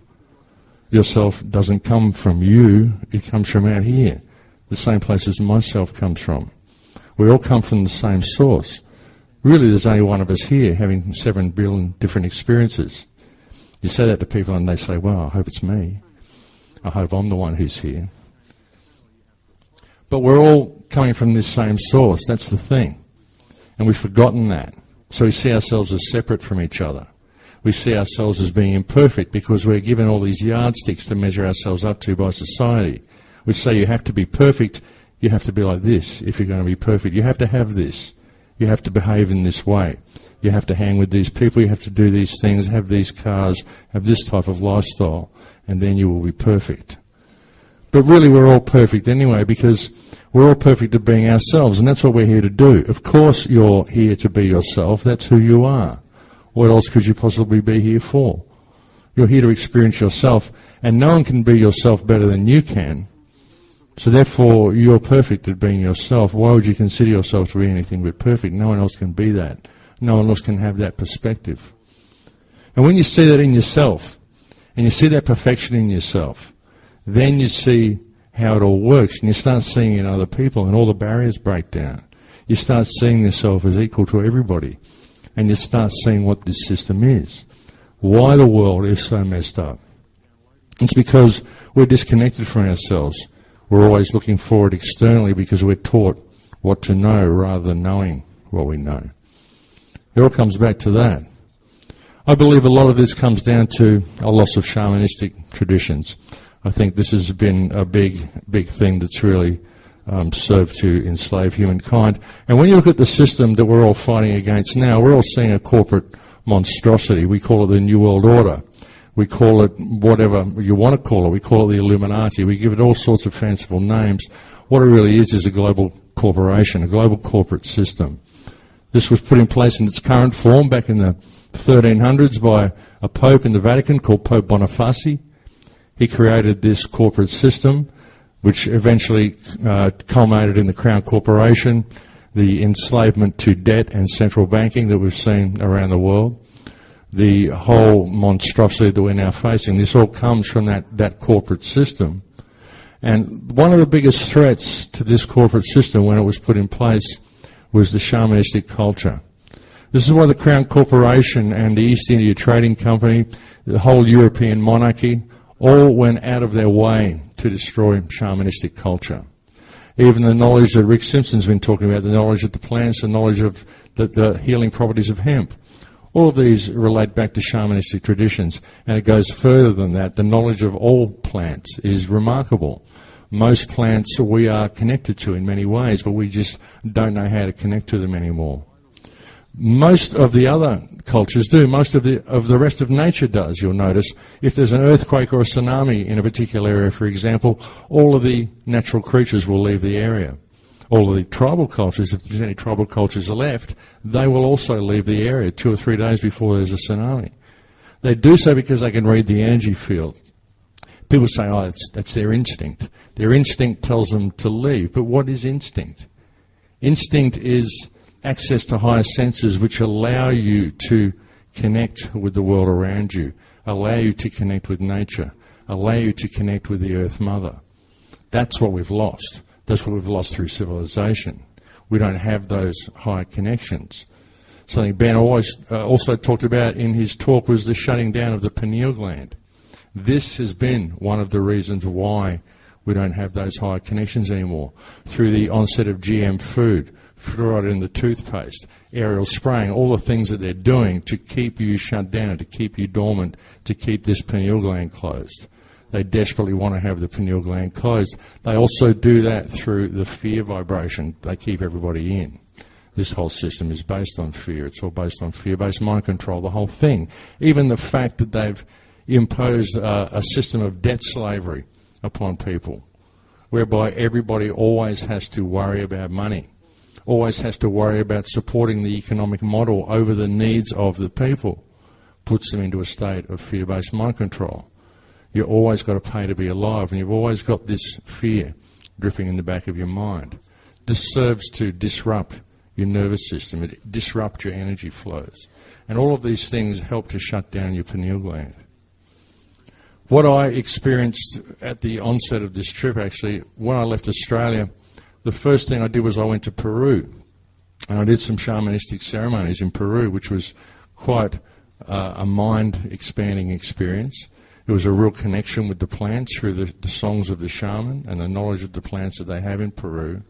And then after these ceremonies, I went out through Western cultures, and I went out through different societies, culminating in time in London, and then into Ireland, and I went to Newgrange, a place where they believe one of the most ancient ceremonial sites on earth. And I started to piece together how I believe a lot of this has all happened, how these incredible steps have been taken to keep us shut down, and why shamanistic traditions represented such a terrible, terrible threat to the Crown Corporation and such a terrible threat to the control system that's currently in place on the planet. So these shamanistic cultures that connect you to the plants and connect you to nature are profound. And having the experience I had in Peru, I don't know how anybody who had such an experience could ever go and fight a war again. I don't know how anybody could ever hurt anybody again or steal from anybody again or even think to comply with a system such as the one that enslaves us again, had they had those experiences. And you can see why this entire system is designed to disconnect us from nature as much as it has. And what it's seeking to do, this system is seeking to virtually create a form of artificial life. It's like our left brain education. It's like our left brain mind, because we are so lost in mind. We are working to create an artificial culture, an artificial life. This is why we're moving towards transhumanism. This is why we're working towards GM crops. We're thinking we can make seeds better than nature made them, because by manipulating seeds and manipulating the genetics of seeds, we can manipulate the genetics of the races and the animals and the humans who eat the crops that come from these seeds. We're trying to find out how to become God, but we're doing it in a very scientific way. And we're doing it all from a left brain perspective. It's like something has basically taken over the mind of humanity. It's almost like this. It's almost like there is a completely psychopathic and narcissistic side of human consciousness which has taken control and created this type of society. So the question is, where did it come from? Why is it there? Because it is a psychopathic system, folks. If you really look at the system in which we are forced to function and forced to operate, you see that it is a psychopathic system. It's a system that's designed to always support an economic model over the needs of the people within the system. Now, apparently humanity created this system to service our needs, and yet the system is always about supporting the economic model. It's always about eternal capitalism, perpetual growth. You can't have a system of permanent growth on a planet with finite resources. It just doesn't work. It has to collapse sometime. And the more you have this system, the cheaper the goods get, the worse the quality gets, and the more expendable human beings become within the parameters of this system. So what function does this system actually serve? All it serves to do is to degrade the earth to a ridiculous degree, while it's spitting out humanity through the meat grinder and just discarding humanity all along the way. That's the only purpose of this system. So it's essentially a psychopathic system. Now, what happened when we used to have a lot of shamans who were in control of societies, and they were sort of overlooking societies and safeguarding societies, and they were keeping a watch and keeping an eye out on the people. What the shaman used to do, one of their functions, was to watch out for the psychopathic tendencies of people within society. Because you get 1 to 3% of people that are born without empathy. They're born as psychopathic consciousness. And these people will always be very charismatic. They'll always maneuver themselves into positions of power. That's what psychopaths do. They like to control others. And when we started losing our shaman and we started having these schisms within our societies, these psychopaths maneuvered themselves into positions of power. And we do have a psychopathic society. Just the fact that someone can come to your house and say, look, I've got to throw you out of your house because you haven't paid your mortgage to the bank. I feel terrible that you're going to freeze to death out in the cold. It's the middle of winter, and I feel terrible that I have to do it. But I have no choice, because it says here on this piece of paper that I have to throw you out in the cold and let you freeze to death. That's pathological thinking. But we do that because we're trained to do that. We're trained to, this is the way we have to operate. You have to work within the parameters of the system. You have to be successful. This is called being successful. If you're able to work within the parameters of the system and you're able to make your little box that you control within society more efficient by maximising profits and using less manpower, then that's called success, and will give you more money. Money is just fiction. It just supports the economic model. But we do everything to support this economic model. And so the system makes itself more efficient. So that's the problem. That's the problem, is the system itself. It's the efficiency of the system. The inbuilt need for efficiency of the system. That's how it extracts its energy. That's how it gets energy from us, because we work to make the system more efficient. But really what we're doing is we're just refining our prison, because we've lost our connection to each other, because we've lost our connection to ourselves.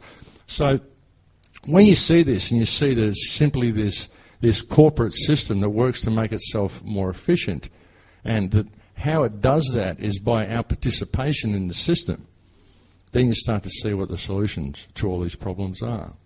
Because all these problems really are just symptoms. There's really only one problem, and that is the system itself. And all of the problems that we face, the starvation, the homelessness, the wars, the corruption, everything that we face is a result of this system. That is the problem. These are all symptoms of that problem. But that problem only exists because we allow it to exist. We don't know who and what we are in the social hierarchy of the system. Now, even when you look at the legal parameters that this system bases itself on, it's all based on basically ecclesiastic principles. It's all based on the biblical system. It's all based on, apparently, on the laws of God, the laws of the Bible. This is why they make you swear on the Bible when you go to church. So a great analogy that I use with people is that, well, it says in their Bible that they use for their political system and their legal system on the second page that God created man and gave man dominion over the earth. My name is man. We're all man. We are all mankind. We have dominion over the earth. We created government.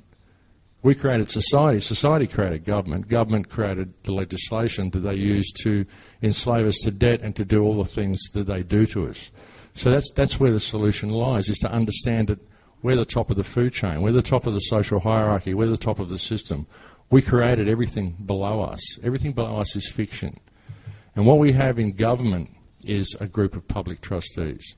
That's all we have. They're just public trustees, and they get away with what they're doing, and they get away with doing what they're doing to us because we don't know that's all they are. We think that they enslave us. We think that they are our rulers, but really they're not. They're just public trustees. And if anybody in your country is in a state of hardship because of the actions of these people, then really what we're seeing is a breach of trust. So we have to start looking at it that way. But it has to be done in mass. The whole population needs to know this. It's all very well for you to say this and for you to try to stand against the government, but you'll get squashed like a fly, because that's what they do. Because all the people around you don't know this, because they know what they're taught to know. They don't know the freedom they have within themselves. That's what they have to get back. That's what they have to rediscover. So that's what I've been trying to do in a lot of these shows. And civilization itself, I believe civilization is designed to basically create this situation. Civilization to me doesn't seem like anything that we would actually come up with by ourselves. Civilization, again, is an attempt to create artificial life. The current civilization that we have, if you look at it, it's like temporary accommodation. We don't build anything to last. All the buildings that we build in 100 years, 1,000 years, none of these buildings will be here. All that will be here will be the things that we found that were here before we came. The Mayan ruins, the pyramids, all of this really ancient stuff. We don't build things to last. And why do we build things anyway? Because when I was in Peru, when I had this connection to the Earth Mother, I began to wonder why we would ever need to start pulling things out of the earth and turning them into other things. Because ultimately, when I look at our society, and I look at our buildings and I look at our cities, really it's all dead. It's all just dead stuff that we pulled out of the earth and we turned it into something else. But it's dead. It's just dead earth. It doesn't have any life until we actually enter into it and give it life. So what we're doing is we're building dead stuff, and we're attempting to give it life. We're still trying to find the perfection that we've missed in ourselves. That's what I'm seeing in our society. It's like an attempt to imitate that which we already have, because we've forgotten that which we already have. So the question becomes, how? How did this happen? How do we get trapped into this left brain society? How do we get into a state where we're so shut down, where our pineal gland is shut down? 97% of our DNA they call junk DNA. They can't figure out what it does. 3% of reality we're actually experiencing. How do we get into this impaired state? That's the questions that I've been asking through this whole tour. And I really believe that there's some sort of, it's almost like there's been genetic manipulation somewhere along the line. Something's interfered with our ability to be ourselves. Why else would we find ourselves in this impaired state? Even if evolution is correct to a certain degree, which I don't particularly believe it is, but even if it is, how did we get to what is apparently an advanced race, an advanced state, and find ourselves in such a biologically impaired state? It doesn't make sense that we should be in this state if we're supposed to be so advanced. Why are we so impaired? Why don't we have the higher instincts that we're supposed to have? Why is our pineal gland shut down? What does our pineal gland do? What our pineal gland actually does is it releases DMT into the body, so that you should have actually more DMT operating in your body than what you normally do. I'm not saying you should run out and take DMT. It's not like that at all. The thing is that this is a naturally occurring substance that's supposed to be there in your body all the time. And it appears that there is an antenna for this stuff that exists all throughout nature. And it is through that antenna that you're able to communicate with nature. Could this be what instinct is? Could this be why the animals know to leave an area before a tsunami comes? Because they have more active DMT in their body, so they can read the tryptophan that is in all the vegetable life around them, all the life everywhere all around them. They can read, they can interact with this antenna, and they can see that the energy is changing, that things are changing, that they need to move away from the area. Is this the interface? I believe that it is. I believe that that one thing is why shamanistic traditions were such a threat to the system. Because you have to have this shut down in people, because if it isn't, people can read the energy field around them. They can read what's going on around them. And that's where the solution lies. So it all comes down to personal empowerment. You know, we can point the finger at everybody. We can point the finger at the Rothschilds. We can point the finger at the banking system. We can look at how the system functions, and it's very clever, and it is very, very contrived, and it is everything that I see in the world I see to be done on purpose. It all serves an ultimate end. You know, but how do we escape it all? It all has to come from within. It all has to come from people changing their energetic state and applying that to the world around them. Recently I was in Gaza, which was absolutely amazing. I just kind of went there. It was an interesting thing to do. But what I saw there was a real eye-opening experience. I saw people, and just like you, just like people everywhere else, just wonderful people, very friendly people, very warm people, but people that are being used to create a situation whereby what Ken was talking about in that video clip may well come to pass, World War III, war with Iran. The people in Gaza are being used as a political football to enrage the Arab world, to hopefully bring about some sort of conflict. And they're forgotten people. They don't have a country, they can't get a passport, they can't leave. That's what's so disturbing about it, is that they're seen by the world as virtually being nobody. And that's what's so disturbing about Gaza, because with this corporate system that's encroaching, if we don't address the problems that we're facing, then what's happening in Gaza is going to be what ends up happening here in Croatia. It's going to be what happens everywhere. We're going to see a world of dispossessed people. You know, once we get these whole global territories and global unions coming into effect, we've got the EU already. Once we get the African Union, the American Union, and the Asian Union, and we mix them all together, we're going to see a loss of sovereignty all over the world, and we're going to see a world of dispossessed people. And that's what's happening in Gaza right now. And that's what's being used to inflame hatred between the East and the West in order to bring this huge global thing to a head. Even when you look back at the way the system was planned, look back at the words of people such as Adam Weishaupt, who founded the Freemasons and the Illuminati. Basically, not the Freemasons, but the Illuminati. He actually said that they need 3 world wars in order to bring about this system that they want to put into place. And that's what we're seeing in Gaza. We're seeing the fomentation of this 3rd World War. And people need to pay attention to that. I intend to go back there in November because I want to help bring the story out of what's actually going on there. It's absolutely disgraceful. It is a war zone, and it is the world's biggest concentration camp, folks. There's 800,000 children in there as well. And there's no regard for human life. It's shocking what's being done to these people. All the borders are closed. They're not allowed to import. And the problem is, like I said, that they're just people like everybody else. They're people that are the same as everywhere else. And this is what the world will turn into if we don't start paying attention. So, again, how we pay attention is we have to understand what our relationship with these people is, because it's a trust agreement. It's all based on fiduciary trust. And where they're taking us is into a system of complete lockdown, a system of complete control.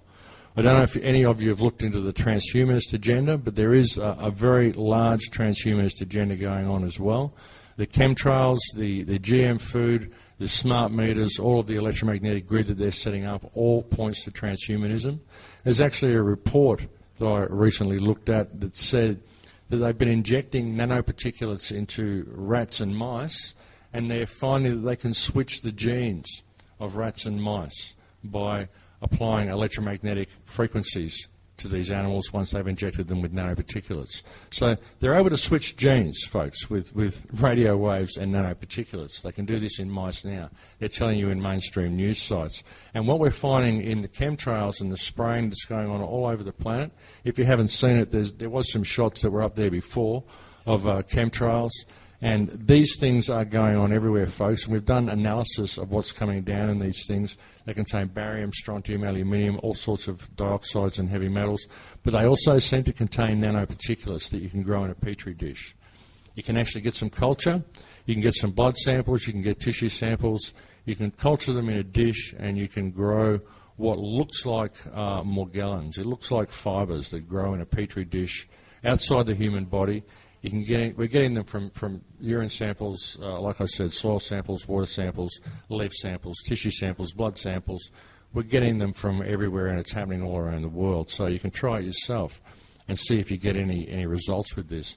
But these things appear to be growing in everything. So the question is, what are they? They appear to be nanoparticulates. They appear to be nanomachines. You can put them in a Bunsen flame. They survive a Bunsen flame. You can freeze them in the freezer. They survive being frozen. These things are appearing everywhere. So what are they? Well, the transhumanist agenda, the merging of man with machine, is something that's very big on the world agenda, on the globalist agenda. And that's what this appears to be. So we ask where they come from. Well, the only place we can figure they must be coming from is from the aerial spraying, because this spraying wasn't happening years ago. When I was a kid, jets did not leave big trails like this across the sky. So why are we finding all of these strange things in the soil and in tissue samples now? What's the common denominator? Well, it's the atmosphere. Everybody's exposed to what's in the atmosphere. So that appears to be what's going on with the chemtrails. And it's also putting large amounts of aluminium in the soil. There's a film that came out recently called What in the World Are They Spraying? Did anybody see that film? That talked about what they are spraying. And there's a new one that's come out recently, I think, called Why in the World Are They Spraying? I haven't seen that, but I'd like to.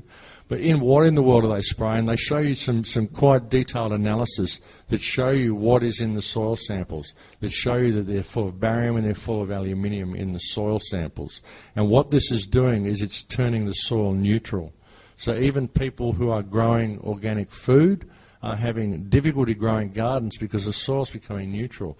And it's getting to the stage where you're being forced to buy Monsanto genetically modified aluminium-resistant seeds. They just happen to be aluminium-resistant, of course. Just a coincidence, folks. And so this is what's happening. So, again, all of this is going on, and what we're doing is we're going out and protesting. We're going out and protesting the GM foods. We're going out and protesting the whaling. We're protesting the homelessness. We're protesting all of these different things, all of which are symptoms of the one problem, which is the corruption of the system itself that exists because we are not aware of the fiduciary trust agreement that exists between ourselves and government. So that's the problem. That's the solution, is this fiduciary trust agreement. And I've suggested, as Rick mentioned before, I've suggested things like a people's mandate. You know, I mean, I believe, honestly, that what we're living in is what I would term to be a functional rotational dictatorship. We simply elect a new CEO every few years and we think we've got a new government, but we don't. It's theatre for the masses. And we need to call them on it. We need to call them to put the cards on the table. So, okay, if this is a democratic system, if this is truly an elected government of the people, elected by the people and for the people, then we should be able to influence the decisions of our government through a people's mandate, because that's called democracy. In a democracy, 51% of the people have a controlling vote. So if we can get enough people to wake up to the fact that all is not well, that the situation is seriously messed up, and that we have to step up to the plate and take a bit of responsibility, perhaps we can organise something like a people's mandate in each of our countries, whereby 51% of the people can hereby mandate that you, our elected trustees, carry out the following objectives. Failure to do so would indicate that you have abdicated your right to govern, and you will be required to step down to be replaced by a new group of elected trustees. This is regardless of any legislation that you've put in place to protect you from our will, because you only get the power to put that legislation in place from our will. But we need to exercise our will. We all need to do it in each of our countries. That's the thing. That's what freedom is, folks. Freedom is self-responsibility. And unfortunately, that's what most people don't want. They want someone to point the finger at. They want to be able to go and fill out a form or go and do something and pull that person down from being a bad parent and put a new parent up there and say, now you look after my life, because I don't want to do it. I don't want to take responsibility. But we need to take responsibility, because the world is in a pretty bad state. And we are the custodians of life on this planet. Each generation are the custodians of life and custodians of freedom on this planet. We all are. We hold the planet for our children. Not the government, not the people that we vote in to run the roads and run the infrastructure. It's us. It's us. We have that within our hearts if we choose to see it. And when I look at the world, I'd say we're doing a pretty crappy job. We really are, because we've been trained through a government-controlled education system to believe that governments rule us. That's why they took control of the education system, if you haven't figured that out yet. That's why all the education systems are government-controlled, because they don't teach you to be free. They teach you to regurgitate what's in the book, because that book defines your reality, because you're taught what to know, not to know what you know. But if you really look in your heart, you know that you're free. You know that you're free. You know that you're responsible. You know that there's something more than what you're getting. You just don't know what it is. You know, there's an interesting quote by a guy called, I think his name was Martin Heidegger, who said the most thought-provoking thing in our thought-provoking time is that we are still not thinking. And that's very true. We need to start doing some thinking. We really do. Because that's where it's got to come from. It's got to come from us individually. It's got to come from each individual knowing who and what they are and applying it to the world around them. And you're only going to do that when you discover your own perfection. It isn't until you discover that perfection that you can see it in others. And that's what breaks the barriers down, because the reason we can't act as a community is because we have no common unity in our community. We judge our neighbours by what they wear or what they look like or what their political views are or how much stuff they've got. You know, we don't see that spark of perfection in them. We don't see their view of reality as valid. We only see our own view as being valid. But really there's a lot more to it than that. You know, because if your view is to invalidate the views of other people, then how valid is your view? If we're all from this one single consciousness experiencing reality as a perspective, then why is anybody more valid than anybody else? Why should anybody need to be controlled by anybody else? Why do we need to be controlled by anybody else? You know, we're educated that we need to be controlled. We're educated that the world's a bad place. We're educated to measure ourselves up to all these yardsticks we're given and to judge the people around us if they don't measure up to the yardsticks we're given about them. You know, it's all completely backwards. It's all upside down, and it all leads us away from ourselves. And this world is a result. And even with medicine, the way we're synthesizing medicine, again, we're trying to create life when we've got perfection there right in front of us. We've got natural medicines that work. The hemp plant, all of the medicines of the plants that have been taken from us, all of the shamanistic cultures and all the shamanistic traditions of these plants that have all been taken from us. These are all these medicines. But again, we find that in a plant, then we try to create a synthetic version of it because we're trying to synthesize life. We're trying to create something better than this perfect biological computer that we inhabit, which is absolutely impossible. We can't improve on this. That's why they've locked us down to 3% of reality to trick us into thinking we can improve on it. But we can't. It's already there. All of the things we need are right there for us. But we just have to know that they're there. So that's what I've been trying to bring to people with these shows. And I think that the problem is that, as I said earlier, we've become locked in mind. We've been moved away from our heart. We've become locked into our mind. We've become locked into a system of mind control whereby we think that we are our thoughts. We think that's who we are. We define ourselves by what we think and what we look like, not what's in our hearts. We have to get that back. That's the only way we can do it. You know, we can't vote people in, vote people out, and even a people's mandate. Ultimately, a people's mandate would serve in helping humanity understand the power that they've got. You know, would it achieve anything? It might likely not, because if you give it to governments, they're going to say, well, hang on a minute. No, we're not going to do that because now we're going to have to openly declare that you've actually been living in a dictatorship all along. Perhaps that's what it would take to make people stand up in another way. But we have to at least have them declare themselves, because if we were to do a mandate and they were to disobey a mandate or disregard a mandate, then that is what that would be. That would be an open declaration of dictatorship. It really would. So perhaps that's what we need. Perhaps that's the ultimatum that we could give them, because they certainly don't seem to be listening to too much else. But you know, what we do is we go and we protest all the time. We'll go and hold a banner and go down to the street and we'll protest and we'll think that we've done something. Yeah, I got out there and I shook my fist at the government today. I did my bit to make a better world, but ultimately we haven't done anything. All we've done there is we've gone and let off a little bit of steam.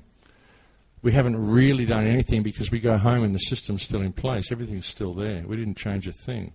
All we did was shake our fist at the world. But we don't have to even do that. What we have to do is empower ourselves and realise that the system's fiction. Everything below man is fiction. And we can step away from it. I've always said global non-compliance is what we need, but it needs to be global. So you need to have the strength of numbers, so you need to have the connection with your neighbours. So again, you need to break down those barriers by finding that perfection in yourself. It always comes back to the same thing. And this is what I've said on so many shows and what I've said on so many films. You've got to find that perfection in yourself, and you've got to bring it all back to trust. You've got to realise that it's all just a trust agreement. That's what we're facing with all of our governments. So I was going to, I don't know where to really take it from there, because that's really the whole thing in a nutshell. You know, it's got to come down to each person. I mean, I can tell you all about the system. We could spend hours discussing the whole system that's in place, the Rothschilds, the three city-states, the Vatican system of control, the control of time, the way the whole thing's been put in place. But really, it's just a big program. It's just a big program, and ultimately, all I really know is what I've experienced myself, because most of the rest of it is written in books. And what is written in books? It's history that's very often made up. History is always written by the winners. You ever notice when you read history books that how a place was taken over by a new place, it was always taken over by the good guys? You know, civilization always improved from that point.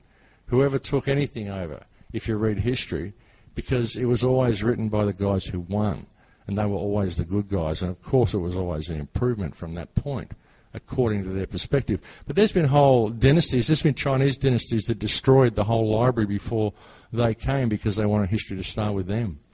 So history, God knows what it really is. I know what I read in books, but I don't trust it very much because I've travelled a lot. And everywhere I go, I see all these huge piles of stones and all these things that tell me that everything they've told me in books is completely wrong. So I don't trust any of it. What I see, though, is a predicament that humankind is in, and what I've been searching for is a way out of the predicament. I mean, there is any end of speculation as to how we got here. What controls our mind? I mean, David Icke will tell you it's reptilians. John Lamb Lash and the Narcomanni writings will tell you it's the archons. There's so many different theories about what is in control, who they are. But what I can understand is the solution. What I see is that once we realise the power that we have and implement the solution, then who they are will become apparent by default.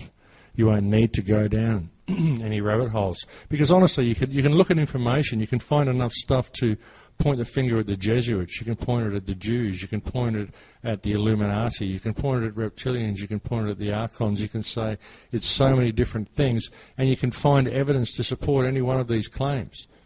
But how true is it? You know, what you've really got to do is look for the solution, because I found that after all the rabbit holes that I went down and all of the things that I was researching, what I was ultimately looking for was myself. Once I found the power in myself, I realised how to change it all.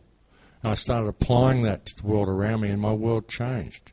And that's why I've been trying to bring this message to people for so long, to simply find yourself, and once you find it, to apply it to the world around you.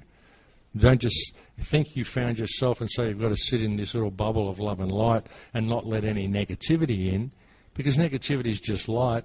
It's all just light. All information's light. If you can't process the negativity, then it's because you can't process light. It's all just light. You know, as Ben also says in his talks, we're basically prisms that process light. That's what we do. That's what the human body is. It's a prism that processes information. Information streams in the form of light. All information is light. Everything is light. All matter is light. It's all light and sound. Ultimately, when it all comes down to it, that's all reality is. We've just forgotten how to process it properly. So that's about what I have to say, folks. I think, what time is it? How long have I been speaking? I can keep going. Half an hour. Are there any questions for anything that I've been talking about tonight? Does anybody have any questions, anything they'd like to add, anything they'd like to say?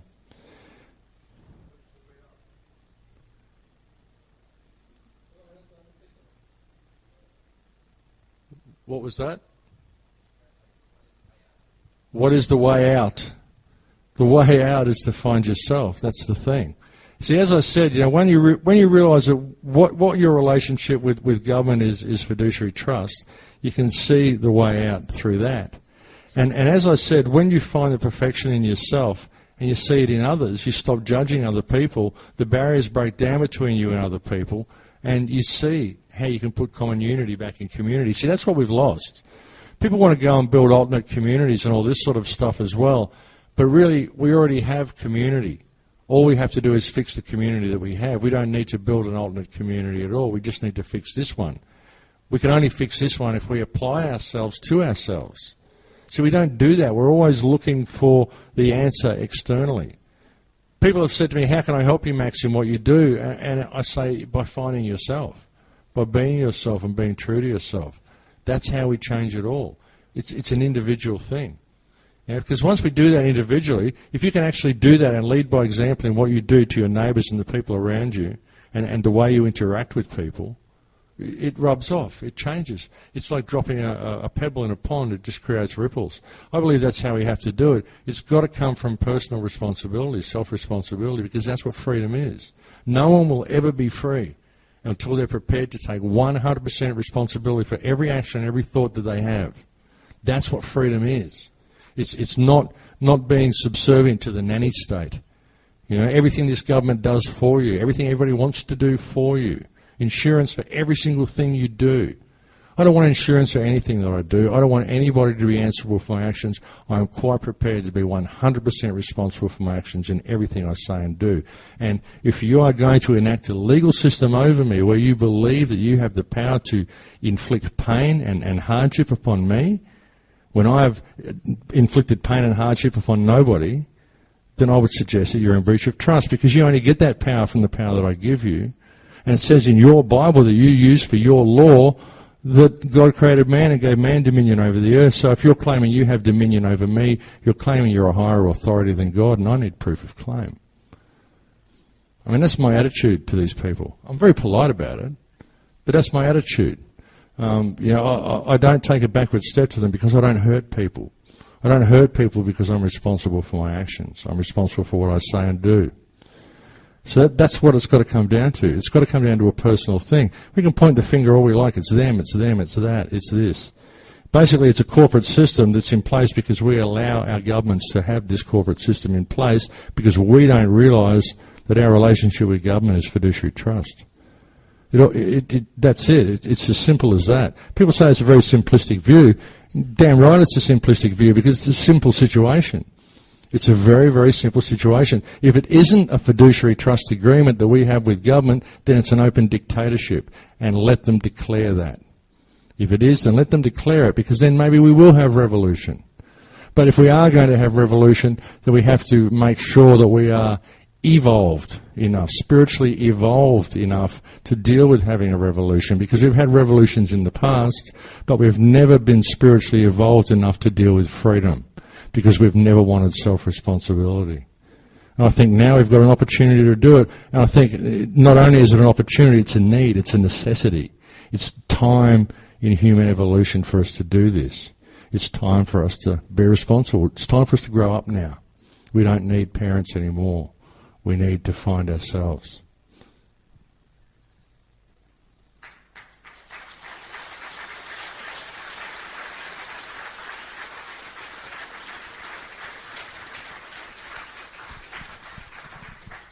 Are there any more questions? Over there.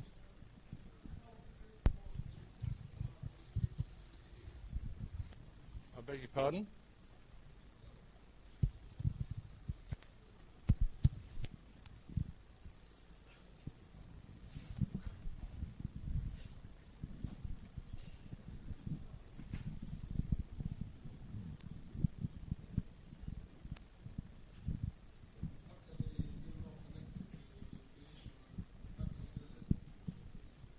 That fear vibration out of your life. Everything I said about how your body's a biological computer, you download a frequency from the surrounding field that you experience as you. You're eternal. Once you leave that body, it doesn't matter. You still exist. The essence of you still exists. Your body is just what you're experiencing is. So there should be no fear of death. So, and ultimately, fear, it usually comes back to death. Fear of shortage because I won't have enough money to pay the rent and I'll be out in the cold and I'll die. Fear of this, in the end it all comes down to death. It's usually a fear of death. But death is the only part of life that's inevitable. So why would you go through life in fear of death? We're trained to go through life in fear of death, but really it's the only part that's inevitable. So getting rid of that fear vibration is a really important part. And I think you can get rid of that fear vibration by simply understanding how reality works and what you are. You're just a biological computer downloading a frequency that you experience as you. I download a similar frequency from the same field that I experience as me, but ultimately it comes from the same source. If you took a kidney out of my body and put it in your body, you'd start experiencing me. Not because the kidney has memory, but because it's downloading that frequency from the field. So you can see that your consciousness isn't local to your body, so what's the fear? So that gets rid of that. And as far as biologically, I've heard that distilled water helps. I don't know, I haven't investigated it, but I've heard that drinking distilled water helps to decalcify your pineal gland.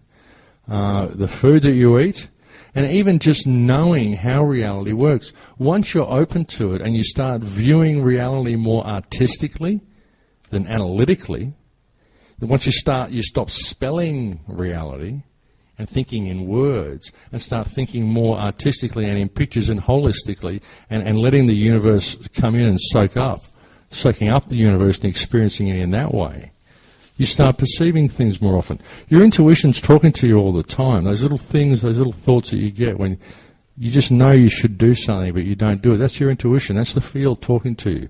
And you're talking back to it all the time with emotions. See, your heart is an electromagnetic generator.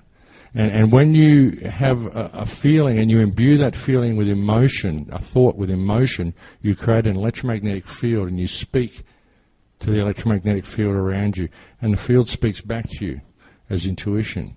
But we just often don't listen to it because we train not to hear it. We're kept in this whole left brain reality. There's actually a clip that I featured a little bit of in my latest film, which was called Transformation. There's a clip in there by a lady called Jill Bolte Taylor. Has anybody seen it? It's a clip called My Stroke of Insight. It's about a neurosurgeon, a neuroanatomist who had a stroke and lost the left side of her brain. And suddenly she could only perceive reality from the right side of her brain. And she was suddenly connected to the entire universe. And she started to realize then how disconnected we are from the right-hand side of our brain. We only ever think in language. That's why all of our schools, everything, left brain, left brain, left brain. It's all analytical, it's all geometry, we're even taught that the basic shapes are triangles, squares and circles and stuff, you know. These aren't basic shapes, these are man-made constructs. Basic shapes are spirals and waves. These are basic shapes because they're shapes that exist in nature. But we're not taught that they're basic shapes. It's all left brain. Everything's left brain. So being aware of it is half the battle.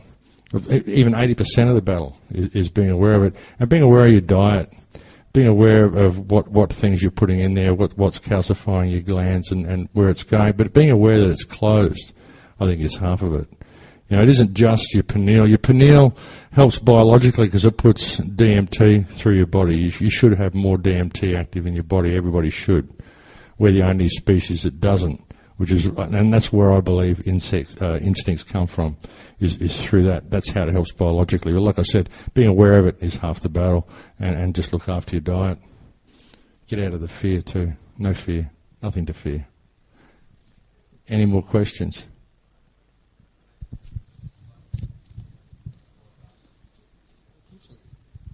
What I experienced in Peru, no. Are you sure you want me to go there in mixed company? It was profound. I experienced the Earth Mother actually came to me and spoke to me, and I experienced a connection to the jungle in Peru. Literally, the jungle told me its story while I was there. It was absolutely phenomenal. It was like nothing I could possibly imagine. I had the Earth Mother was standing in front of me, as real as you are before me today, like 3D, totally real. I did these little experiments to see if it was real. So I'm thinking, oh, this is an amazing hallucination, and then I'm thinking, well, it looks too real to be a hallucination. And so I closed my eyes, and when I closed my eyes, I started seeing vivid colours and things, and thought, oh, they're hallucinations. And I opened my eyes again, and there was nothing there, just blackness. But then within about 20 seconds, it was all back. She was back. There was a shaman sitting next to her. There were female forms sitting next to her. There was plants. There was a jaguar in the room. There were shaman that were walking in and sitting down at the end of my bed and lying down and communicating with me telepathically. All of this stuff, and it was all like 3D reality. And I'm looking at it going, this is, like I said, a vivid hallucination. So I got the blanket and I pulled the blanket over my head. I thought if it's a hallucination, because my left brain's saying you got to figure this out, Max. You know, so rather than just going with it, I'm looking at all these ways. How could this be happening? You know, and once I'd eliminated all this stuff, I pulled the blanket over my head, and suddenly I couldn't see it anymore. I could only see the blanket. And I'm thinking, this is the most incredible blanket I've ever seen. The energy flows of this blanket are spectacular, you know. And I'm thinking, why can't I see the blanket? It's pitch black. And so I pulled the blanket back, and behind the blanket, they were still there, all these people from in the spirit realm. So I thought, okay, well, now I've done all the tests. They're not hallucinations. I'm actually seeing into the spirit world. So now maybe I should listen to what they're trying to tell me. It's a left brain. You know, you've got to analyze all this stuff. So. And then I started listening, and what I heard was the story of the jungle. I heard the story of the connection to the Earth Mother. I heard how connected we could be to the Earth, and that we are supposed to be connected to the Earth. We are literally the shepherds of this Earth. We are absolutely one with this Earth. If we have a God, it is this Earth, because this Earth is what gives us life. Without this Earth, we can have no life. And that's what I got. And my concept of God, my concept of God is the consciousness itself from all is created. People would say, I would say I'm not of any religion, but I absolutely believe in God, but I don't believe it's the big man up in the sky with a Ten Commandments. I think the energy itself is conscious. I think the energy field is conscious. I think we extract that consciousness and we make of it reality. We make it ourselves based on our perspective. And this is what I got from this Earth Mother. I got a real connection to this Earth Mother, and I saw the damage that we're doing to this Earth Mother, how disconnected we've become. And I saw why that connection is the biggest threat to this system that exists, which is why they went to such an extraordinary amount of effort to wipe out shamanistic traditions, because it is the biggest threat. I mean, even pointing the finger at the Illuminati and saying, look, we need to have mass arrests, we need to shut down the central banking system, we need to do this, and we need to do that, we need to petition the governments, we even need to have a people's mandate. This is just the tip of the iceberg, because what we've lost, the connection that we have lost to this Earth and this Earth Mother is so profound that it has to come back from an individual level. It really does. People have to find this perfection in themselves. I can't help anyone become enlightened. It has to be done by the individual, and you have to know. The first step is knowing who and what you are. Once you find that and you realize what your connection to this earth is, take your shoes off, get outside, walk through the dirt, go and feel it, lie down in the grass and feel it. Get that connection to the earth back again. It's so important, and it's the biggest threat to this system that the system faces. I recommend that everybody go and do ceremony in South America. I'll tell you right now, everybody should go and do this.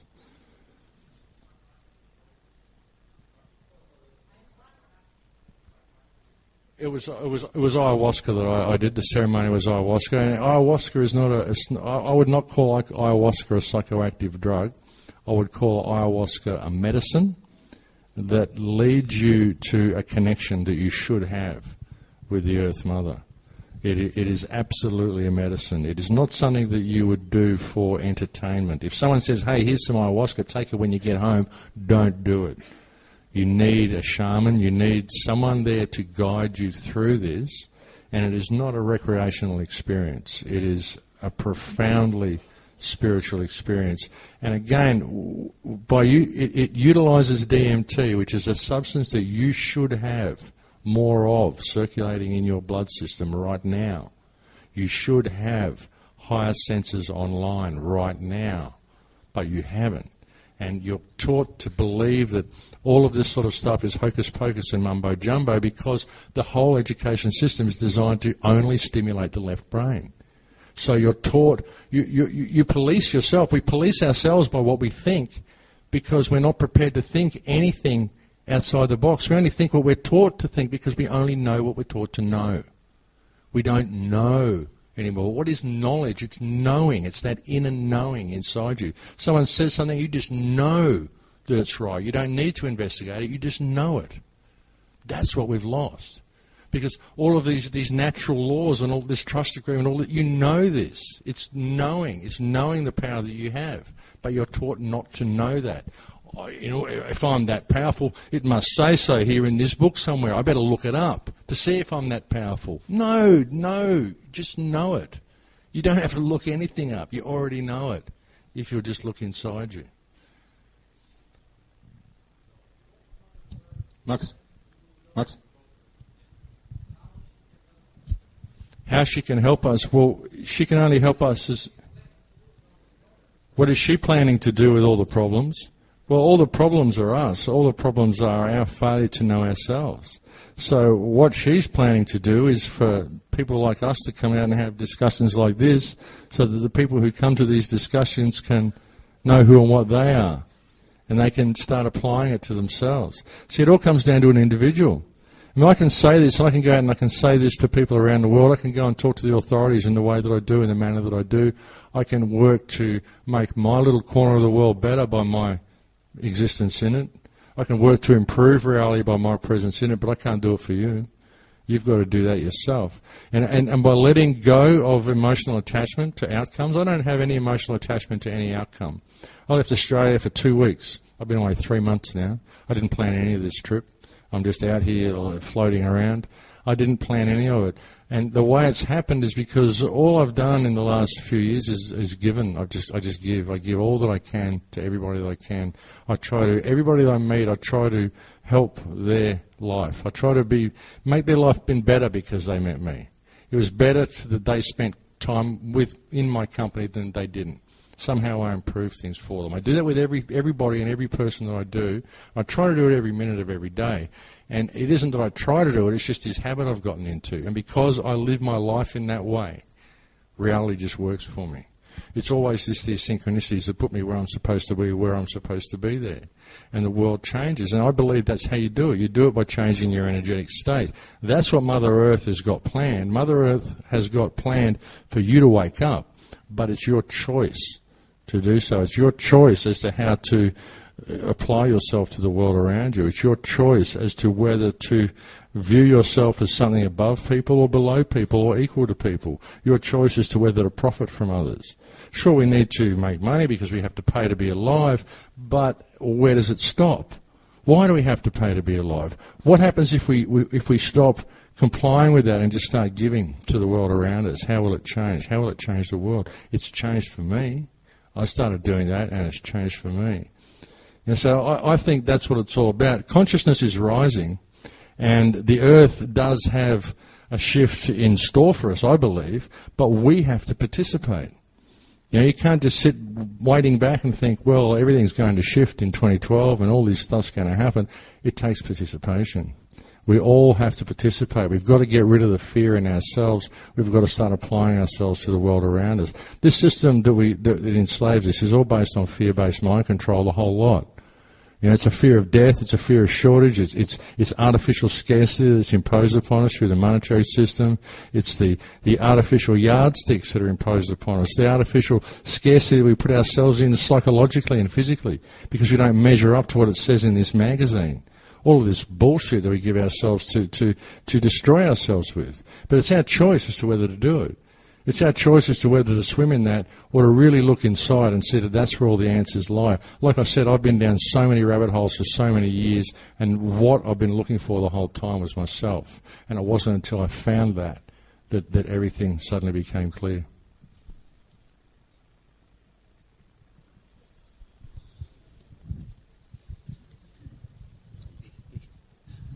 Mr. Eigen, please, one question. Do you believe it's possible in our lifetime to create a new world without religion, politicians, brain wipe, and pharmaceutical industry, and so all these brain wipe, all these lies in our lifetime? It is not possible to create a new world. Look, it's possible, but it's a big call. It's a big call to do it in our lifetime. I mean, ultimately, all I can do is hopefully leave behind some sort of legacy that will improve things for those who come after. I know that if I come after myself, if reincarnation is real, when I come back to the world, I'd like to be able to read a book of all the stuff that I said during this life, because it might help me then. And that's why I do what I do. I think ultimately, what we're here to do is improve reality by our presence in it. The difference that you make to the world by your presence in it, that's the legacy that you leave behind. And all we can do is all we can do. It really is. I mean, is it possible for us to change the world in my lifetime? I don't know. I mean, with what I've just seen around the world, the amount of religious division, for example. I mean, and I believe that's the purpose of religion. I believe religion is there specifically to create division. I can't see the good in any religion. I think that all it does is disconnect you from the Creator, disconnect you from your true spiritual power and your true spiritual wealth, and it leads you down the garden path. It leads you into an area where you're divided from other people. You know, I'm sure some people need a God, but I really believe that if they were just taught how reality works, they'd see that God's there right in front of them all the time already. It's just that it isn't veiled in religion. You know, so I mean, I don't know. I've seen a lot of division, but all I can do is lead by example, and that's all any of us can do. You know, if we can lead by example and make a strong enough statement of humanity and a strong enough statement with your heart, by the imprint that you leave on the people that you come in contact with, That's how we can change the world. I believe we can do it. I believe if we all suddenly just did this, if everybody in this room suddenly adopted these principles and started viewing each other as just as valid, everybody is just as valid as yourself, and started knowing that they're speaking the language of feeling emotion with their heart all the time, and knowing what energy feels they're creating all the time, if everybody just started doing it, 3 seconds. We could change the world in 3 seconds. But it's getting the people to do it. And it's what's so difficult is because they're in a state of fear-based mind control, because they're kept there by the system itself. So you can't judge them for it. You can't say, oh, you're a lesser person because you're not awake. You're a lesser person because you're not in a state of positive energy all the time. You're in a state of ego. You're in a state of this or that. Really, you're just being judgmental. I mean, these people are in that state because the system's trained them to be in that state, because that's what the system's designed to do. They've just you know, that's what it's done. There's just some people that break out of it. Some people have that aha moment, and they're able to step away from it. But really, it becomes so clear what the solution is. But it's got to be individual, and that all I can do is say, yes, we can, but you have to participate. You know, we all have to participate. It takes audience participation. We can't sit back and wait for the world to change in December 21st. Not if we don't participate. Ako imaš pitanja, evo ja ću mikrofon.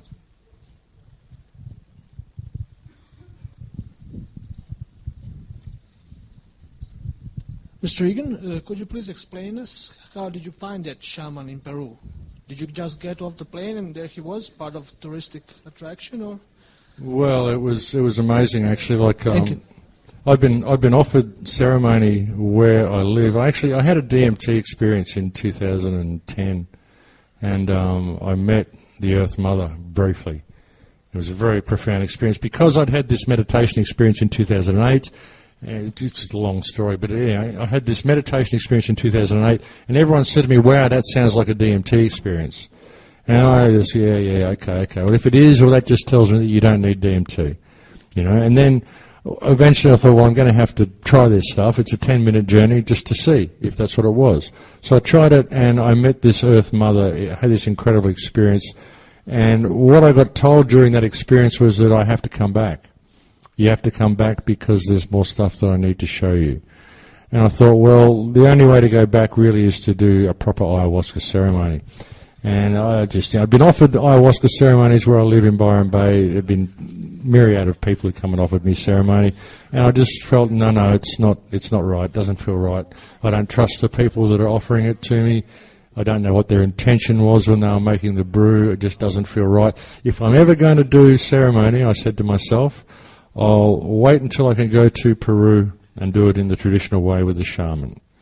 And I was saying this even though the Earth Mother was calling me, you've got to come and do ceremony. And I'm going, no, I'll do it if I can ever go to Peru.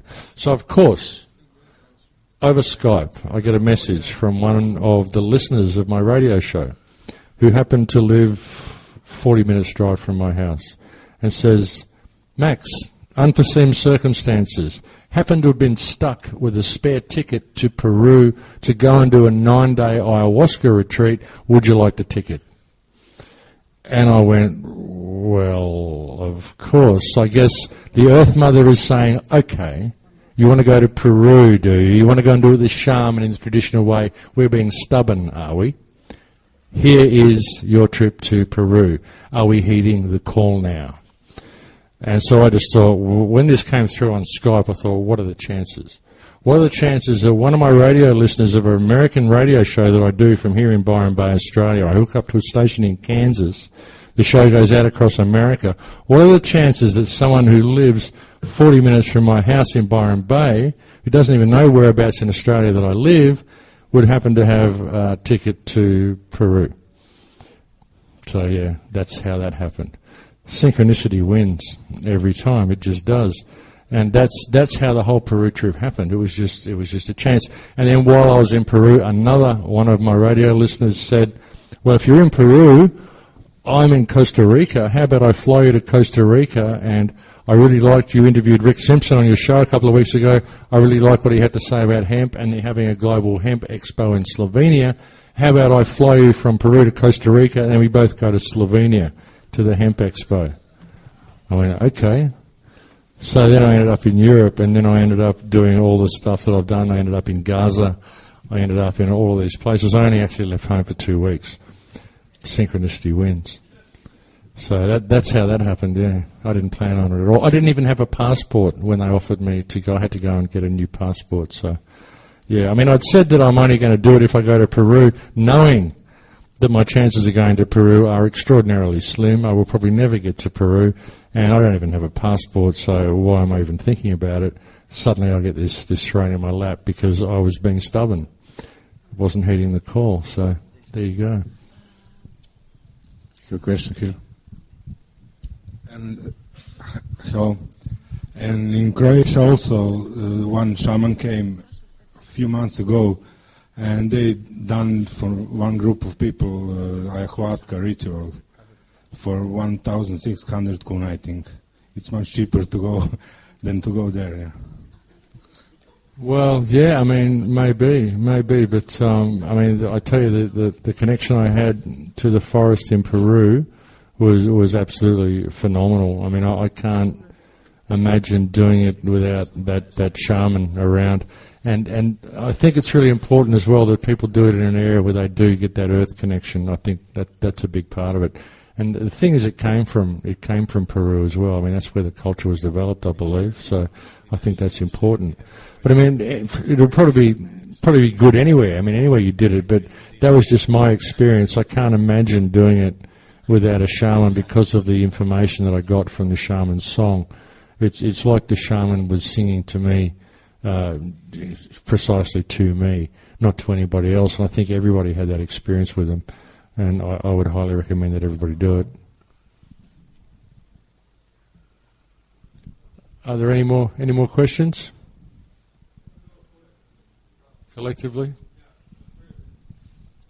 Okay.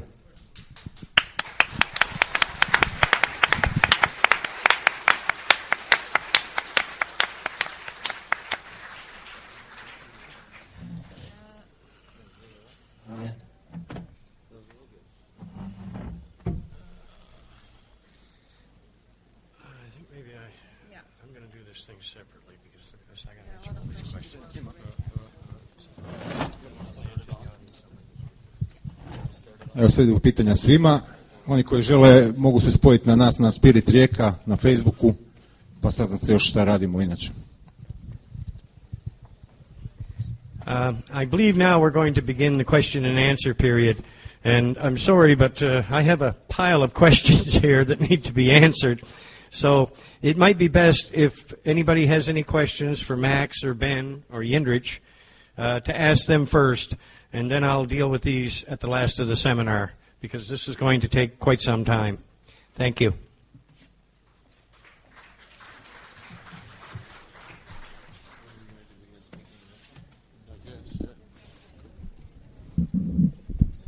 So if there's any questions, is there any?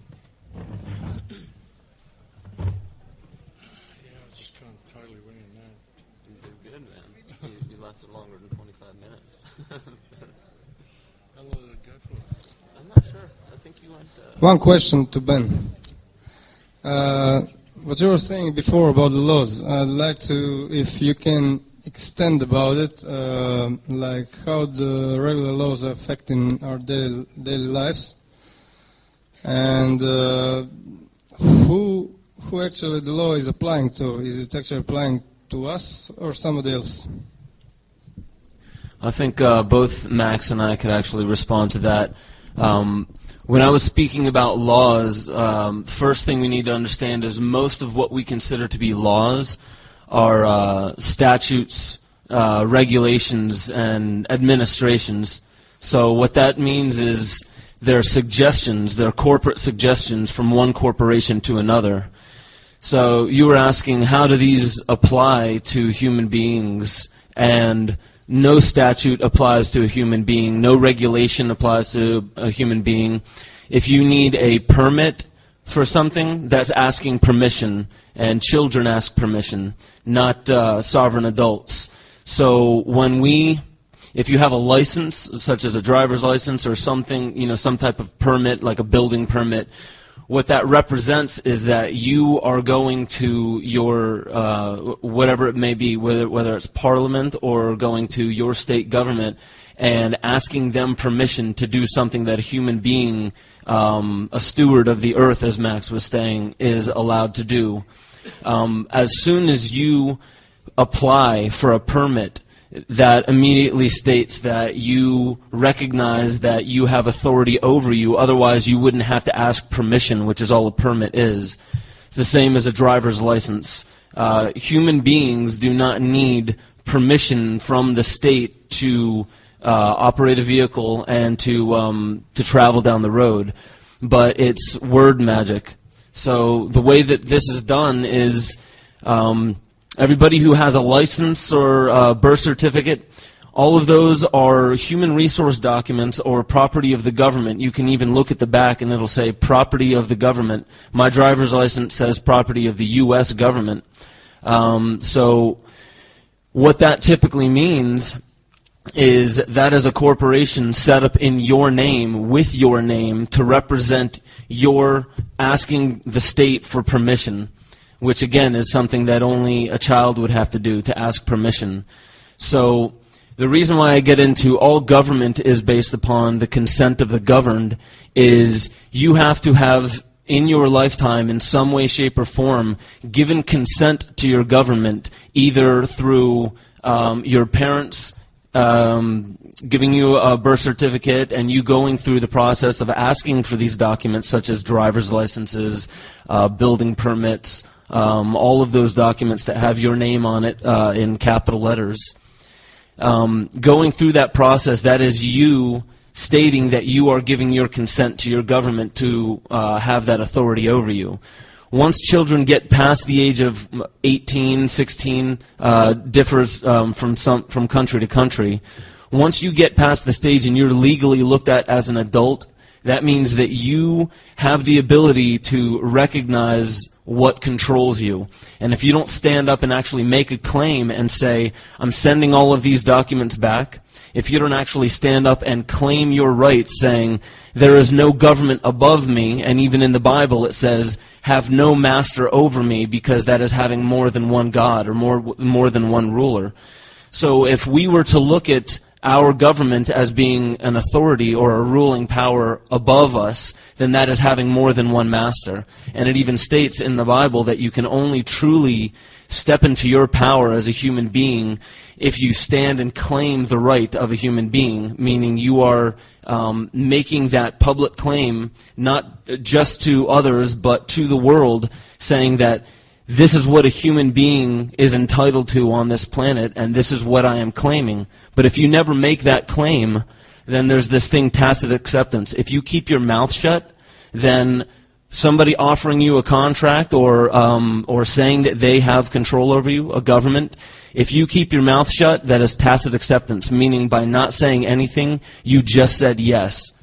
So the whole point of a lot of my work and Mac's work is coming into your own power, recognizing that you are an adult and our lives are driven by the choices and decisions that we make in our life.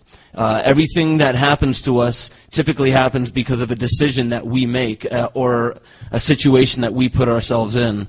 So to actually stand in your power, as Max was saying, you need to find who you are on the inside, find that unique thing about you, and then actually stand up and make a claim. So people actually in the Freeman movement are using two different forms of documents. One is called understanding and intent, and the second one is called the claim of right. And with those two documents, you can claim back all of the rights that the crown or the queen or the pope or any of those corporations, because the crown is a corporation, the pope is a corporation, all of those offices are corporations. So to actually use those two documents, your understanding, the document of the understanding and intent is simply there just to state what you understand about your government and what you intend to do with that understanding. So the letter of understanding and intent that I sent in, basically said, I understand that this government is based upon corporate rule and that all government is based upon the consent of the governed, so I am revoking my consent to being governed, and that is my intention. My intention is to revoke that consent from the government. And the second document, once they spent over 30 days and still didn't get back to me, still didn't refute or rebut anything that I had said, that's tacit acceptance. They kept their mouth shut, and them saying nothing was them saying yes to my terms and conditions. So I sent in a letter or a claim of right, which was exactly how it sounds. I was claiming my right back, the rights that the government had assumed that they had taken to take care of me. So what the government does is the government looks at anybody who does not claim their right as being vulnerable and needing protection. And that's what the government does, is they assume authority over you to protect you from yourselves. And that's why we see all of these ridiculous bylaws and statutes that keep us from looking at natural sites. I was just in England, and you can't get anywhere within 30 feet of Stonehenge, even though that was given to the people, for the people. But they look at it as, it's a natural site, we need to keep it from people. It's for the people, and the only way to keep it safe is to protect it from people, so we need to keep people away from it. It's the stupid lunacy that we see in our system that even Rick was talking about. So the governing system that we have is based upon word magic, looking into the words that the legal system uses, looking into the word person, looking into the word drive, looking into the word domicile, understanding. All of these words have completely different meaning in legal definition. The word person doesn't mean a human being anymore. Person means corporation. So whenever you see that in a document, are you this person, and you sign your name there, you are signing your name as a representative of that corporation. So without going on and on, because that's a huge subject, but I would say the first and foremost, the best thing to do is really to come into an understanding of all of the documents that have your name on it in somebody else's hand. Because that's an agreement between you, a corporation set up in your name, and that company. And when you have any document with parameters and your name on it, what that's doing is that's limiting your freedom. So people in the freedom movement or the Freeman movement who give up those documents, they're literally making a claim by giving those documents up, saying, I no longer am bound by the terms in this contract. So I would say to everybody, definitely look into those contracts that you have and how they govern you.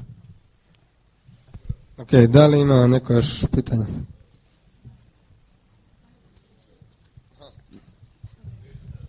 I have a question for Rick.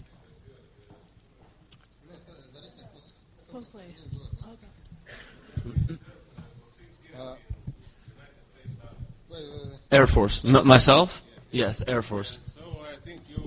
Had a contract with them, and now you are free man. What now today would you say about, for example, Julian Assange? Is he a hero or an enemy for you, for your country? I'm sorry, who? Mr. Assange, Julian Assange. You know, WikiLeaks. Oh, with WikiLeaks? Yes. Is he a hero for United States or a traitor or an enemy or what? Well, there's two ways that I look at this, and I think one of the reasons why you'll have half people saying that he's a hero and half people saying that he's a traitor. He did take an oath, and that oath bounded him to a certain type of a contract, regardless of how ridiculous the contract that when you're taking the oath to be in the military, you're really giving up a lot of yourself. But taking an oath is your word. So when you raise your hand and you state that I will uphold everything in this oath, that is your word. And a human really is only as good as their word. The reason why we have contracts is if somebody doesn't hold up to their word. All right? So that's one way of looking at it. So he did take an oath, and he did, in a sense, break that oath, but I still think that what he did was heroic for the same reason why I eventually got out of the military. Now, I did it honorably. I said I was going to commit to 6 years, so I committed to 6 years. But as far as WikiLeaks, I just look at people's merit, their heart. And I believe that Assange, he leaked that information because he believed that it was in the best hands, not being classified and not being kept from people. He believed that that information could help and liberate people. Now, I see that in his heart, he truly meant to do the best thing, and that's why I look at him as a hero. That's the way I look at it. Another question for me, please. Go ahead. Can I have a question for you, Ben, please? Sure. Just short, please. Yeah, absolutely. So, do you recognize Gavin Sheridan and his Irish site, thestory.ie? Do you know for that site? Well, I'm sorry, what was the site name? Thestory.ie. Irish site. No, I'm not familiar He with make it. all the government's documents on the one site. It's official and legal. All documents are in the one big site. Everybody can get information from that site. Okay. So I think every country needs some kind of site like that.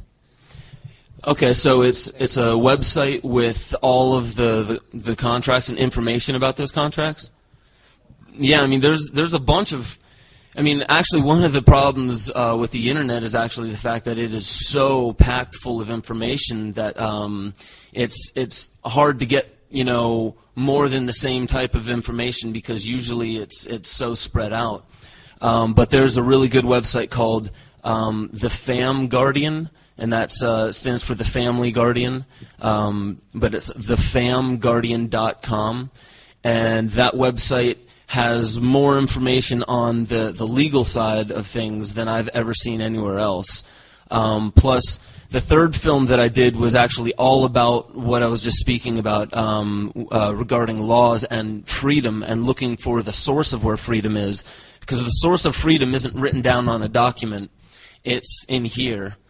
So the film that I did, Ungrip, was on this individual up in Canada, Rob and the Paget family, and he had removed himself from the Canadian government to the point where he's driving without a driver's license. He lives on a plot of land, and he built his own house with his family.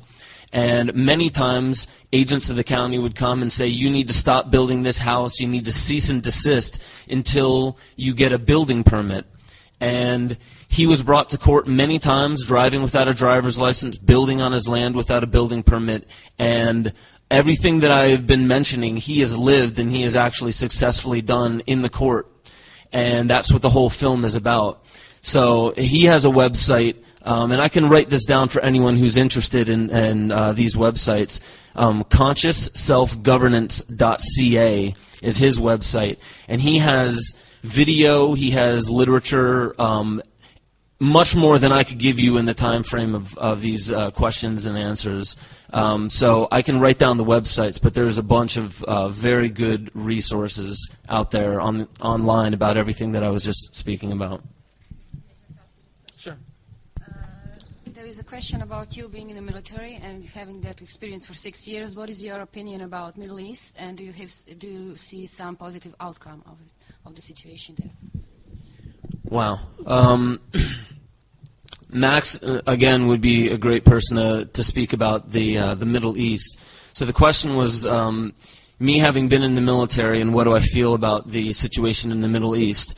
There was a funny image that I saw on Facebook that has to do with, basically, it was a picture of Iran and some of the surrounding countries and all of the military bases. And the caption was, Iran surely wants war with the U.S. Look how closely they put their country to all of our military bases.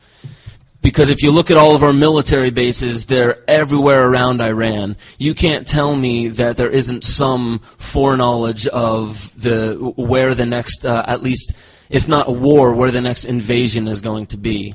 And, I saw this all the way back into 9/11. I was actually deployable ready, meaning back from basic training and back from advanced training for 2 days when 9/11 happened. And I was 2.5, 3 hours away from the Twin Towers. So it hit very close to home. And there's people that I know that were there that died in the towers. And so shortly thereafter, I started looking into, okay, this occupation in the Middle East, because it didn't take us more than a month to then enter into Afghanistan. But then the story that we were told, that we were fed, especially among the people in the military, was that we're invading Iraq because of 9/11. And that made absolutely no sense to me. And everybody that I would ask in or out of the military was, why are we going into Iraq? Oh, well, they attacked us first. Don't you remember 9/11? Yeah, I surely do remember 9/11. Show me where Iraq attacked us first. But that's as simple as it needs to be. If there is any semblance of an idea as to why we're going into the Middle East, the 300 million Americans don't really care, as long as they can still sit on their sofa and they can watch Jersey Shore, 2.5 Men, whatever it may be. They don't really need to know more than a bite-sized bit of information as to, wait, why are we in Iraq? Oh, that's right, 9/11. Back to our program. Okay? So I can't really say where I believe things are going in the Middle East, because I believe that there is a specific agenda as to why we are in the Middle East, and I think it has a lot less to do with oil and natural resources, and a lot more to do with the culture and the heritage that belongs to that area. I think that is a sacred spot with a lot of history and a lot of culture.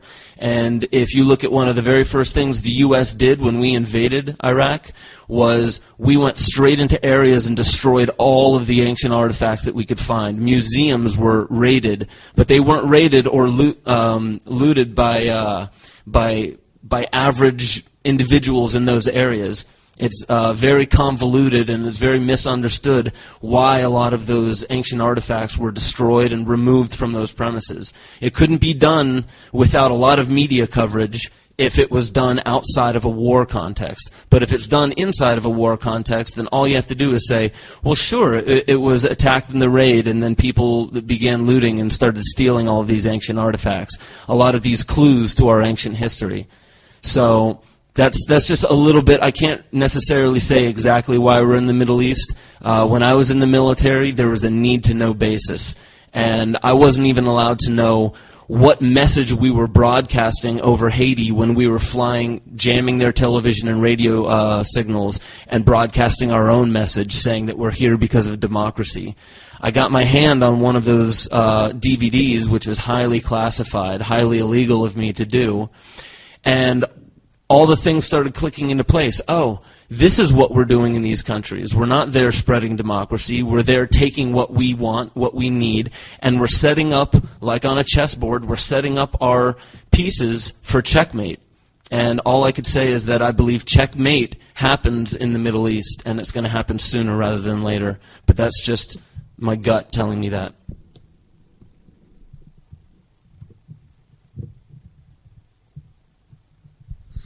Još neko pitanje možda?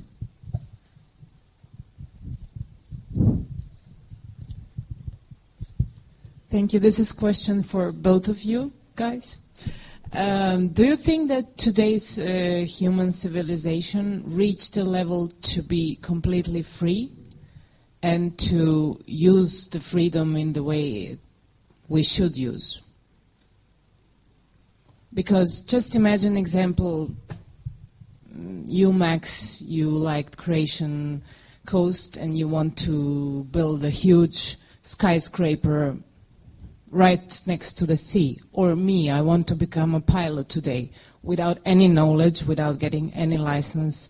Just I want to be pilot and fly with 200 people in the plane. I mean, we all have needs and we all have wishes and we all want to exercise ourselves in the biggest capacity of the word human being, but did we reach this level to be completely free? Thank you. Well, I don't think we've reached it yet. I think possibly some of us has, but it depends on what you call freedom as well. I mean, if you want to suddenly get in a plane and pilot 200 passengers when you don't know how to fly a plane, then I don't think you're going to find 200 people that will get in there with you. I mean, freedom isn't stupidity. I mean, Freedom to be ourselves. See, we aren't allowed the freedom to be ourselves until we find ourselves. I don't think we'll want to be free. Until we find ourselves, we're always going to look for parents. We're always going to want someone to govern us. But the thing is about our society is that we don't have the freedom to find ourselves. We don't have the freedom to be ourselves. We're taught who and what we must be. We have to fit inside certain parameters. I think we're reaching a stage now where we have all of the materials available to us. We have all the tools that we need to discover ourselves and to find the power that we have. Once we find that, then true freedom is just a natural progression. It's not something that you have to battle for, but it's something that you're not capable of having until you find yourself, and indeed it's something that you wouldn't want to have until you find yourself. You might think, I want the freedom to go and pilot a plane with 200 people on board, I want the freedom to build a skyscraper down the beach. But if you want to do that, then you haven't found yourself, so you don't really want freedom. You'll still be getting permission to build the skyscraper, you'll still be working within building codes, you'll still not be free. All you're doing is exercising your right to be an arsehole or something. I mean, that's what people call freedom. You know, it says on this piece of paper that I can walk all over anybody I want. That's called freedom. It's not. That's a false freedom. You know, it's about finding your own power. See, that's what real freedom is. Real freedom is knowing yourself, because once you know yourself, you can take 100% responsibility for yourself, and that is freedom. You know, and freedom and integrity. I mean, integrity has no need of rules. A great man once said that. Integrity has no need of rules. And if you are truly free, it's because you've truly found who and what you are, which means you would be in a state of integrity by default. Otherwise, you wouldn't know who and what you are. You see what I'm getting at? It all goes around in a circle, but ultimately it comes to what's in your heart. So, I mean, saying that's what freedom is, well, that's not freedom. That's just this socially accepted idea of freedom taken to a ridiculous degree. But it still fits within certain parameters that have been constructed for you. It's not freedom, you know? So it depends on what your concept of freedom is. I agree with Max. I think we all better. To Max, what do you think about these subjects brought by David Icke about reptilians, about the harvesting energy from the other entities? Is there any rhyme or reason to it? Any rhyme or reason to what? The question of the archons or reptilians? Right. Well, the archons, I mean, the thought of the archons is tantalizing. It certainly is, because it gives you some sort of an understanding as to why our consciousness may be in the state that it's in. But, you know, again, you've got to look at it and you've got to be careful not to use it as a means of externalizing things as well. You can say, okay, it's the archons. The archons have given us their mind. They're attempting to create a machine society through us, so it's them that's to blame. So I don't have to do anything. I just have to free myself from this mind parasite. That's one way of looking at it. But ultimately, I mean, it's speculation. There's a lot to suggest that there could be something like that at work. This would be where David Icke gets his reptilian stories from. This would be why the stories of the Nagas and the Chitahuri and the Snake Brothers of the American Indians and the snake cultures that exist everywhere. This could be where all of it comes from. It could be related to what the Gnostics call the archons. And that would stand to reason. But again, it's got to come down to what the solution is to free yourself from this. And the solution is to realise that there's a problem, and to realise that all of the problems that exist are symptoms of the one problem, which is your failure to be yourself. You know, our inability to find ourselves. That's why I said, like, after all the rabbit holes I've been down, what I was ultimately looking for was myself. It took me years to find that out. You can point the finger and say it's them, it's that, it's the archons, it's the reptilians, it's ETs, it's the Galactic Federation, it's Satan, it's Lucifer, it's whatever you want to call it. But ultimately, it's my failure to find myself and apply it to the world around me. That's what it all comes down to. It's all got to come to the individual. I've had people write to me and say, Max, I wish I could be as self-enlightened as you are. Could you show me how to be self-enlightened? And I say, well, the key word is self. I can't show you how to be self-enlightened. It's you've got to realize yourself what you are capable of and what you are. So I mean, sure, there might be some truth to the stories of the archons, but it doesn't change what the solution is. And ultimately, all I can do is speculate.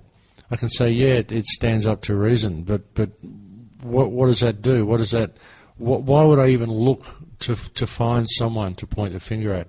Why do we persist in doing that? Why do we have to have someone to blame? When really the solution is what's in here. It's changing what's in here, because once we change that energy that we're in and apply it to the world around us, then the world changes. Once we do it collectively, the world changes. But in order for it to be done collectively, it's got to be done by the individual. Someone's got to take the first step. So you've got to take the first step, and you've got to apply it to the people around you and lead by example for those people, and in the hope that they will still take it on. And you don't go and scream this at people. You lead by example. You be a pleasure to be around. People want to know what makes you so wonderful. Why are you so happy all the time? How come your life is so perfect? What have you changed about yourself that's made your life just work the way it does? So you show people. Just lead by example in all that you do. Hopefully it rubs off.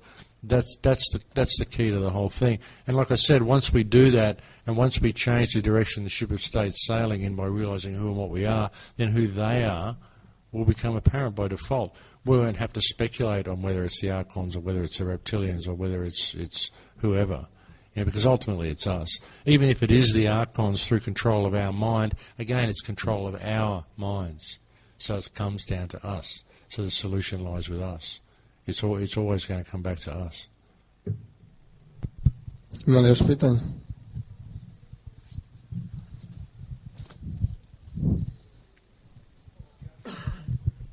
I want to ask Ben, who is your mission now in the world? Do you still speak around the world and make art, like music and others, and what you make of art? And I have one question for Mr. Rick. Did you have been attacked of drug industry because of the oil and alternative? Been accused of being in the drug industry or attacked in that way.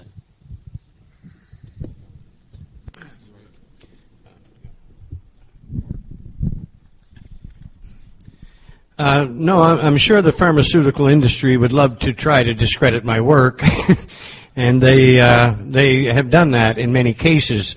They're bringing back a lot of the old propaganda that they used years ago to discredit this plant, but they're all based in falsehoods.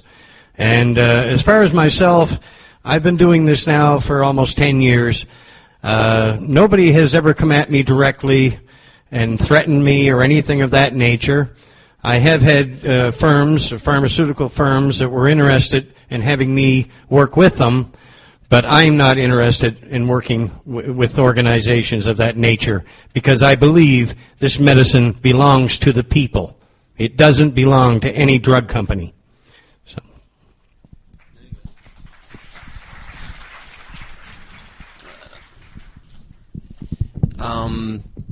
If I'm remembering your question, you're saying, what have I been doing lately? Like, what's my mission now?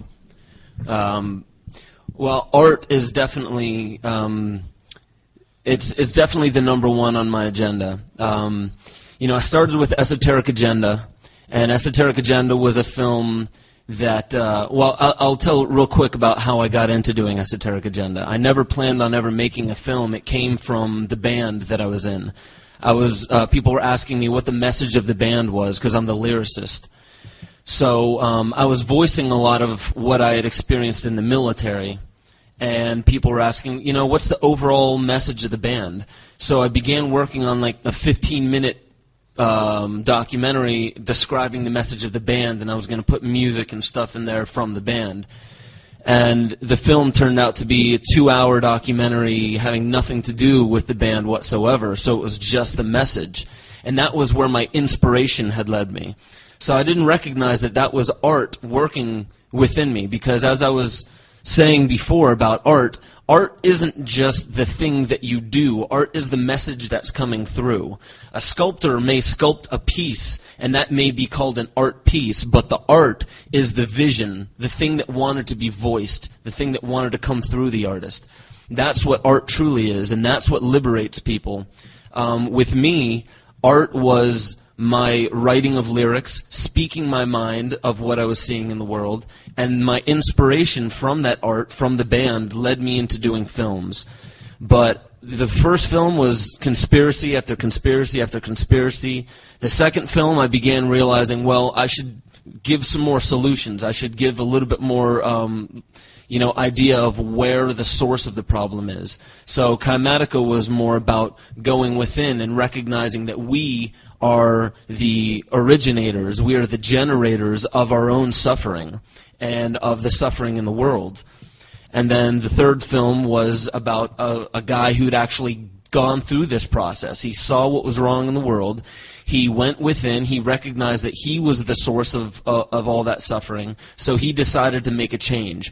So he walked the walk. He wasn't just talking about change, he actually did it. And that's what an artist does. An artist, I'm a musician, but I wouldn't be able to survive on just thinking of songs in my head. I have to actually do something. I have to vocalize it. Some action must be made.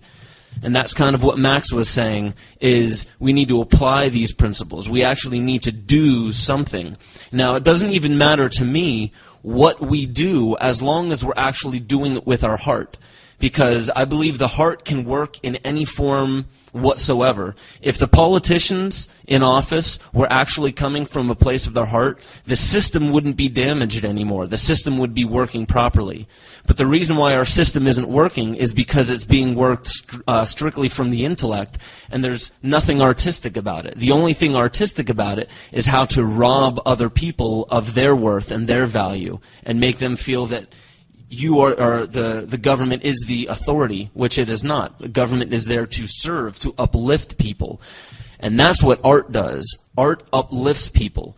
Imagine when you see a beautiful painting and some forces start moving on the inside and you recognize, I want to paint, but I don't want to paint that. That is inspiring me to say something that I've always been wanting to say. Or maybe it won't even be a painting. Maybe that reminds me of something that I wanted to get out in my dance. Okay? Now, let's say that it doesn't even come out in an artistic form that the industry would recognize as art. I've seen paintings before, and they've changed me to the core of who I am, and that made me a better lover to my lovers. It made me a better friend to my friends, a better family member. That's what art does. It inspires and lifts people up. Now, religious institutions, because I have to make the distinction between religion and the institution of religion. Religion is religare. It's uniting with that one true divine principle. That's real. Religious institutions are people's concepts and ideas about what the religion is used in a political way. And religion places demands upon people, or religious institutions tend to make demands upon people. You have to do this or else. There's guilt involved. There's sin involved. After you die, this may happen if you don't do this, this, and this in your lifetime. And that, that's how would a child react if you said, you do it or else you're going to get beaten.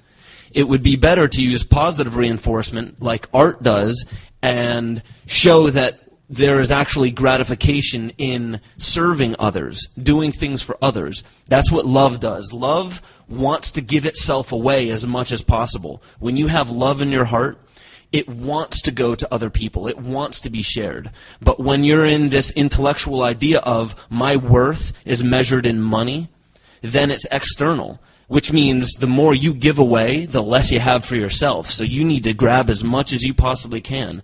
And that's this mentality that we're living in from strictly the intellect, is the more stuff we have, the more worth we have, the more valuable we are. And why I speak about art, yes, I'm traveling around the world. I've spoken so far just on this trip alone, a month in England, and I was just in Italy before this, and I'll be going back to Amsterdam and back to England to do a few more talks. And giving or what I'm offering people are actually methods to be able to connect with people. And I'll just, before I go to the next question, I'll just give one example. The Sufis, thousands of years ago, used to use this method called the Sufi heart dance. And when a judge couldn't figure out whether a suspect was guilty or not, they would bring in a Sufi master. And that Sufi master, all he would do was sit down, put his left hand on the shoulder of the suspect, his right hand on the heart, and just stare into his eyes silently for about a minute, not even. And the Sufi would be able to recognize just by looking into that person's eyes whether they were being truthful or not. So using this method, I say to anyone who has a lover, a friend, or even a stranger that agrees to doing this, I would, not recommend going, on the street and just staring somebody in the eyes. It gets a little intense.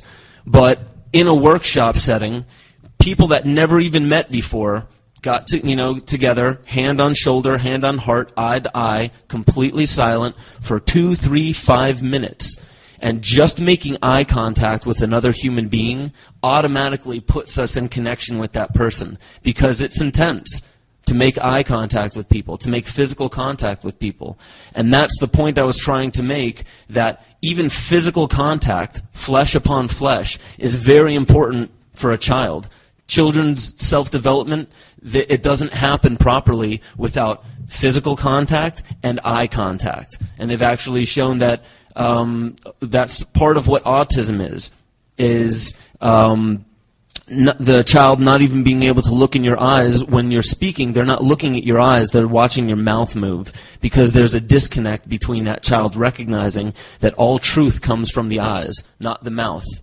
And that's what happens in our society. We think that truth is spoken in words. As Max was saying, words tends to cut off things from their real definition and put them down on paper. And the eyes, you can't lie with the eyes. So I would say that's what my mission has been. It's art, because art is giving an authentic voice to people, a way to authentically voice what's within them. Because if there wasn't a word to say how you feel on the inside, then it has to stay in there. It has to be held down there until a word comes about. So that's my mission, art.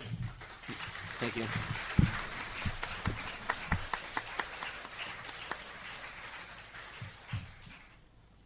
Any more questions? Pytanie już?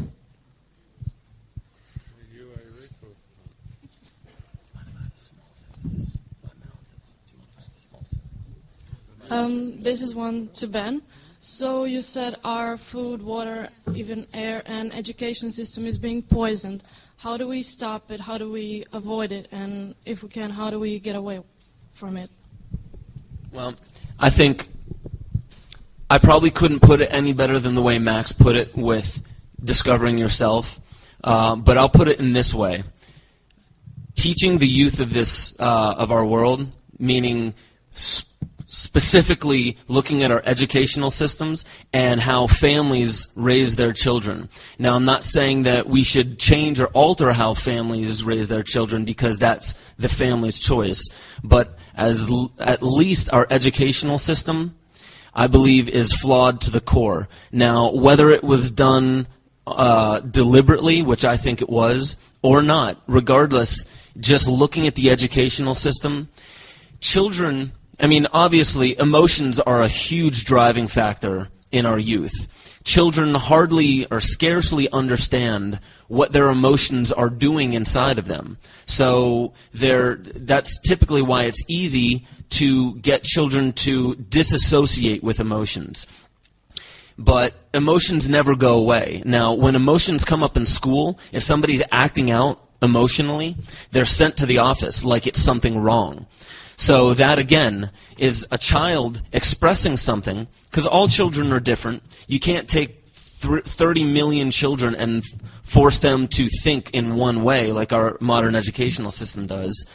So I would say the way out is completely revamping the educational system of our youth today. Having maybe even setting up a whole new educational system for parents to even understand what education is, because it's not facts, figures, dates, numbers, none of that stuff. In fact, I've even heard general education board members say that after 12th grade, they hope children completely remove everything that they've learned, except for the math and some of the simple things, but everything that they've learned in school. It's better that the child completely removes all of that before going into college, because another program, it's kind of like clearing the hard drive and putting another program in. So that goes to show that even general education board members don't believe that what's being taught in school is necessary. So you have to look at the fact that it's not what's being taught in our schools that's the problem. It's the fact that it's not critical thinking. And our children are growing up like computers more than they are growing up as artists. Artists are celebrated in their individuality. But in our school systems, we don't celebrate individuality. We squash it. And we send people to the office if they're acting out of their emotions. You can't completely remove emotions, but that's what I believe this presence, this force on this planet that has become highly intellectualized. It uses sexual symbolism for our children. If you look at a lot of the movies today and a lot of even cartoons, there's a lot of sexual symbolism that completely perverts children's understanding of what sex is and makes it seem very taboo and very wrong and very dirty. So sexual education, proper sexual education for children, and just regular actual education. As I said, education is educare, to educe, to bring out the natural, intelligent qualities of a child, not to shove information in and to force them to conform to one way. So, I mean, there's a million things that I could say about, like, our water. Yes, our water is being poisoned. The best thing that I could say is just be very aware of where you get your water from. Maybe get a water purifier or a distiller or reverse osmosis to get all of the chemicals out. Pay attention to the food that you're being fed. Most is genetically modified in the United States, and most of the sugar is not real sugar. It's corn syrup. 95% of everything you'll eat in the States is made from corn, because that's one thing that Monsanto has a monopoly on. So pay attention to where the food is coming from. Grow your own garden. Get into, actually growing your own food, because that's shamanic in and of itself. When I was showing plants and showing how plants structure its own water, it structures that water according to the environment. So if you grow your own garden, your food is going to naturally become medicine for you.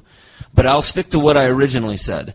The very first thing that I would say, if I had any sway politically or whatever, the very first thing that I would say is to completely remove the General Education Board and start completely new in figuring out how to actually educate our children, because they're not being educated.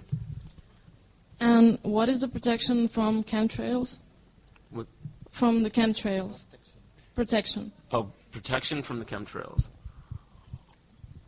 You want to feel that one, Max? I didn't. Protection, mate. It's hard to find any protection.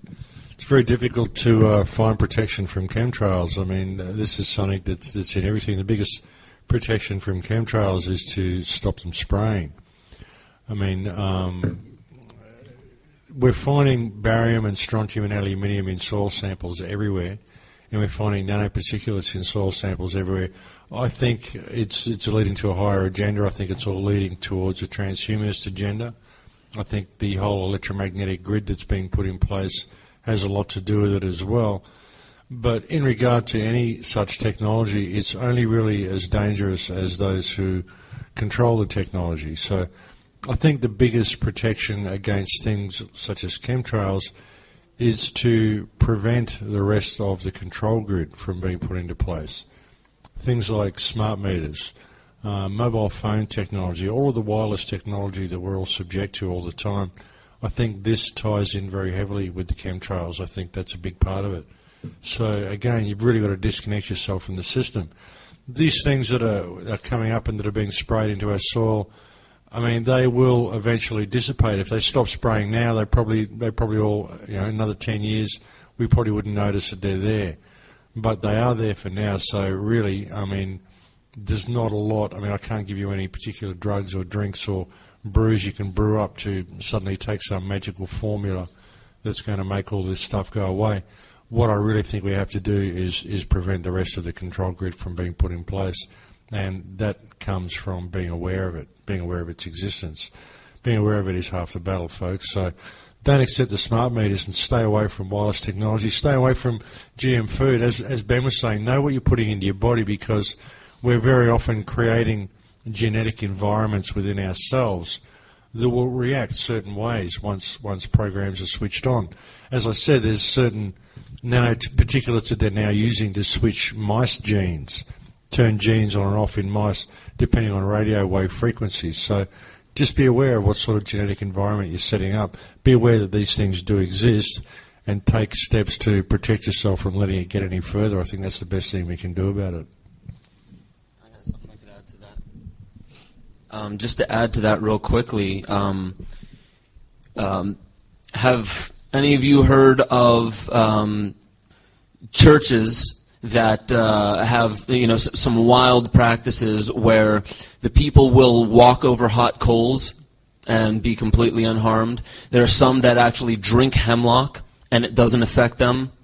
What I'm getting at with this is the fact that there's a lot of things in our food, a lot of things in our water, a lot of things in our air that can harm us. But the biggest prevention method for now at least is understanding how our body processes any toxicity whatsoever. If you are in good health, meaning in balance, because all health comes from balance, if you are in good health, your body will be able to eliminate toxins. So what they're spraying in the air, as of right now, there's absolutely no way around it. It's there in the air, it's there in the soil, it's there in the water, because it goes absolutely everywhere. One reason why I think yoga is extremely important is because your entire body is a brain, and when you bring yourself into good posture, when you have good posture and you're actually stretching and keeping your body limber, then what's happening is all the energies and the forces in your body are able to move freely. It's only when you stop moving and you become less flexible and you begin to hunch over and your body starts to dry out and become decrepit that energy stops moving. And your breathing slows down and becomes more shallow as you age. So yoga, breathing exercises, and coming into good health will allow your body to process a lot of the toxicity. It's kind of hard to keep the toxicity from going in, because you just stand outside for 10 minutes, you're going to start breathing those nanoparticulates. But one of the best things to do is really just keep yourself in balance. In the same way that people could drink an entire vial of hemlock that would kill a horse or a mule, and they go unscathed, unharmed. That's because they're in the right mind frame, and their body is processing it, but it's letting it just be pissed right back out. So one of the best prevention methods before actually stopping them from spraying is obviously bring yourself back into better health. One question regarding what you discussed before about children and the educational system.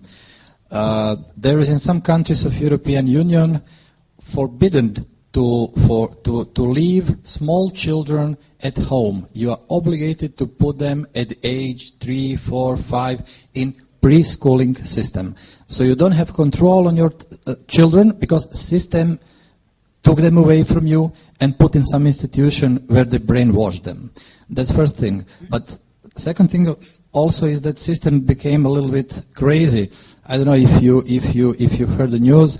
It was a couple of months ago in the United States, where police arrested a child of 5 or 6 years in one school because she was angry. And they put them cuffs on the hands and throw them in the jail. 6-year-old children. That's incredible. So the system is playing very dirty. So should we play nicely? Well, I'm never a fan of playing too nicely.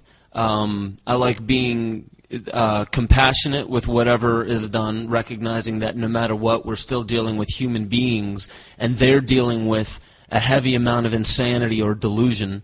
So when it comes to that and them playing dirty, I wasn't aware that in the EU, it stands to reason, but I wasn't aware that in the EU, you said at the age of 3, 4, in some countries it's mandatory that you put your children into preschool.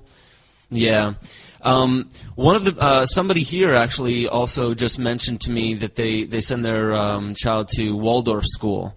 There are school systems, and Waldorf isn't the only one, but there are school systems that do pay quite a bit more attention to the whole human being, because the intellect, I hate to make it sound like the intellect is the bad guy, because it's not. It's just any relationship between a masculine and a feminine where the masculine is highly dominated, or highly dominating, and the feminine is highly dominated. Obviously, you're going to notice that it's not balanced, and that's where health comes from, is our balance. So Waldorf school, that's one option for people, but I don't even think that's getting to the heart of the problem. As you said, they are playing dirty. The best preventative method is for the parents themselves to take an active interest in knowing themselves more so they can be the change that they wish to see in their children. Because children don't learn necessarily by what you tell them. They learn by facial expressions, body language.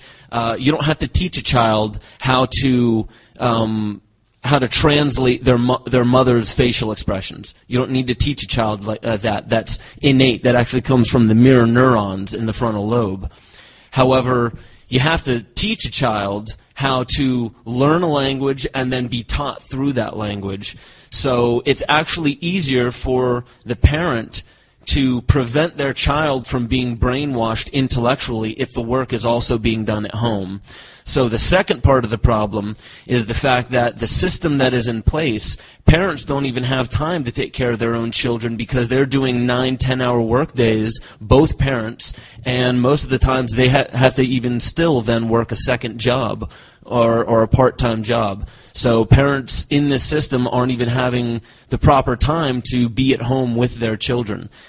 Children are sent away for an 8 to 9 hour day from age 3, 4, 5, all the way up to 18, and then when you're 18 you go to another school and do the same thing for another 4 years, and then you get out of that and you just go into a job, the workforce, and that's 8, 9, 10 hours every single day until you retire.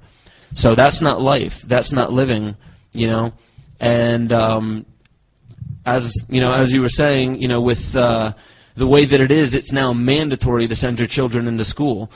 However, it's only mandatory under the current system. And as I was saying, believe me, I understand that this isn't the easiest thing in the world for people to do, but the system is a suggestion. And it only has authority over you when you have consented to being governed by that system. So I think that right now the best thing that we could be doing is what, Max, I myself, Rick, and a lot of people are doing is traveling around, meeting with communities, sharing these ideas, and getting people to actually stand up and do something.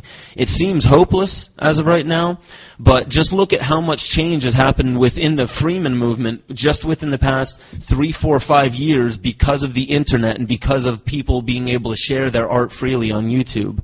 These films and these books that are being put out there for free is art, ways of sharing ideas, and a lot has been done just within the past 3, 4, 5 years of making people aware of the fact that this government, that they had gone through their entire lives thinking that the government was above them, now to come to find that, wow, we are on top and everything there is supposed to be in place to serve us.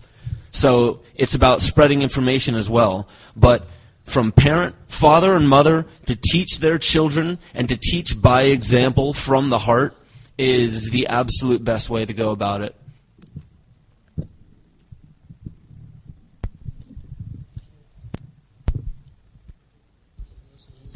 Might be your turn, Rick. So it's working. So this question is for Max. It may border on nuts, but please bear with me. It's something that I'm interested in. So a few years ago, I read a book written by a French Jesuit philosopher and anthropologist, Jean-Pierre Teilhard. And he mentions a certain omega point, like some sort of, I don't know, a tipping point for human consciousness or something. So in regards to the, well, famous year 2012, what are your thoughts on that? I mean, there was an article I read a few months ago about an event. There's an event supposed to happen, like when the human population reaches eventually the mark of 8 billion people, as if this number of 8 billion is somehow important. So I was wondering if that will be that tipping point when some sort of neural net will be formed or something that's supposed to bring humanity to this new evolutionary, I don't know, level of consciousness or something like that. And how do chemtrails fit into all that to stop that, to prevent that point from happening? So what are your thoughts on that? Well, I think it's just another theory I read, of course, but still. Well, I think that there's a possibility that we are going to come to a tipping point. I think that we're coming to it already, but there's too many people that are sitting back just waiting for it to happen. They think that when we hit a particular date, such as December 21st, suddenly there's going to be this huge consciousness shift and everybody's going to become enlightened. They're not realising that they've got to participate. It's all about audience participation. See, we're getting the understandings that we've got now, which can enable us to have the freedom that we've always craved and always desired and always deserved. But we have to participate. That's the thing. I see pockets of resistance all over the world. Everywhere I've been, I see little pockets of resistance. Everybody now knows what's going on, but people they're still disconnected from each other. You know, so we need to find ways of connecting with each other. The way to do that, I believe, again, is to lead by example in all that you do. It's always got to come back to that. So you start the ripples in your own community by being who and what you are, and you create that tipping point yourself. I don't think that we're going to get to any particular series in population growth that's going to be, okay, well, now we've got this amount of people that are enlightened, we can create a new energetic field and suddenly it's all going to change. I don't think it gets to that. I just think it's up to how much we want to participate. It really is. It's got to come down to the personal thing. I mean, that's the only reason I come out and do these sorts of things. And like I said, I didn't actually come out on a speaking tour. I came out on a listening tour. But it's always good to speak to people, and it's always good to share the message and to offer your perspective to people in the hope that you can help them wake up to the power that they have. And that's what it's going to take. I mean, yeah, we're reaching a stage where we can have some real change, because even the fact that we're having discussions like this, discussions about real freedom, what real freedom is, what real education is. See, the education system is a huge problem because it isn't education, it's indoctrination. We don't educate. We go to universities, university, one way, one path. It's always this one method. Think inside this box. So we need real education, and that's got to start at home. We've got to educate ourselves. We're not going to do that until we find ourselves. It always comes back to the same thing. We have to create the tipping point. We've got an opportunity to do it, but we have to participate. Don't sit back and wait for it to happen. Apply yourself to the world around you. See, if you're being judgmental to others and you're trying to force your opinion down the throats of others, you're being part of the problem. Really, it's knowing who and what you are, so you can see the validity of yourself and see the validity of others. Even those who are wrong, even those who have a completely wrong opinion of what's going on in the world, their opinion's still valid because it's based on what information they've had up to that point. You don't judge them for it. You lead by example. You show them that there's something different by being that change yourself. That's how we do it.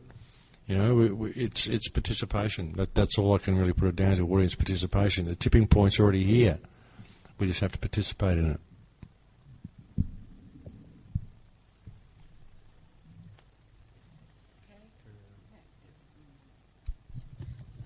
Okay, now we will start with questions for Rick. We have a lot of them, so we will try to go through all of them. Some of them are kind of overlapping. Yeah.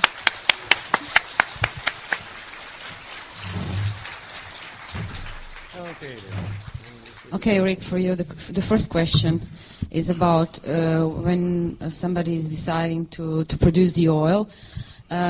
Is the oil good if it's from the hemp that is being treated with pesticide and chemicals? What will be the quality of that hemp oil? Well, pesticides and chemicals, they stay lodged in the plant material. But the resins of this plant contain no poisons or pesticides. And even if there was a slight amount of poison in the resins or the oil you extract, the oil is so anti-poisonous that it would neutralize any effects of these chemicals. Okay. The next one, it's about arthritis or eczemas on the skin. What would be the treatment? To take it orally or to use it as a cream? Well, for arthritis, it's best to take it orally because, I mean, you need to get the oil in your system to take care of the arthritis. And I know myself, both of my knees went when I was 45 years old with arthritis. Today, I'll be 63 at the end of November, and I've got joints like a teenager.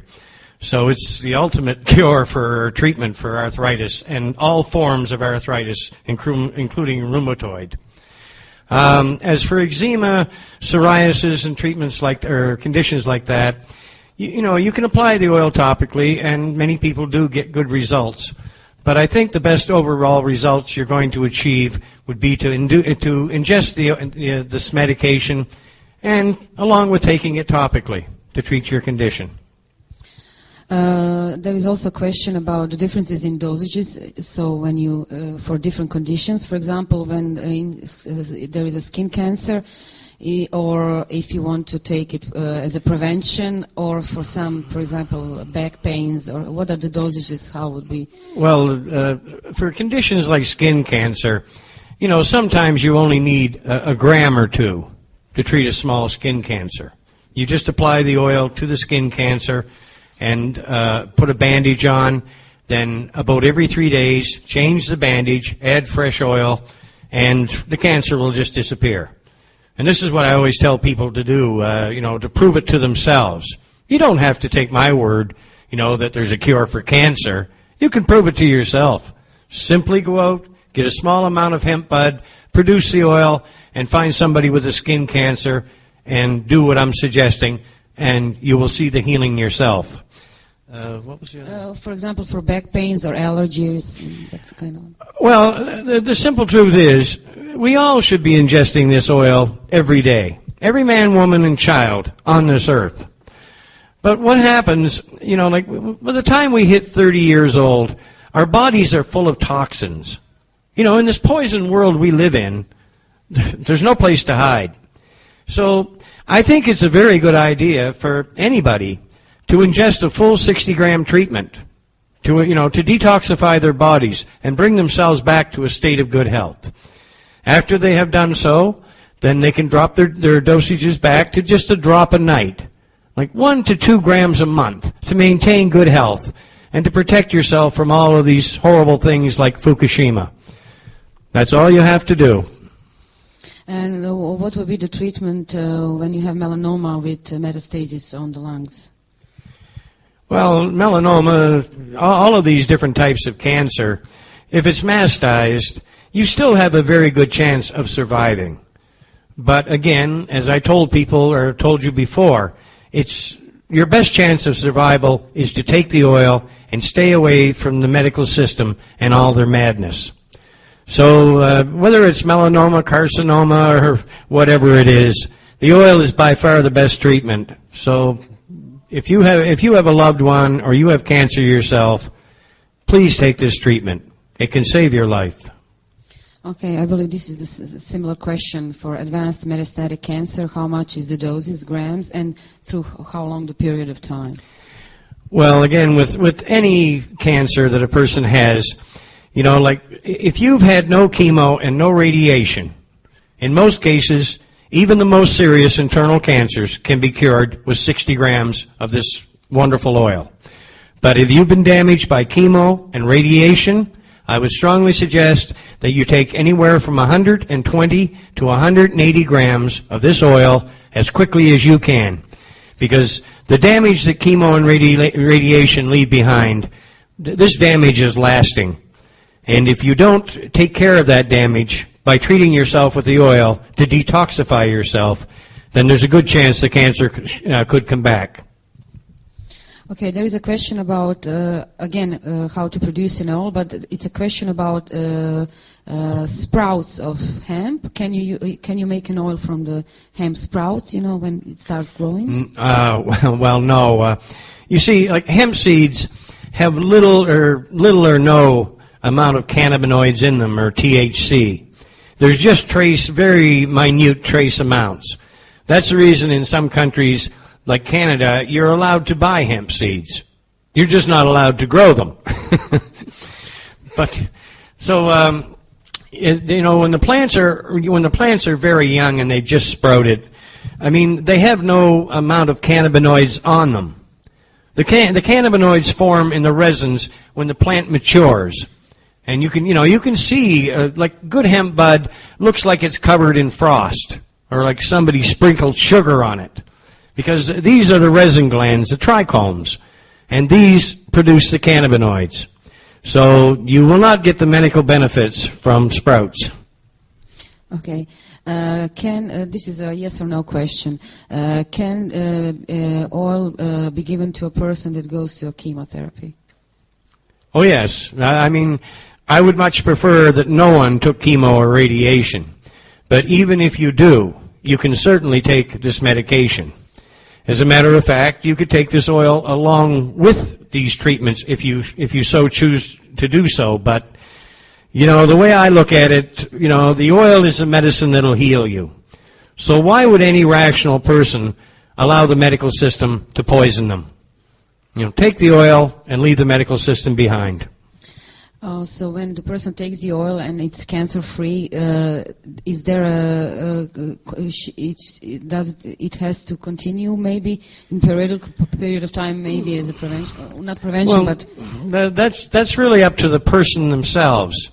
I mean, if you're a grower and it's not costing you nothing to produce your oil, then take as much as you want for as long as you want. It's not going to harm you in any way. But, at the present time, most people have to go to drug dealers to buy this, the material needed to produce this. So that can get a bit expensive. But I think it's the most important thing is just to take enough oil to get yourself back into a state of good health, and then continue to take small maintenance doses every day every evening, about an hour before you go to bed. And that will maintain good health. Okay, there is also a question here about how you make an oil, about ethanol, which is better. What will be the better quality of the oil with the product that you use in? My favorite solvent actually is ether. I think ether makes the best oil on the planet. But if you look at the scale, like naphtha or benzene is not too far down the scale from ether. But now, what happens with ether and naphtha, especially ether, you will generally always make a golden oil that often you can see right through. And the same holds true with naphtha. But when you use alcohol, you see, alcohol is a less selective solvent. It actually takes some of the chlorophyll from the plant material, and it can take other toxins from the plant also. So I would much prefer to use benzene or naphtha instead of alcohol. But, I have used alcohol in the past, and I know many people that have used it, and they've had good success with it. But the only problem is with alcohol is usually it's almost impossible to get 100% pure alcohol. What you usually get is Everclear or something of this nature, which ranges from 85 to 90%, maybe 95%. But that extra percentage that makes up the 100%, that extra percentage you're dealing with is water. And that makes alcohol that is 95% a much less efficient solvent than pure benzene. So I really believe that that ether and benzene are the best. But if you can't get anything else, 99% isopropyl will work just fine. And I have cured a lot of people with cancer using that process. Would you recommend using a medical source of cannabis with lots of CBD for producing the oil? Right now, there is a great deal. There's a great number of people out there screaming about CBDs, and actually, CBDs are an antagonist. They block your cannabinoid receptors. So I don't want to see the cannabinoid receptors blocked, and I'm not saying that CBDs have no medicinal value. I believe they likely do, as do all the other cannabinoids this plant, contains. But I think the value of CBD is highly overrated. And the best way for me to describe this is like back in Canada, when I was treating all of those thousands of people, I just went out and I looked for the strongest, most potent strains possible, the most sedative strains. And they would probably contain small amounts, very small amounts of CBDs. But that's what I used to heal myself, and I used the same to heal so many others. So until we have more research, and it's been proven what these other cannabinoids really do, I think it's best if people were to follow my instructions to get the best results. Also, there is a question about producing oil. When you use the buds, can they also put the leaves in it? Yes, you can mix leaves in with the buds if you so choose. But you have to remember that you are weakening the oil. Now, I made oil in Canada from leaves that I used to treat people's different skin conditions. And it worked quite well. But if there's someone sitting in front of me who is dying from terminal cancer, I don't want any leaves or, I don't need the leaf material. I need the very best, most potent bud because their life is in my hands. And I don't want to take any chances. The most potent resin comes from the bud of the plant, so that's what I use to treat serious illnesses. Okay, this is another illness that I'm not familiar. It's somebody's mother was diagnosed with illness called amyloidosis, and it's something that they first found in liver, and there is no cure, so they can try with oil. That is the question. Well, they would certainly have the best chance to survive. This oil works on all medical conditions. The medical system loves that word. Incurable. MS is incurable. Cancer is incurable. Hell, they got all kinds of things that are incurable.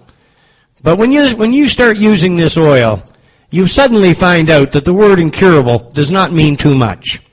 So if this woman has any hope, it's the oil.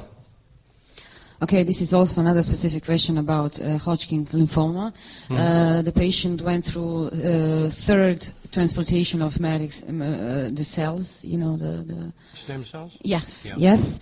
And now he's out of the hospital, and how can he use the oil after the hospital, and what would be the dosages, how frequent, and how much oil? Well, I would say a patient like that should sit down, and if they had no chemo or radiation damage, they should ingest a full 60-gram treatment as quickly as possible.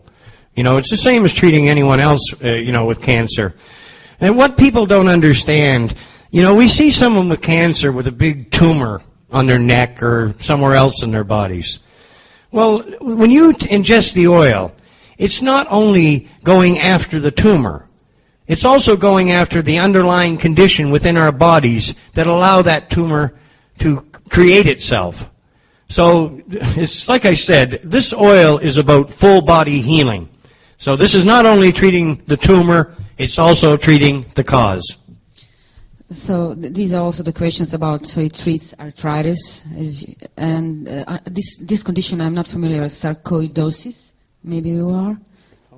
Yeah. So it's just horrible, some of these names the medical system dreams up. They're this long. I don't even think the doctors know what it is. But as for arthritis, the best thing to do is to show a demonstration. When I was 45 years old, both of my knees went from arthritis. I couldn't walk at all. And they wanted to shoot my knees full of cortisone. That I wouldn't allow. So I went on glucosamine for a few years, and it did help me, but I always had pain, no matter what. After I got on the oil,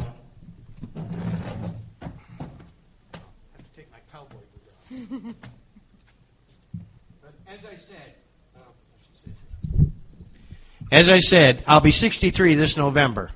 Do these look like the joints of a 63-year-old man? So there's your answer. And there is also a specific question about the moles on the skin, because this person was given information that it cannot be used directly on the mole, the oil. So please clarify. Well, apparently this person was given some bad information. Any warts, moles, or anything that's unhealthy that's growing on your body, if you can treat it with a tincture, like an alcohol, or take alcohol and mix it with hemp oil. But I prefer to treat these things with the pure oil itself. If you have a mole that's growing and it's darkening, then you know it's unhealthy.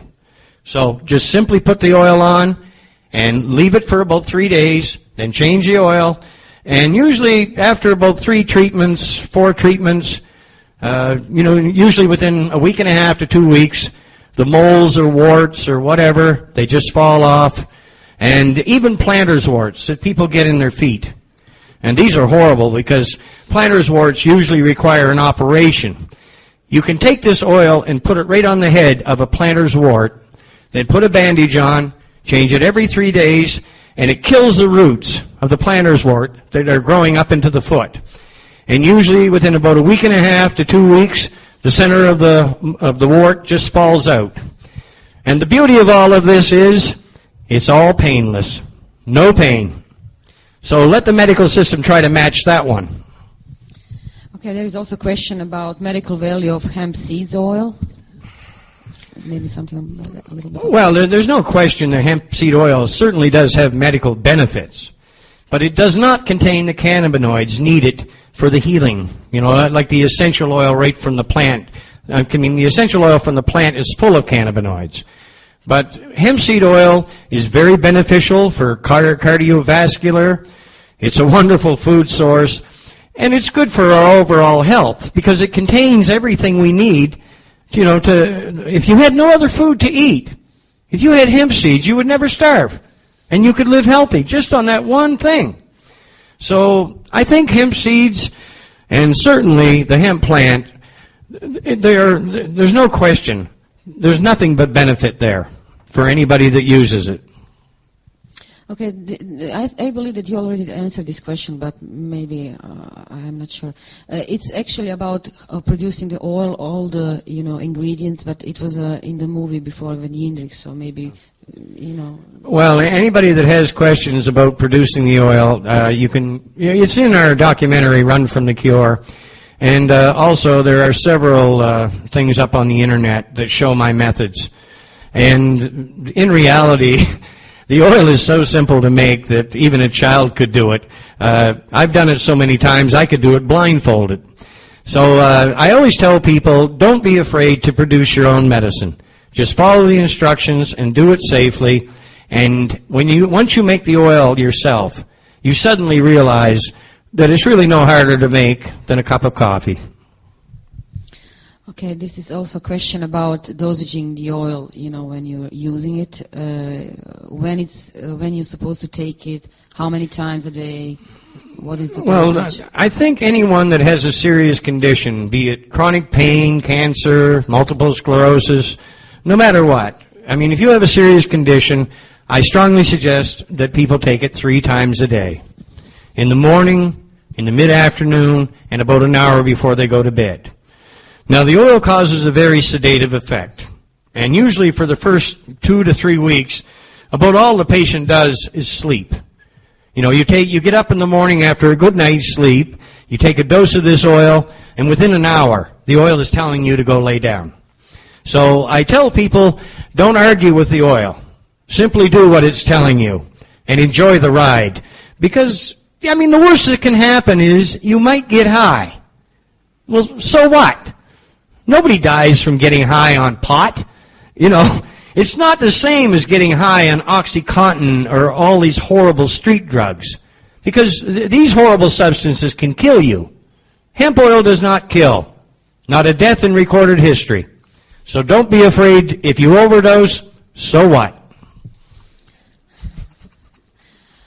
Okay, so we already established that for producing the oil, the best are the buds. Yes. And the next question is where somebody can buy the seeds. Well, I mean, there are several companies. There's DNA Seed Company, Greenhouse Seed Company. There's TH Seeds. There's all kinds of seed companies on the internet. There's another company in England called Attitude Seed Company, and they ship hemp seeds worldwide. But they're shipping them to you as souvenirs. So for God's sakes, don't grow them. There's also another question: how many plants do you need for example, for that dosage of 60 grams? Well, I get that question about how many plants are needed all the time. But it's not a matter of how many questions or how many plants are needed. It's a matter of what strain you are growing and what situation you are growing in. I mean, you can take a big plant. If you grow big plants and you have a long growing season, you could grow as much as 1.5 kilos off of one plant.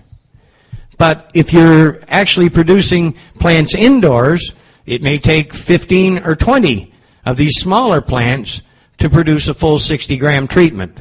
So in reality, it's all to do with the strain you are growing and the method you are using. There is another question about when people, different people has different diagnoses, so it's all about dosages and how that person is going to take it, you know, and it's about that tolerance that you were also before speaking. Well, I mean, the medical system tells us there's over 100 different types of cancer. And to me, I mean, you know, if you have this type of cancer, you have to take a specific treatment that they recommend. Well, this substance, it kills all types of cancer cells. No matter where it's at in your body, this will kill cancer cells. So it really makes no difference what type of cancer you have. We don't have to play the game that the medical system wants us to play. You know, when you have a substance that actually causes programmed cell death within cancer cells and does no harm to healthy cells, that's the best medicine you can take, and the name of that medicine is hemp oil. This is also a question about how would person would know if it, for example, has few medical conditions and, for example, diabetes and the cancer. How would know how many oil it should take from the period of time, month, 3 months? Well, I mean, somebody that's a diabetic, when you start ingesting the oil, now diabetics have to check their blood sugar all the time. So check your blood sugar. And if you don't need as much insulin, take less. But in a vast number of cases, what happens is that they require less and less insulin till they require none at all. And what we've seen with this oil, it has the capacity to rejuvenate vital organs. Now, your pancreas is a vital organ that produces your natural insulin. So what I've seen in so many cases is basically that it's rejuvenated the pancreas, and now the pancreas works again. Okay, can we buy oil here in Croatia or in Slovenia? Well, you could if you could do something about your governments. I mean, that's all that's holding this back. And I think it's nothing but evil on the part of governments. I mean, they're supposed to be representing our needs. And, I mean, when you look at the number of people and diseases today that are escalating so savagely, I mean, like, we're in the middle of a cancer epidemic. And who's helping us? Well, this oil can help us with all of these horrible diseases like Crohn's and Alzheimer's and all of these cancers. So, who has the right to deny us the right to use this? And why aren't our governments doing something about this? They're supposed to be working for us. Instead of working for the big drug firms. And that goes for the police, the legal system, all of them. You know, I mean, the big money controls the governments in turn control the policing and legal systems and medical systems. So the responsibility lies with the government. The next question is about sorts of hemp. Which one is going to be the best for producing the oil? You know, are they all equally valuable? Well, from what I've seen, I mean, I always tell people to use the strongest, most sedative indica or indica-dominant strains. This is what I'm looking for, pure potency and power. Because, I mean, the oil, if it's produced properly, this oil will knock an elephant off its feet. So that is the best to use. But in fact, the real fact of the matter is there are thousands and thousands of different strains of hemp. You know, there's ruderalis, there's indicas, and there's sativas. And then there's all these crosses. But I think the pure indica strains or strains that are strongly indica dominant are by far the best to use for medicine. So that's what I recommend to everyone. And look for a strain, if you're going to buy from a seed company, look for a strain that is 20 to 25% or even more THC, because that gives you the potency to heal yourself. About daily dosaging, what would be the maximum for a daily dosage? And should it be taken once or twice or 3 times? Or? Well, there is no maximum dose. I had a gentleman back in Canada that was in his 80s. He was dying with lung cancer. Now that man could take 2 grams, that's the same as about 2 milliliters, of this high-grade oil. And I mean, this was very, very high-grade oil and very potent. Once his body became accustomed to it and his tolerance built, he was going to town every day talking to his friends, and nobody could even tell that he was taking this medication. And he was ingesting 2 milliliters a day.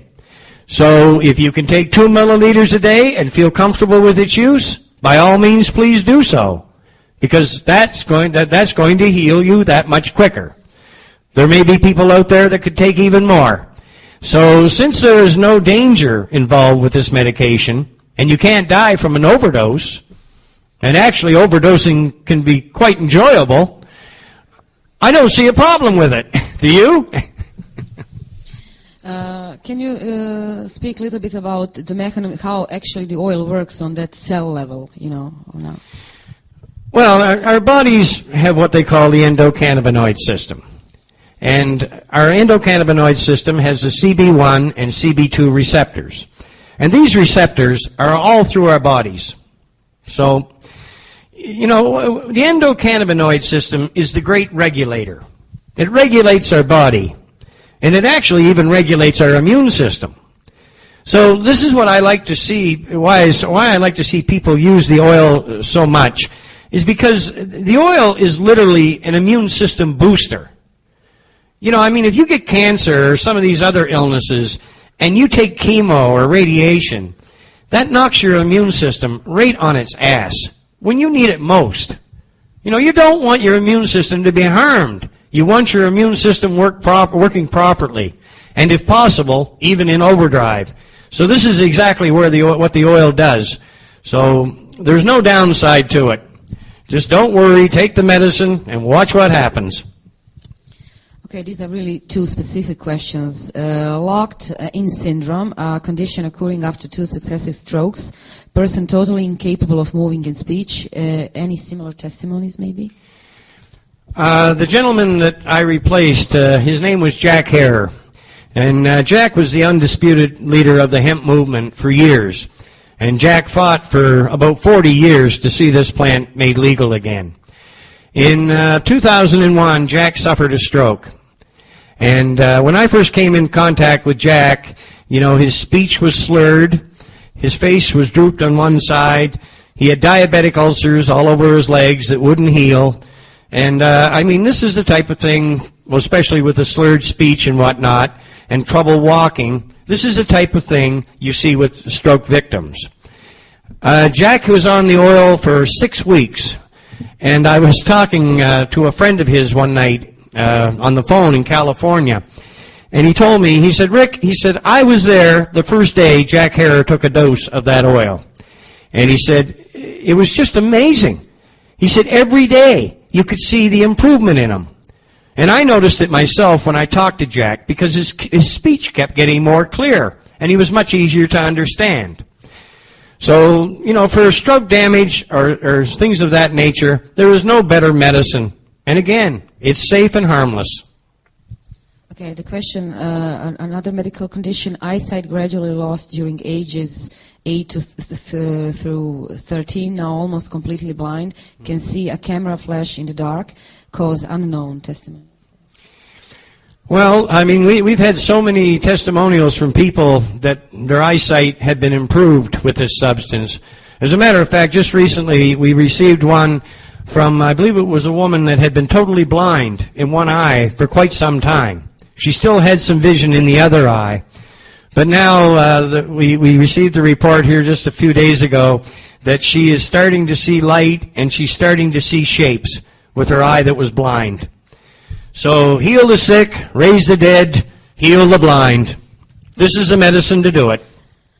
This is actually a question for everybody. If there is somebody in the audience that used the oil, and if they can share the experience with us. And also another question,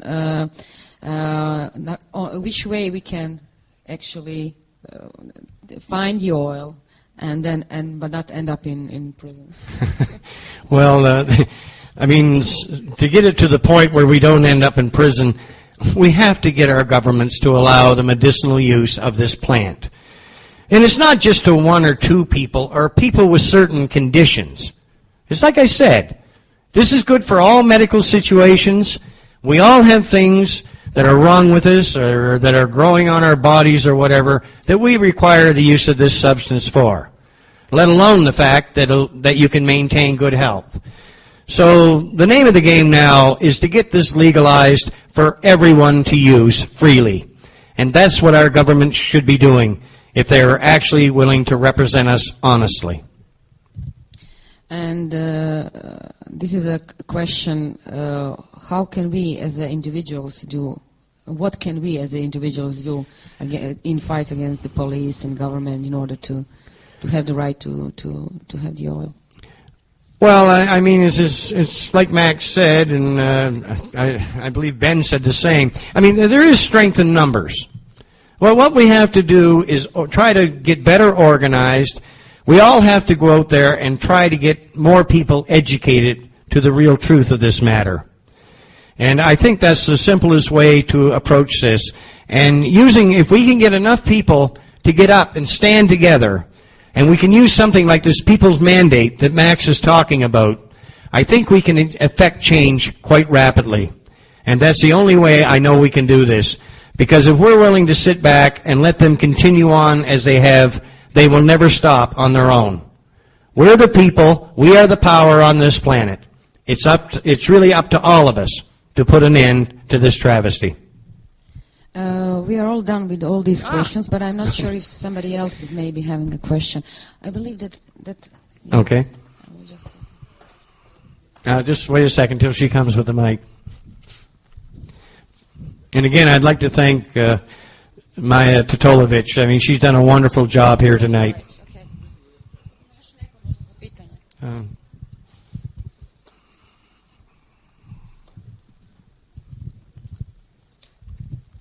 Hi, hello. Can I ask you your opinion on freezing things when you're making oil with ethanol or iso?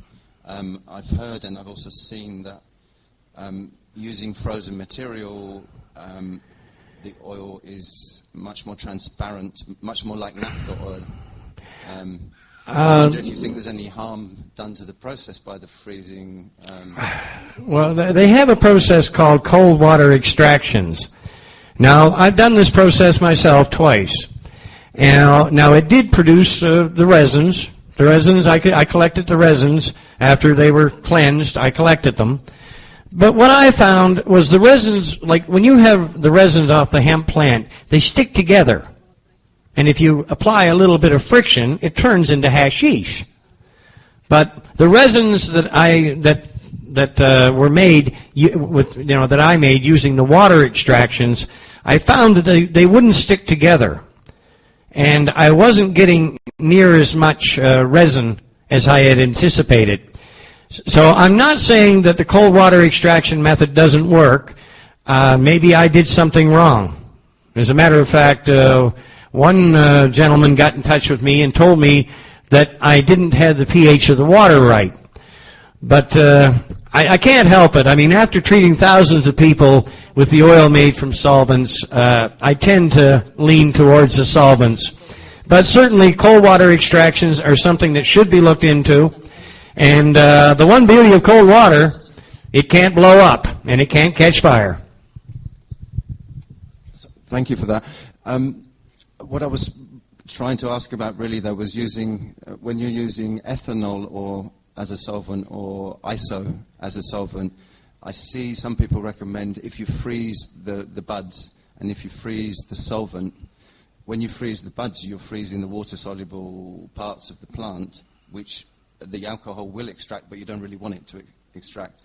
So when you make the oil with iso, but from frozen buds, you seem to get a cleaner oil, clearer oil, more like your oil with naphtha looks. And I just wonder if you think there's any danger from that we may miss something by. Well, I mean, a lot of people, they like to see butane extractions used. And now that's something that makes a beautiful, clear oil that's golden and you can see right through it. But you see, there's no heating process involved.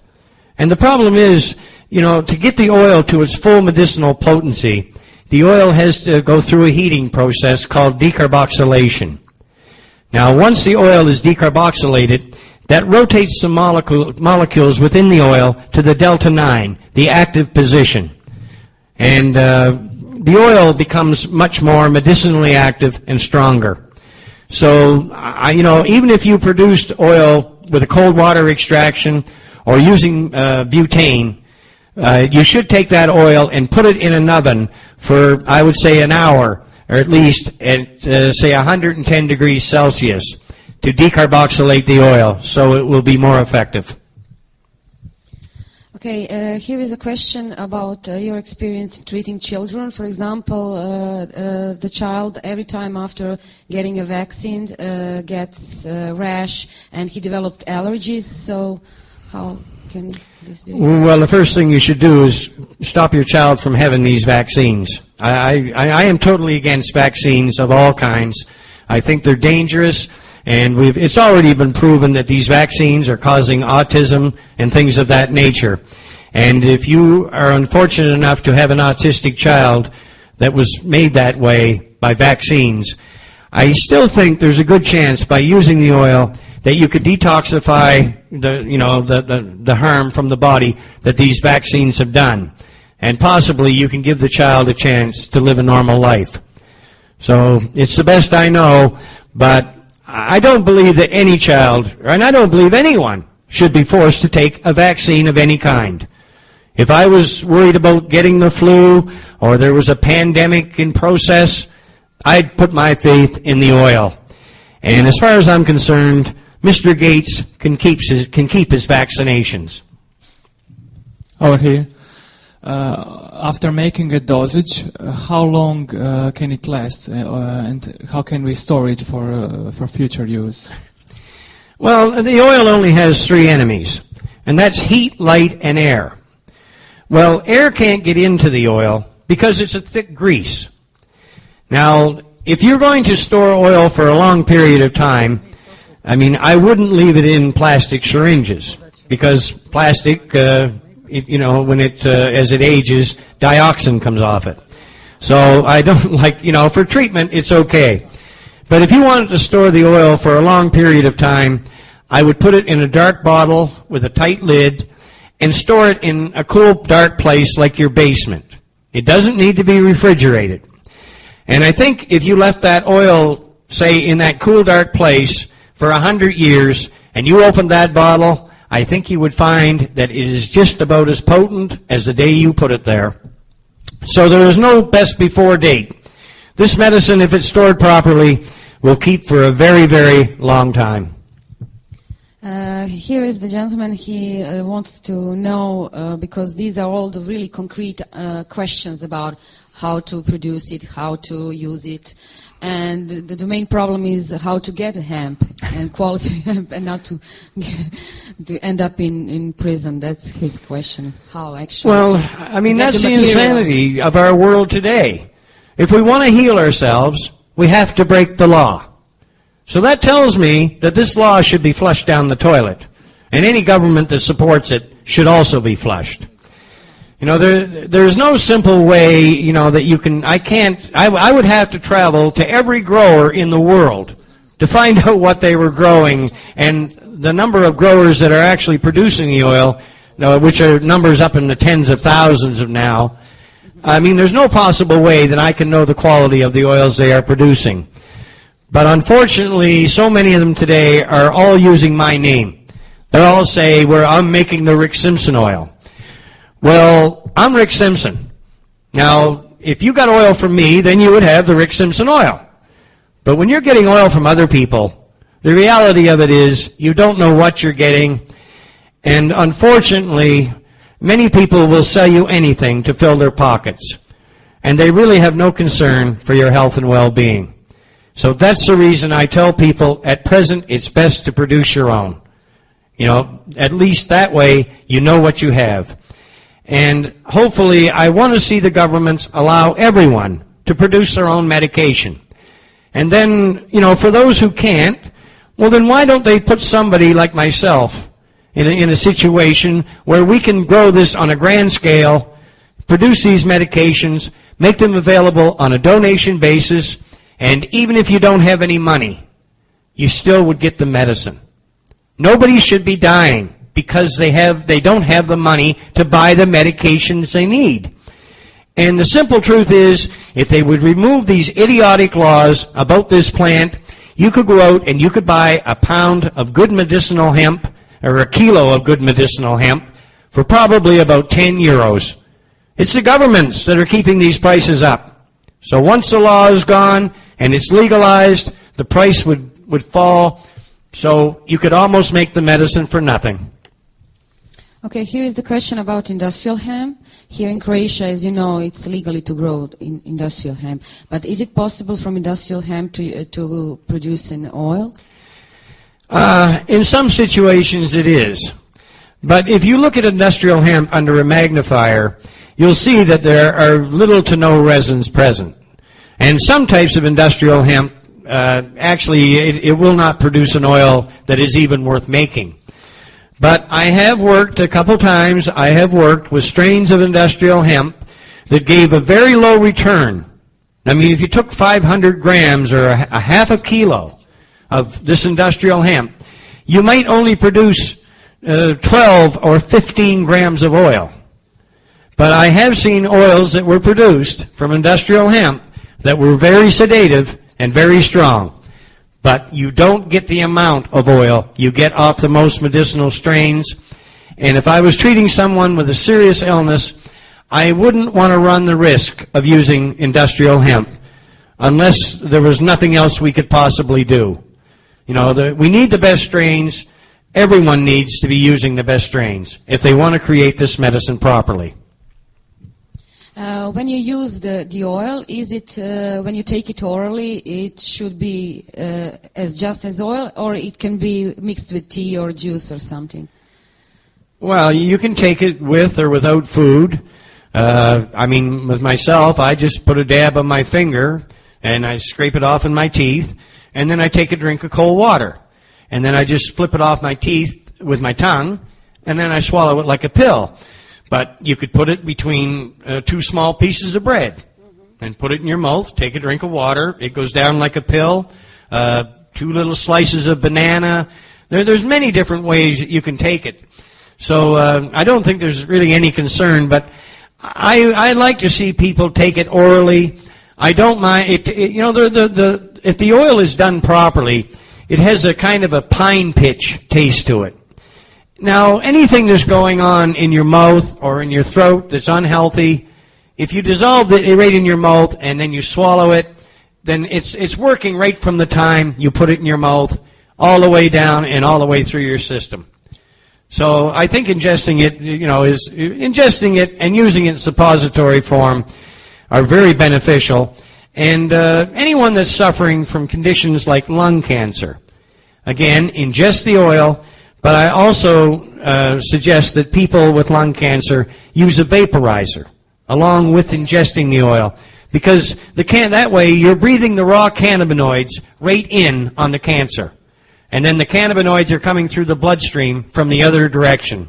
And that can have a double whammy effect on lung cancer. And I've seen it. It's just amazing sometimes, because you can literally see the improvement in these patients every day.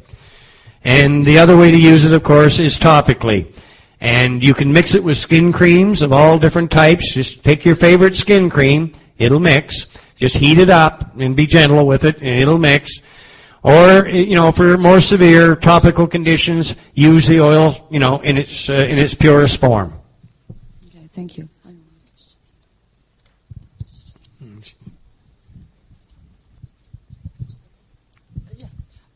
I know it's well explained on your website, but would you be so kind just to share comparison of hemp seed oil, because you can buy it in Croatia, the hemp oil produced from seeds, not from the buds. Well, what did you want me to compare? With yours. Well, there's no comparison. Okay. If you have terminal cancer and you take hemp seed oil, there may be a certain amount of benefit to it, but it's not going to cure your cancer, because hemp seed oil does not have the cannabinoids in it, that are needed for the healing. So there's day and night difference between the two. And I'm very sorry about the mix-up over all of this, because I had a lot of complaints from people, that said, well, is that the same oil that you can buy in the health food store? No, it is not. The problem is that the hemp seed oil producers are mislabeling their product. If you go into a health food store and turn the bottle around, it'll say hemp oil on the front. But when you turn the bottle around, it says right on the back, cold-pressed hemp seed oil. So why doesn't the front label say hemp seed oil? That way there would be no misunderstandings. I've been widely criticized for calling this substance hemp oil. But if you look at history, all through history, farmers that grew the cannabis hemp plant called it hemp. So when you produce the essential oil from the hemp plant, what else would you call it? To me, it just made sense.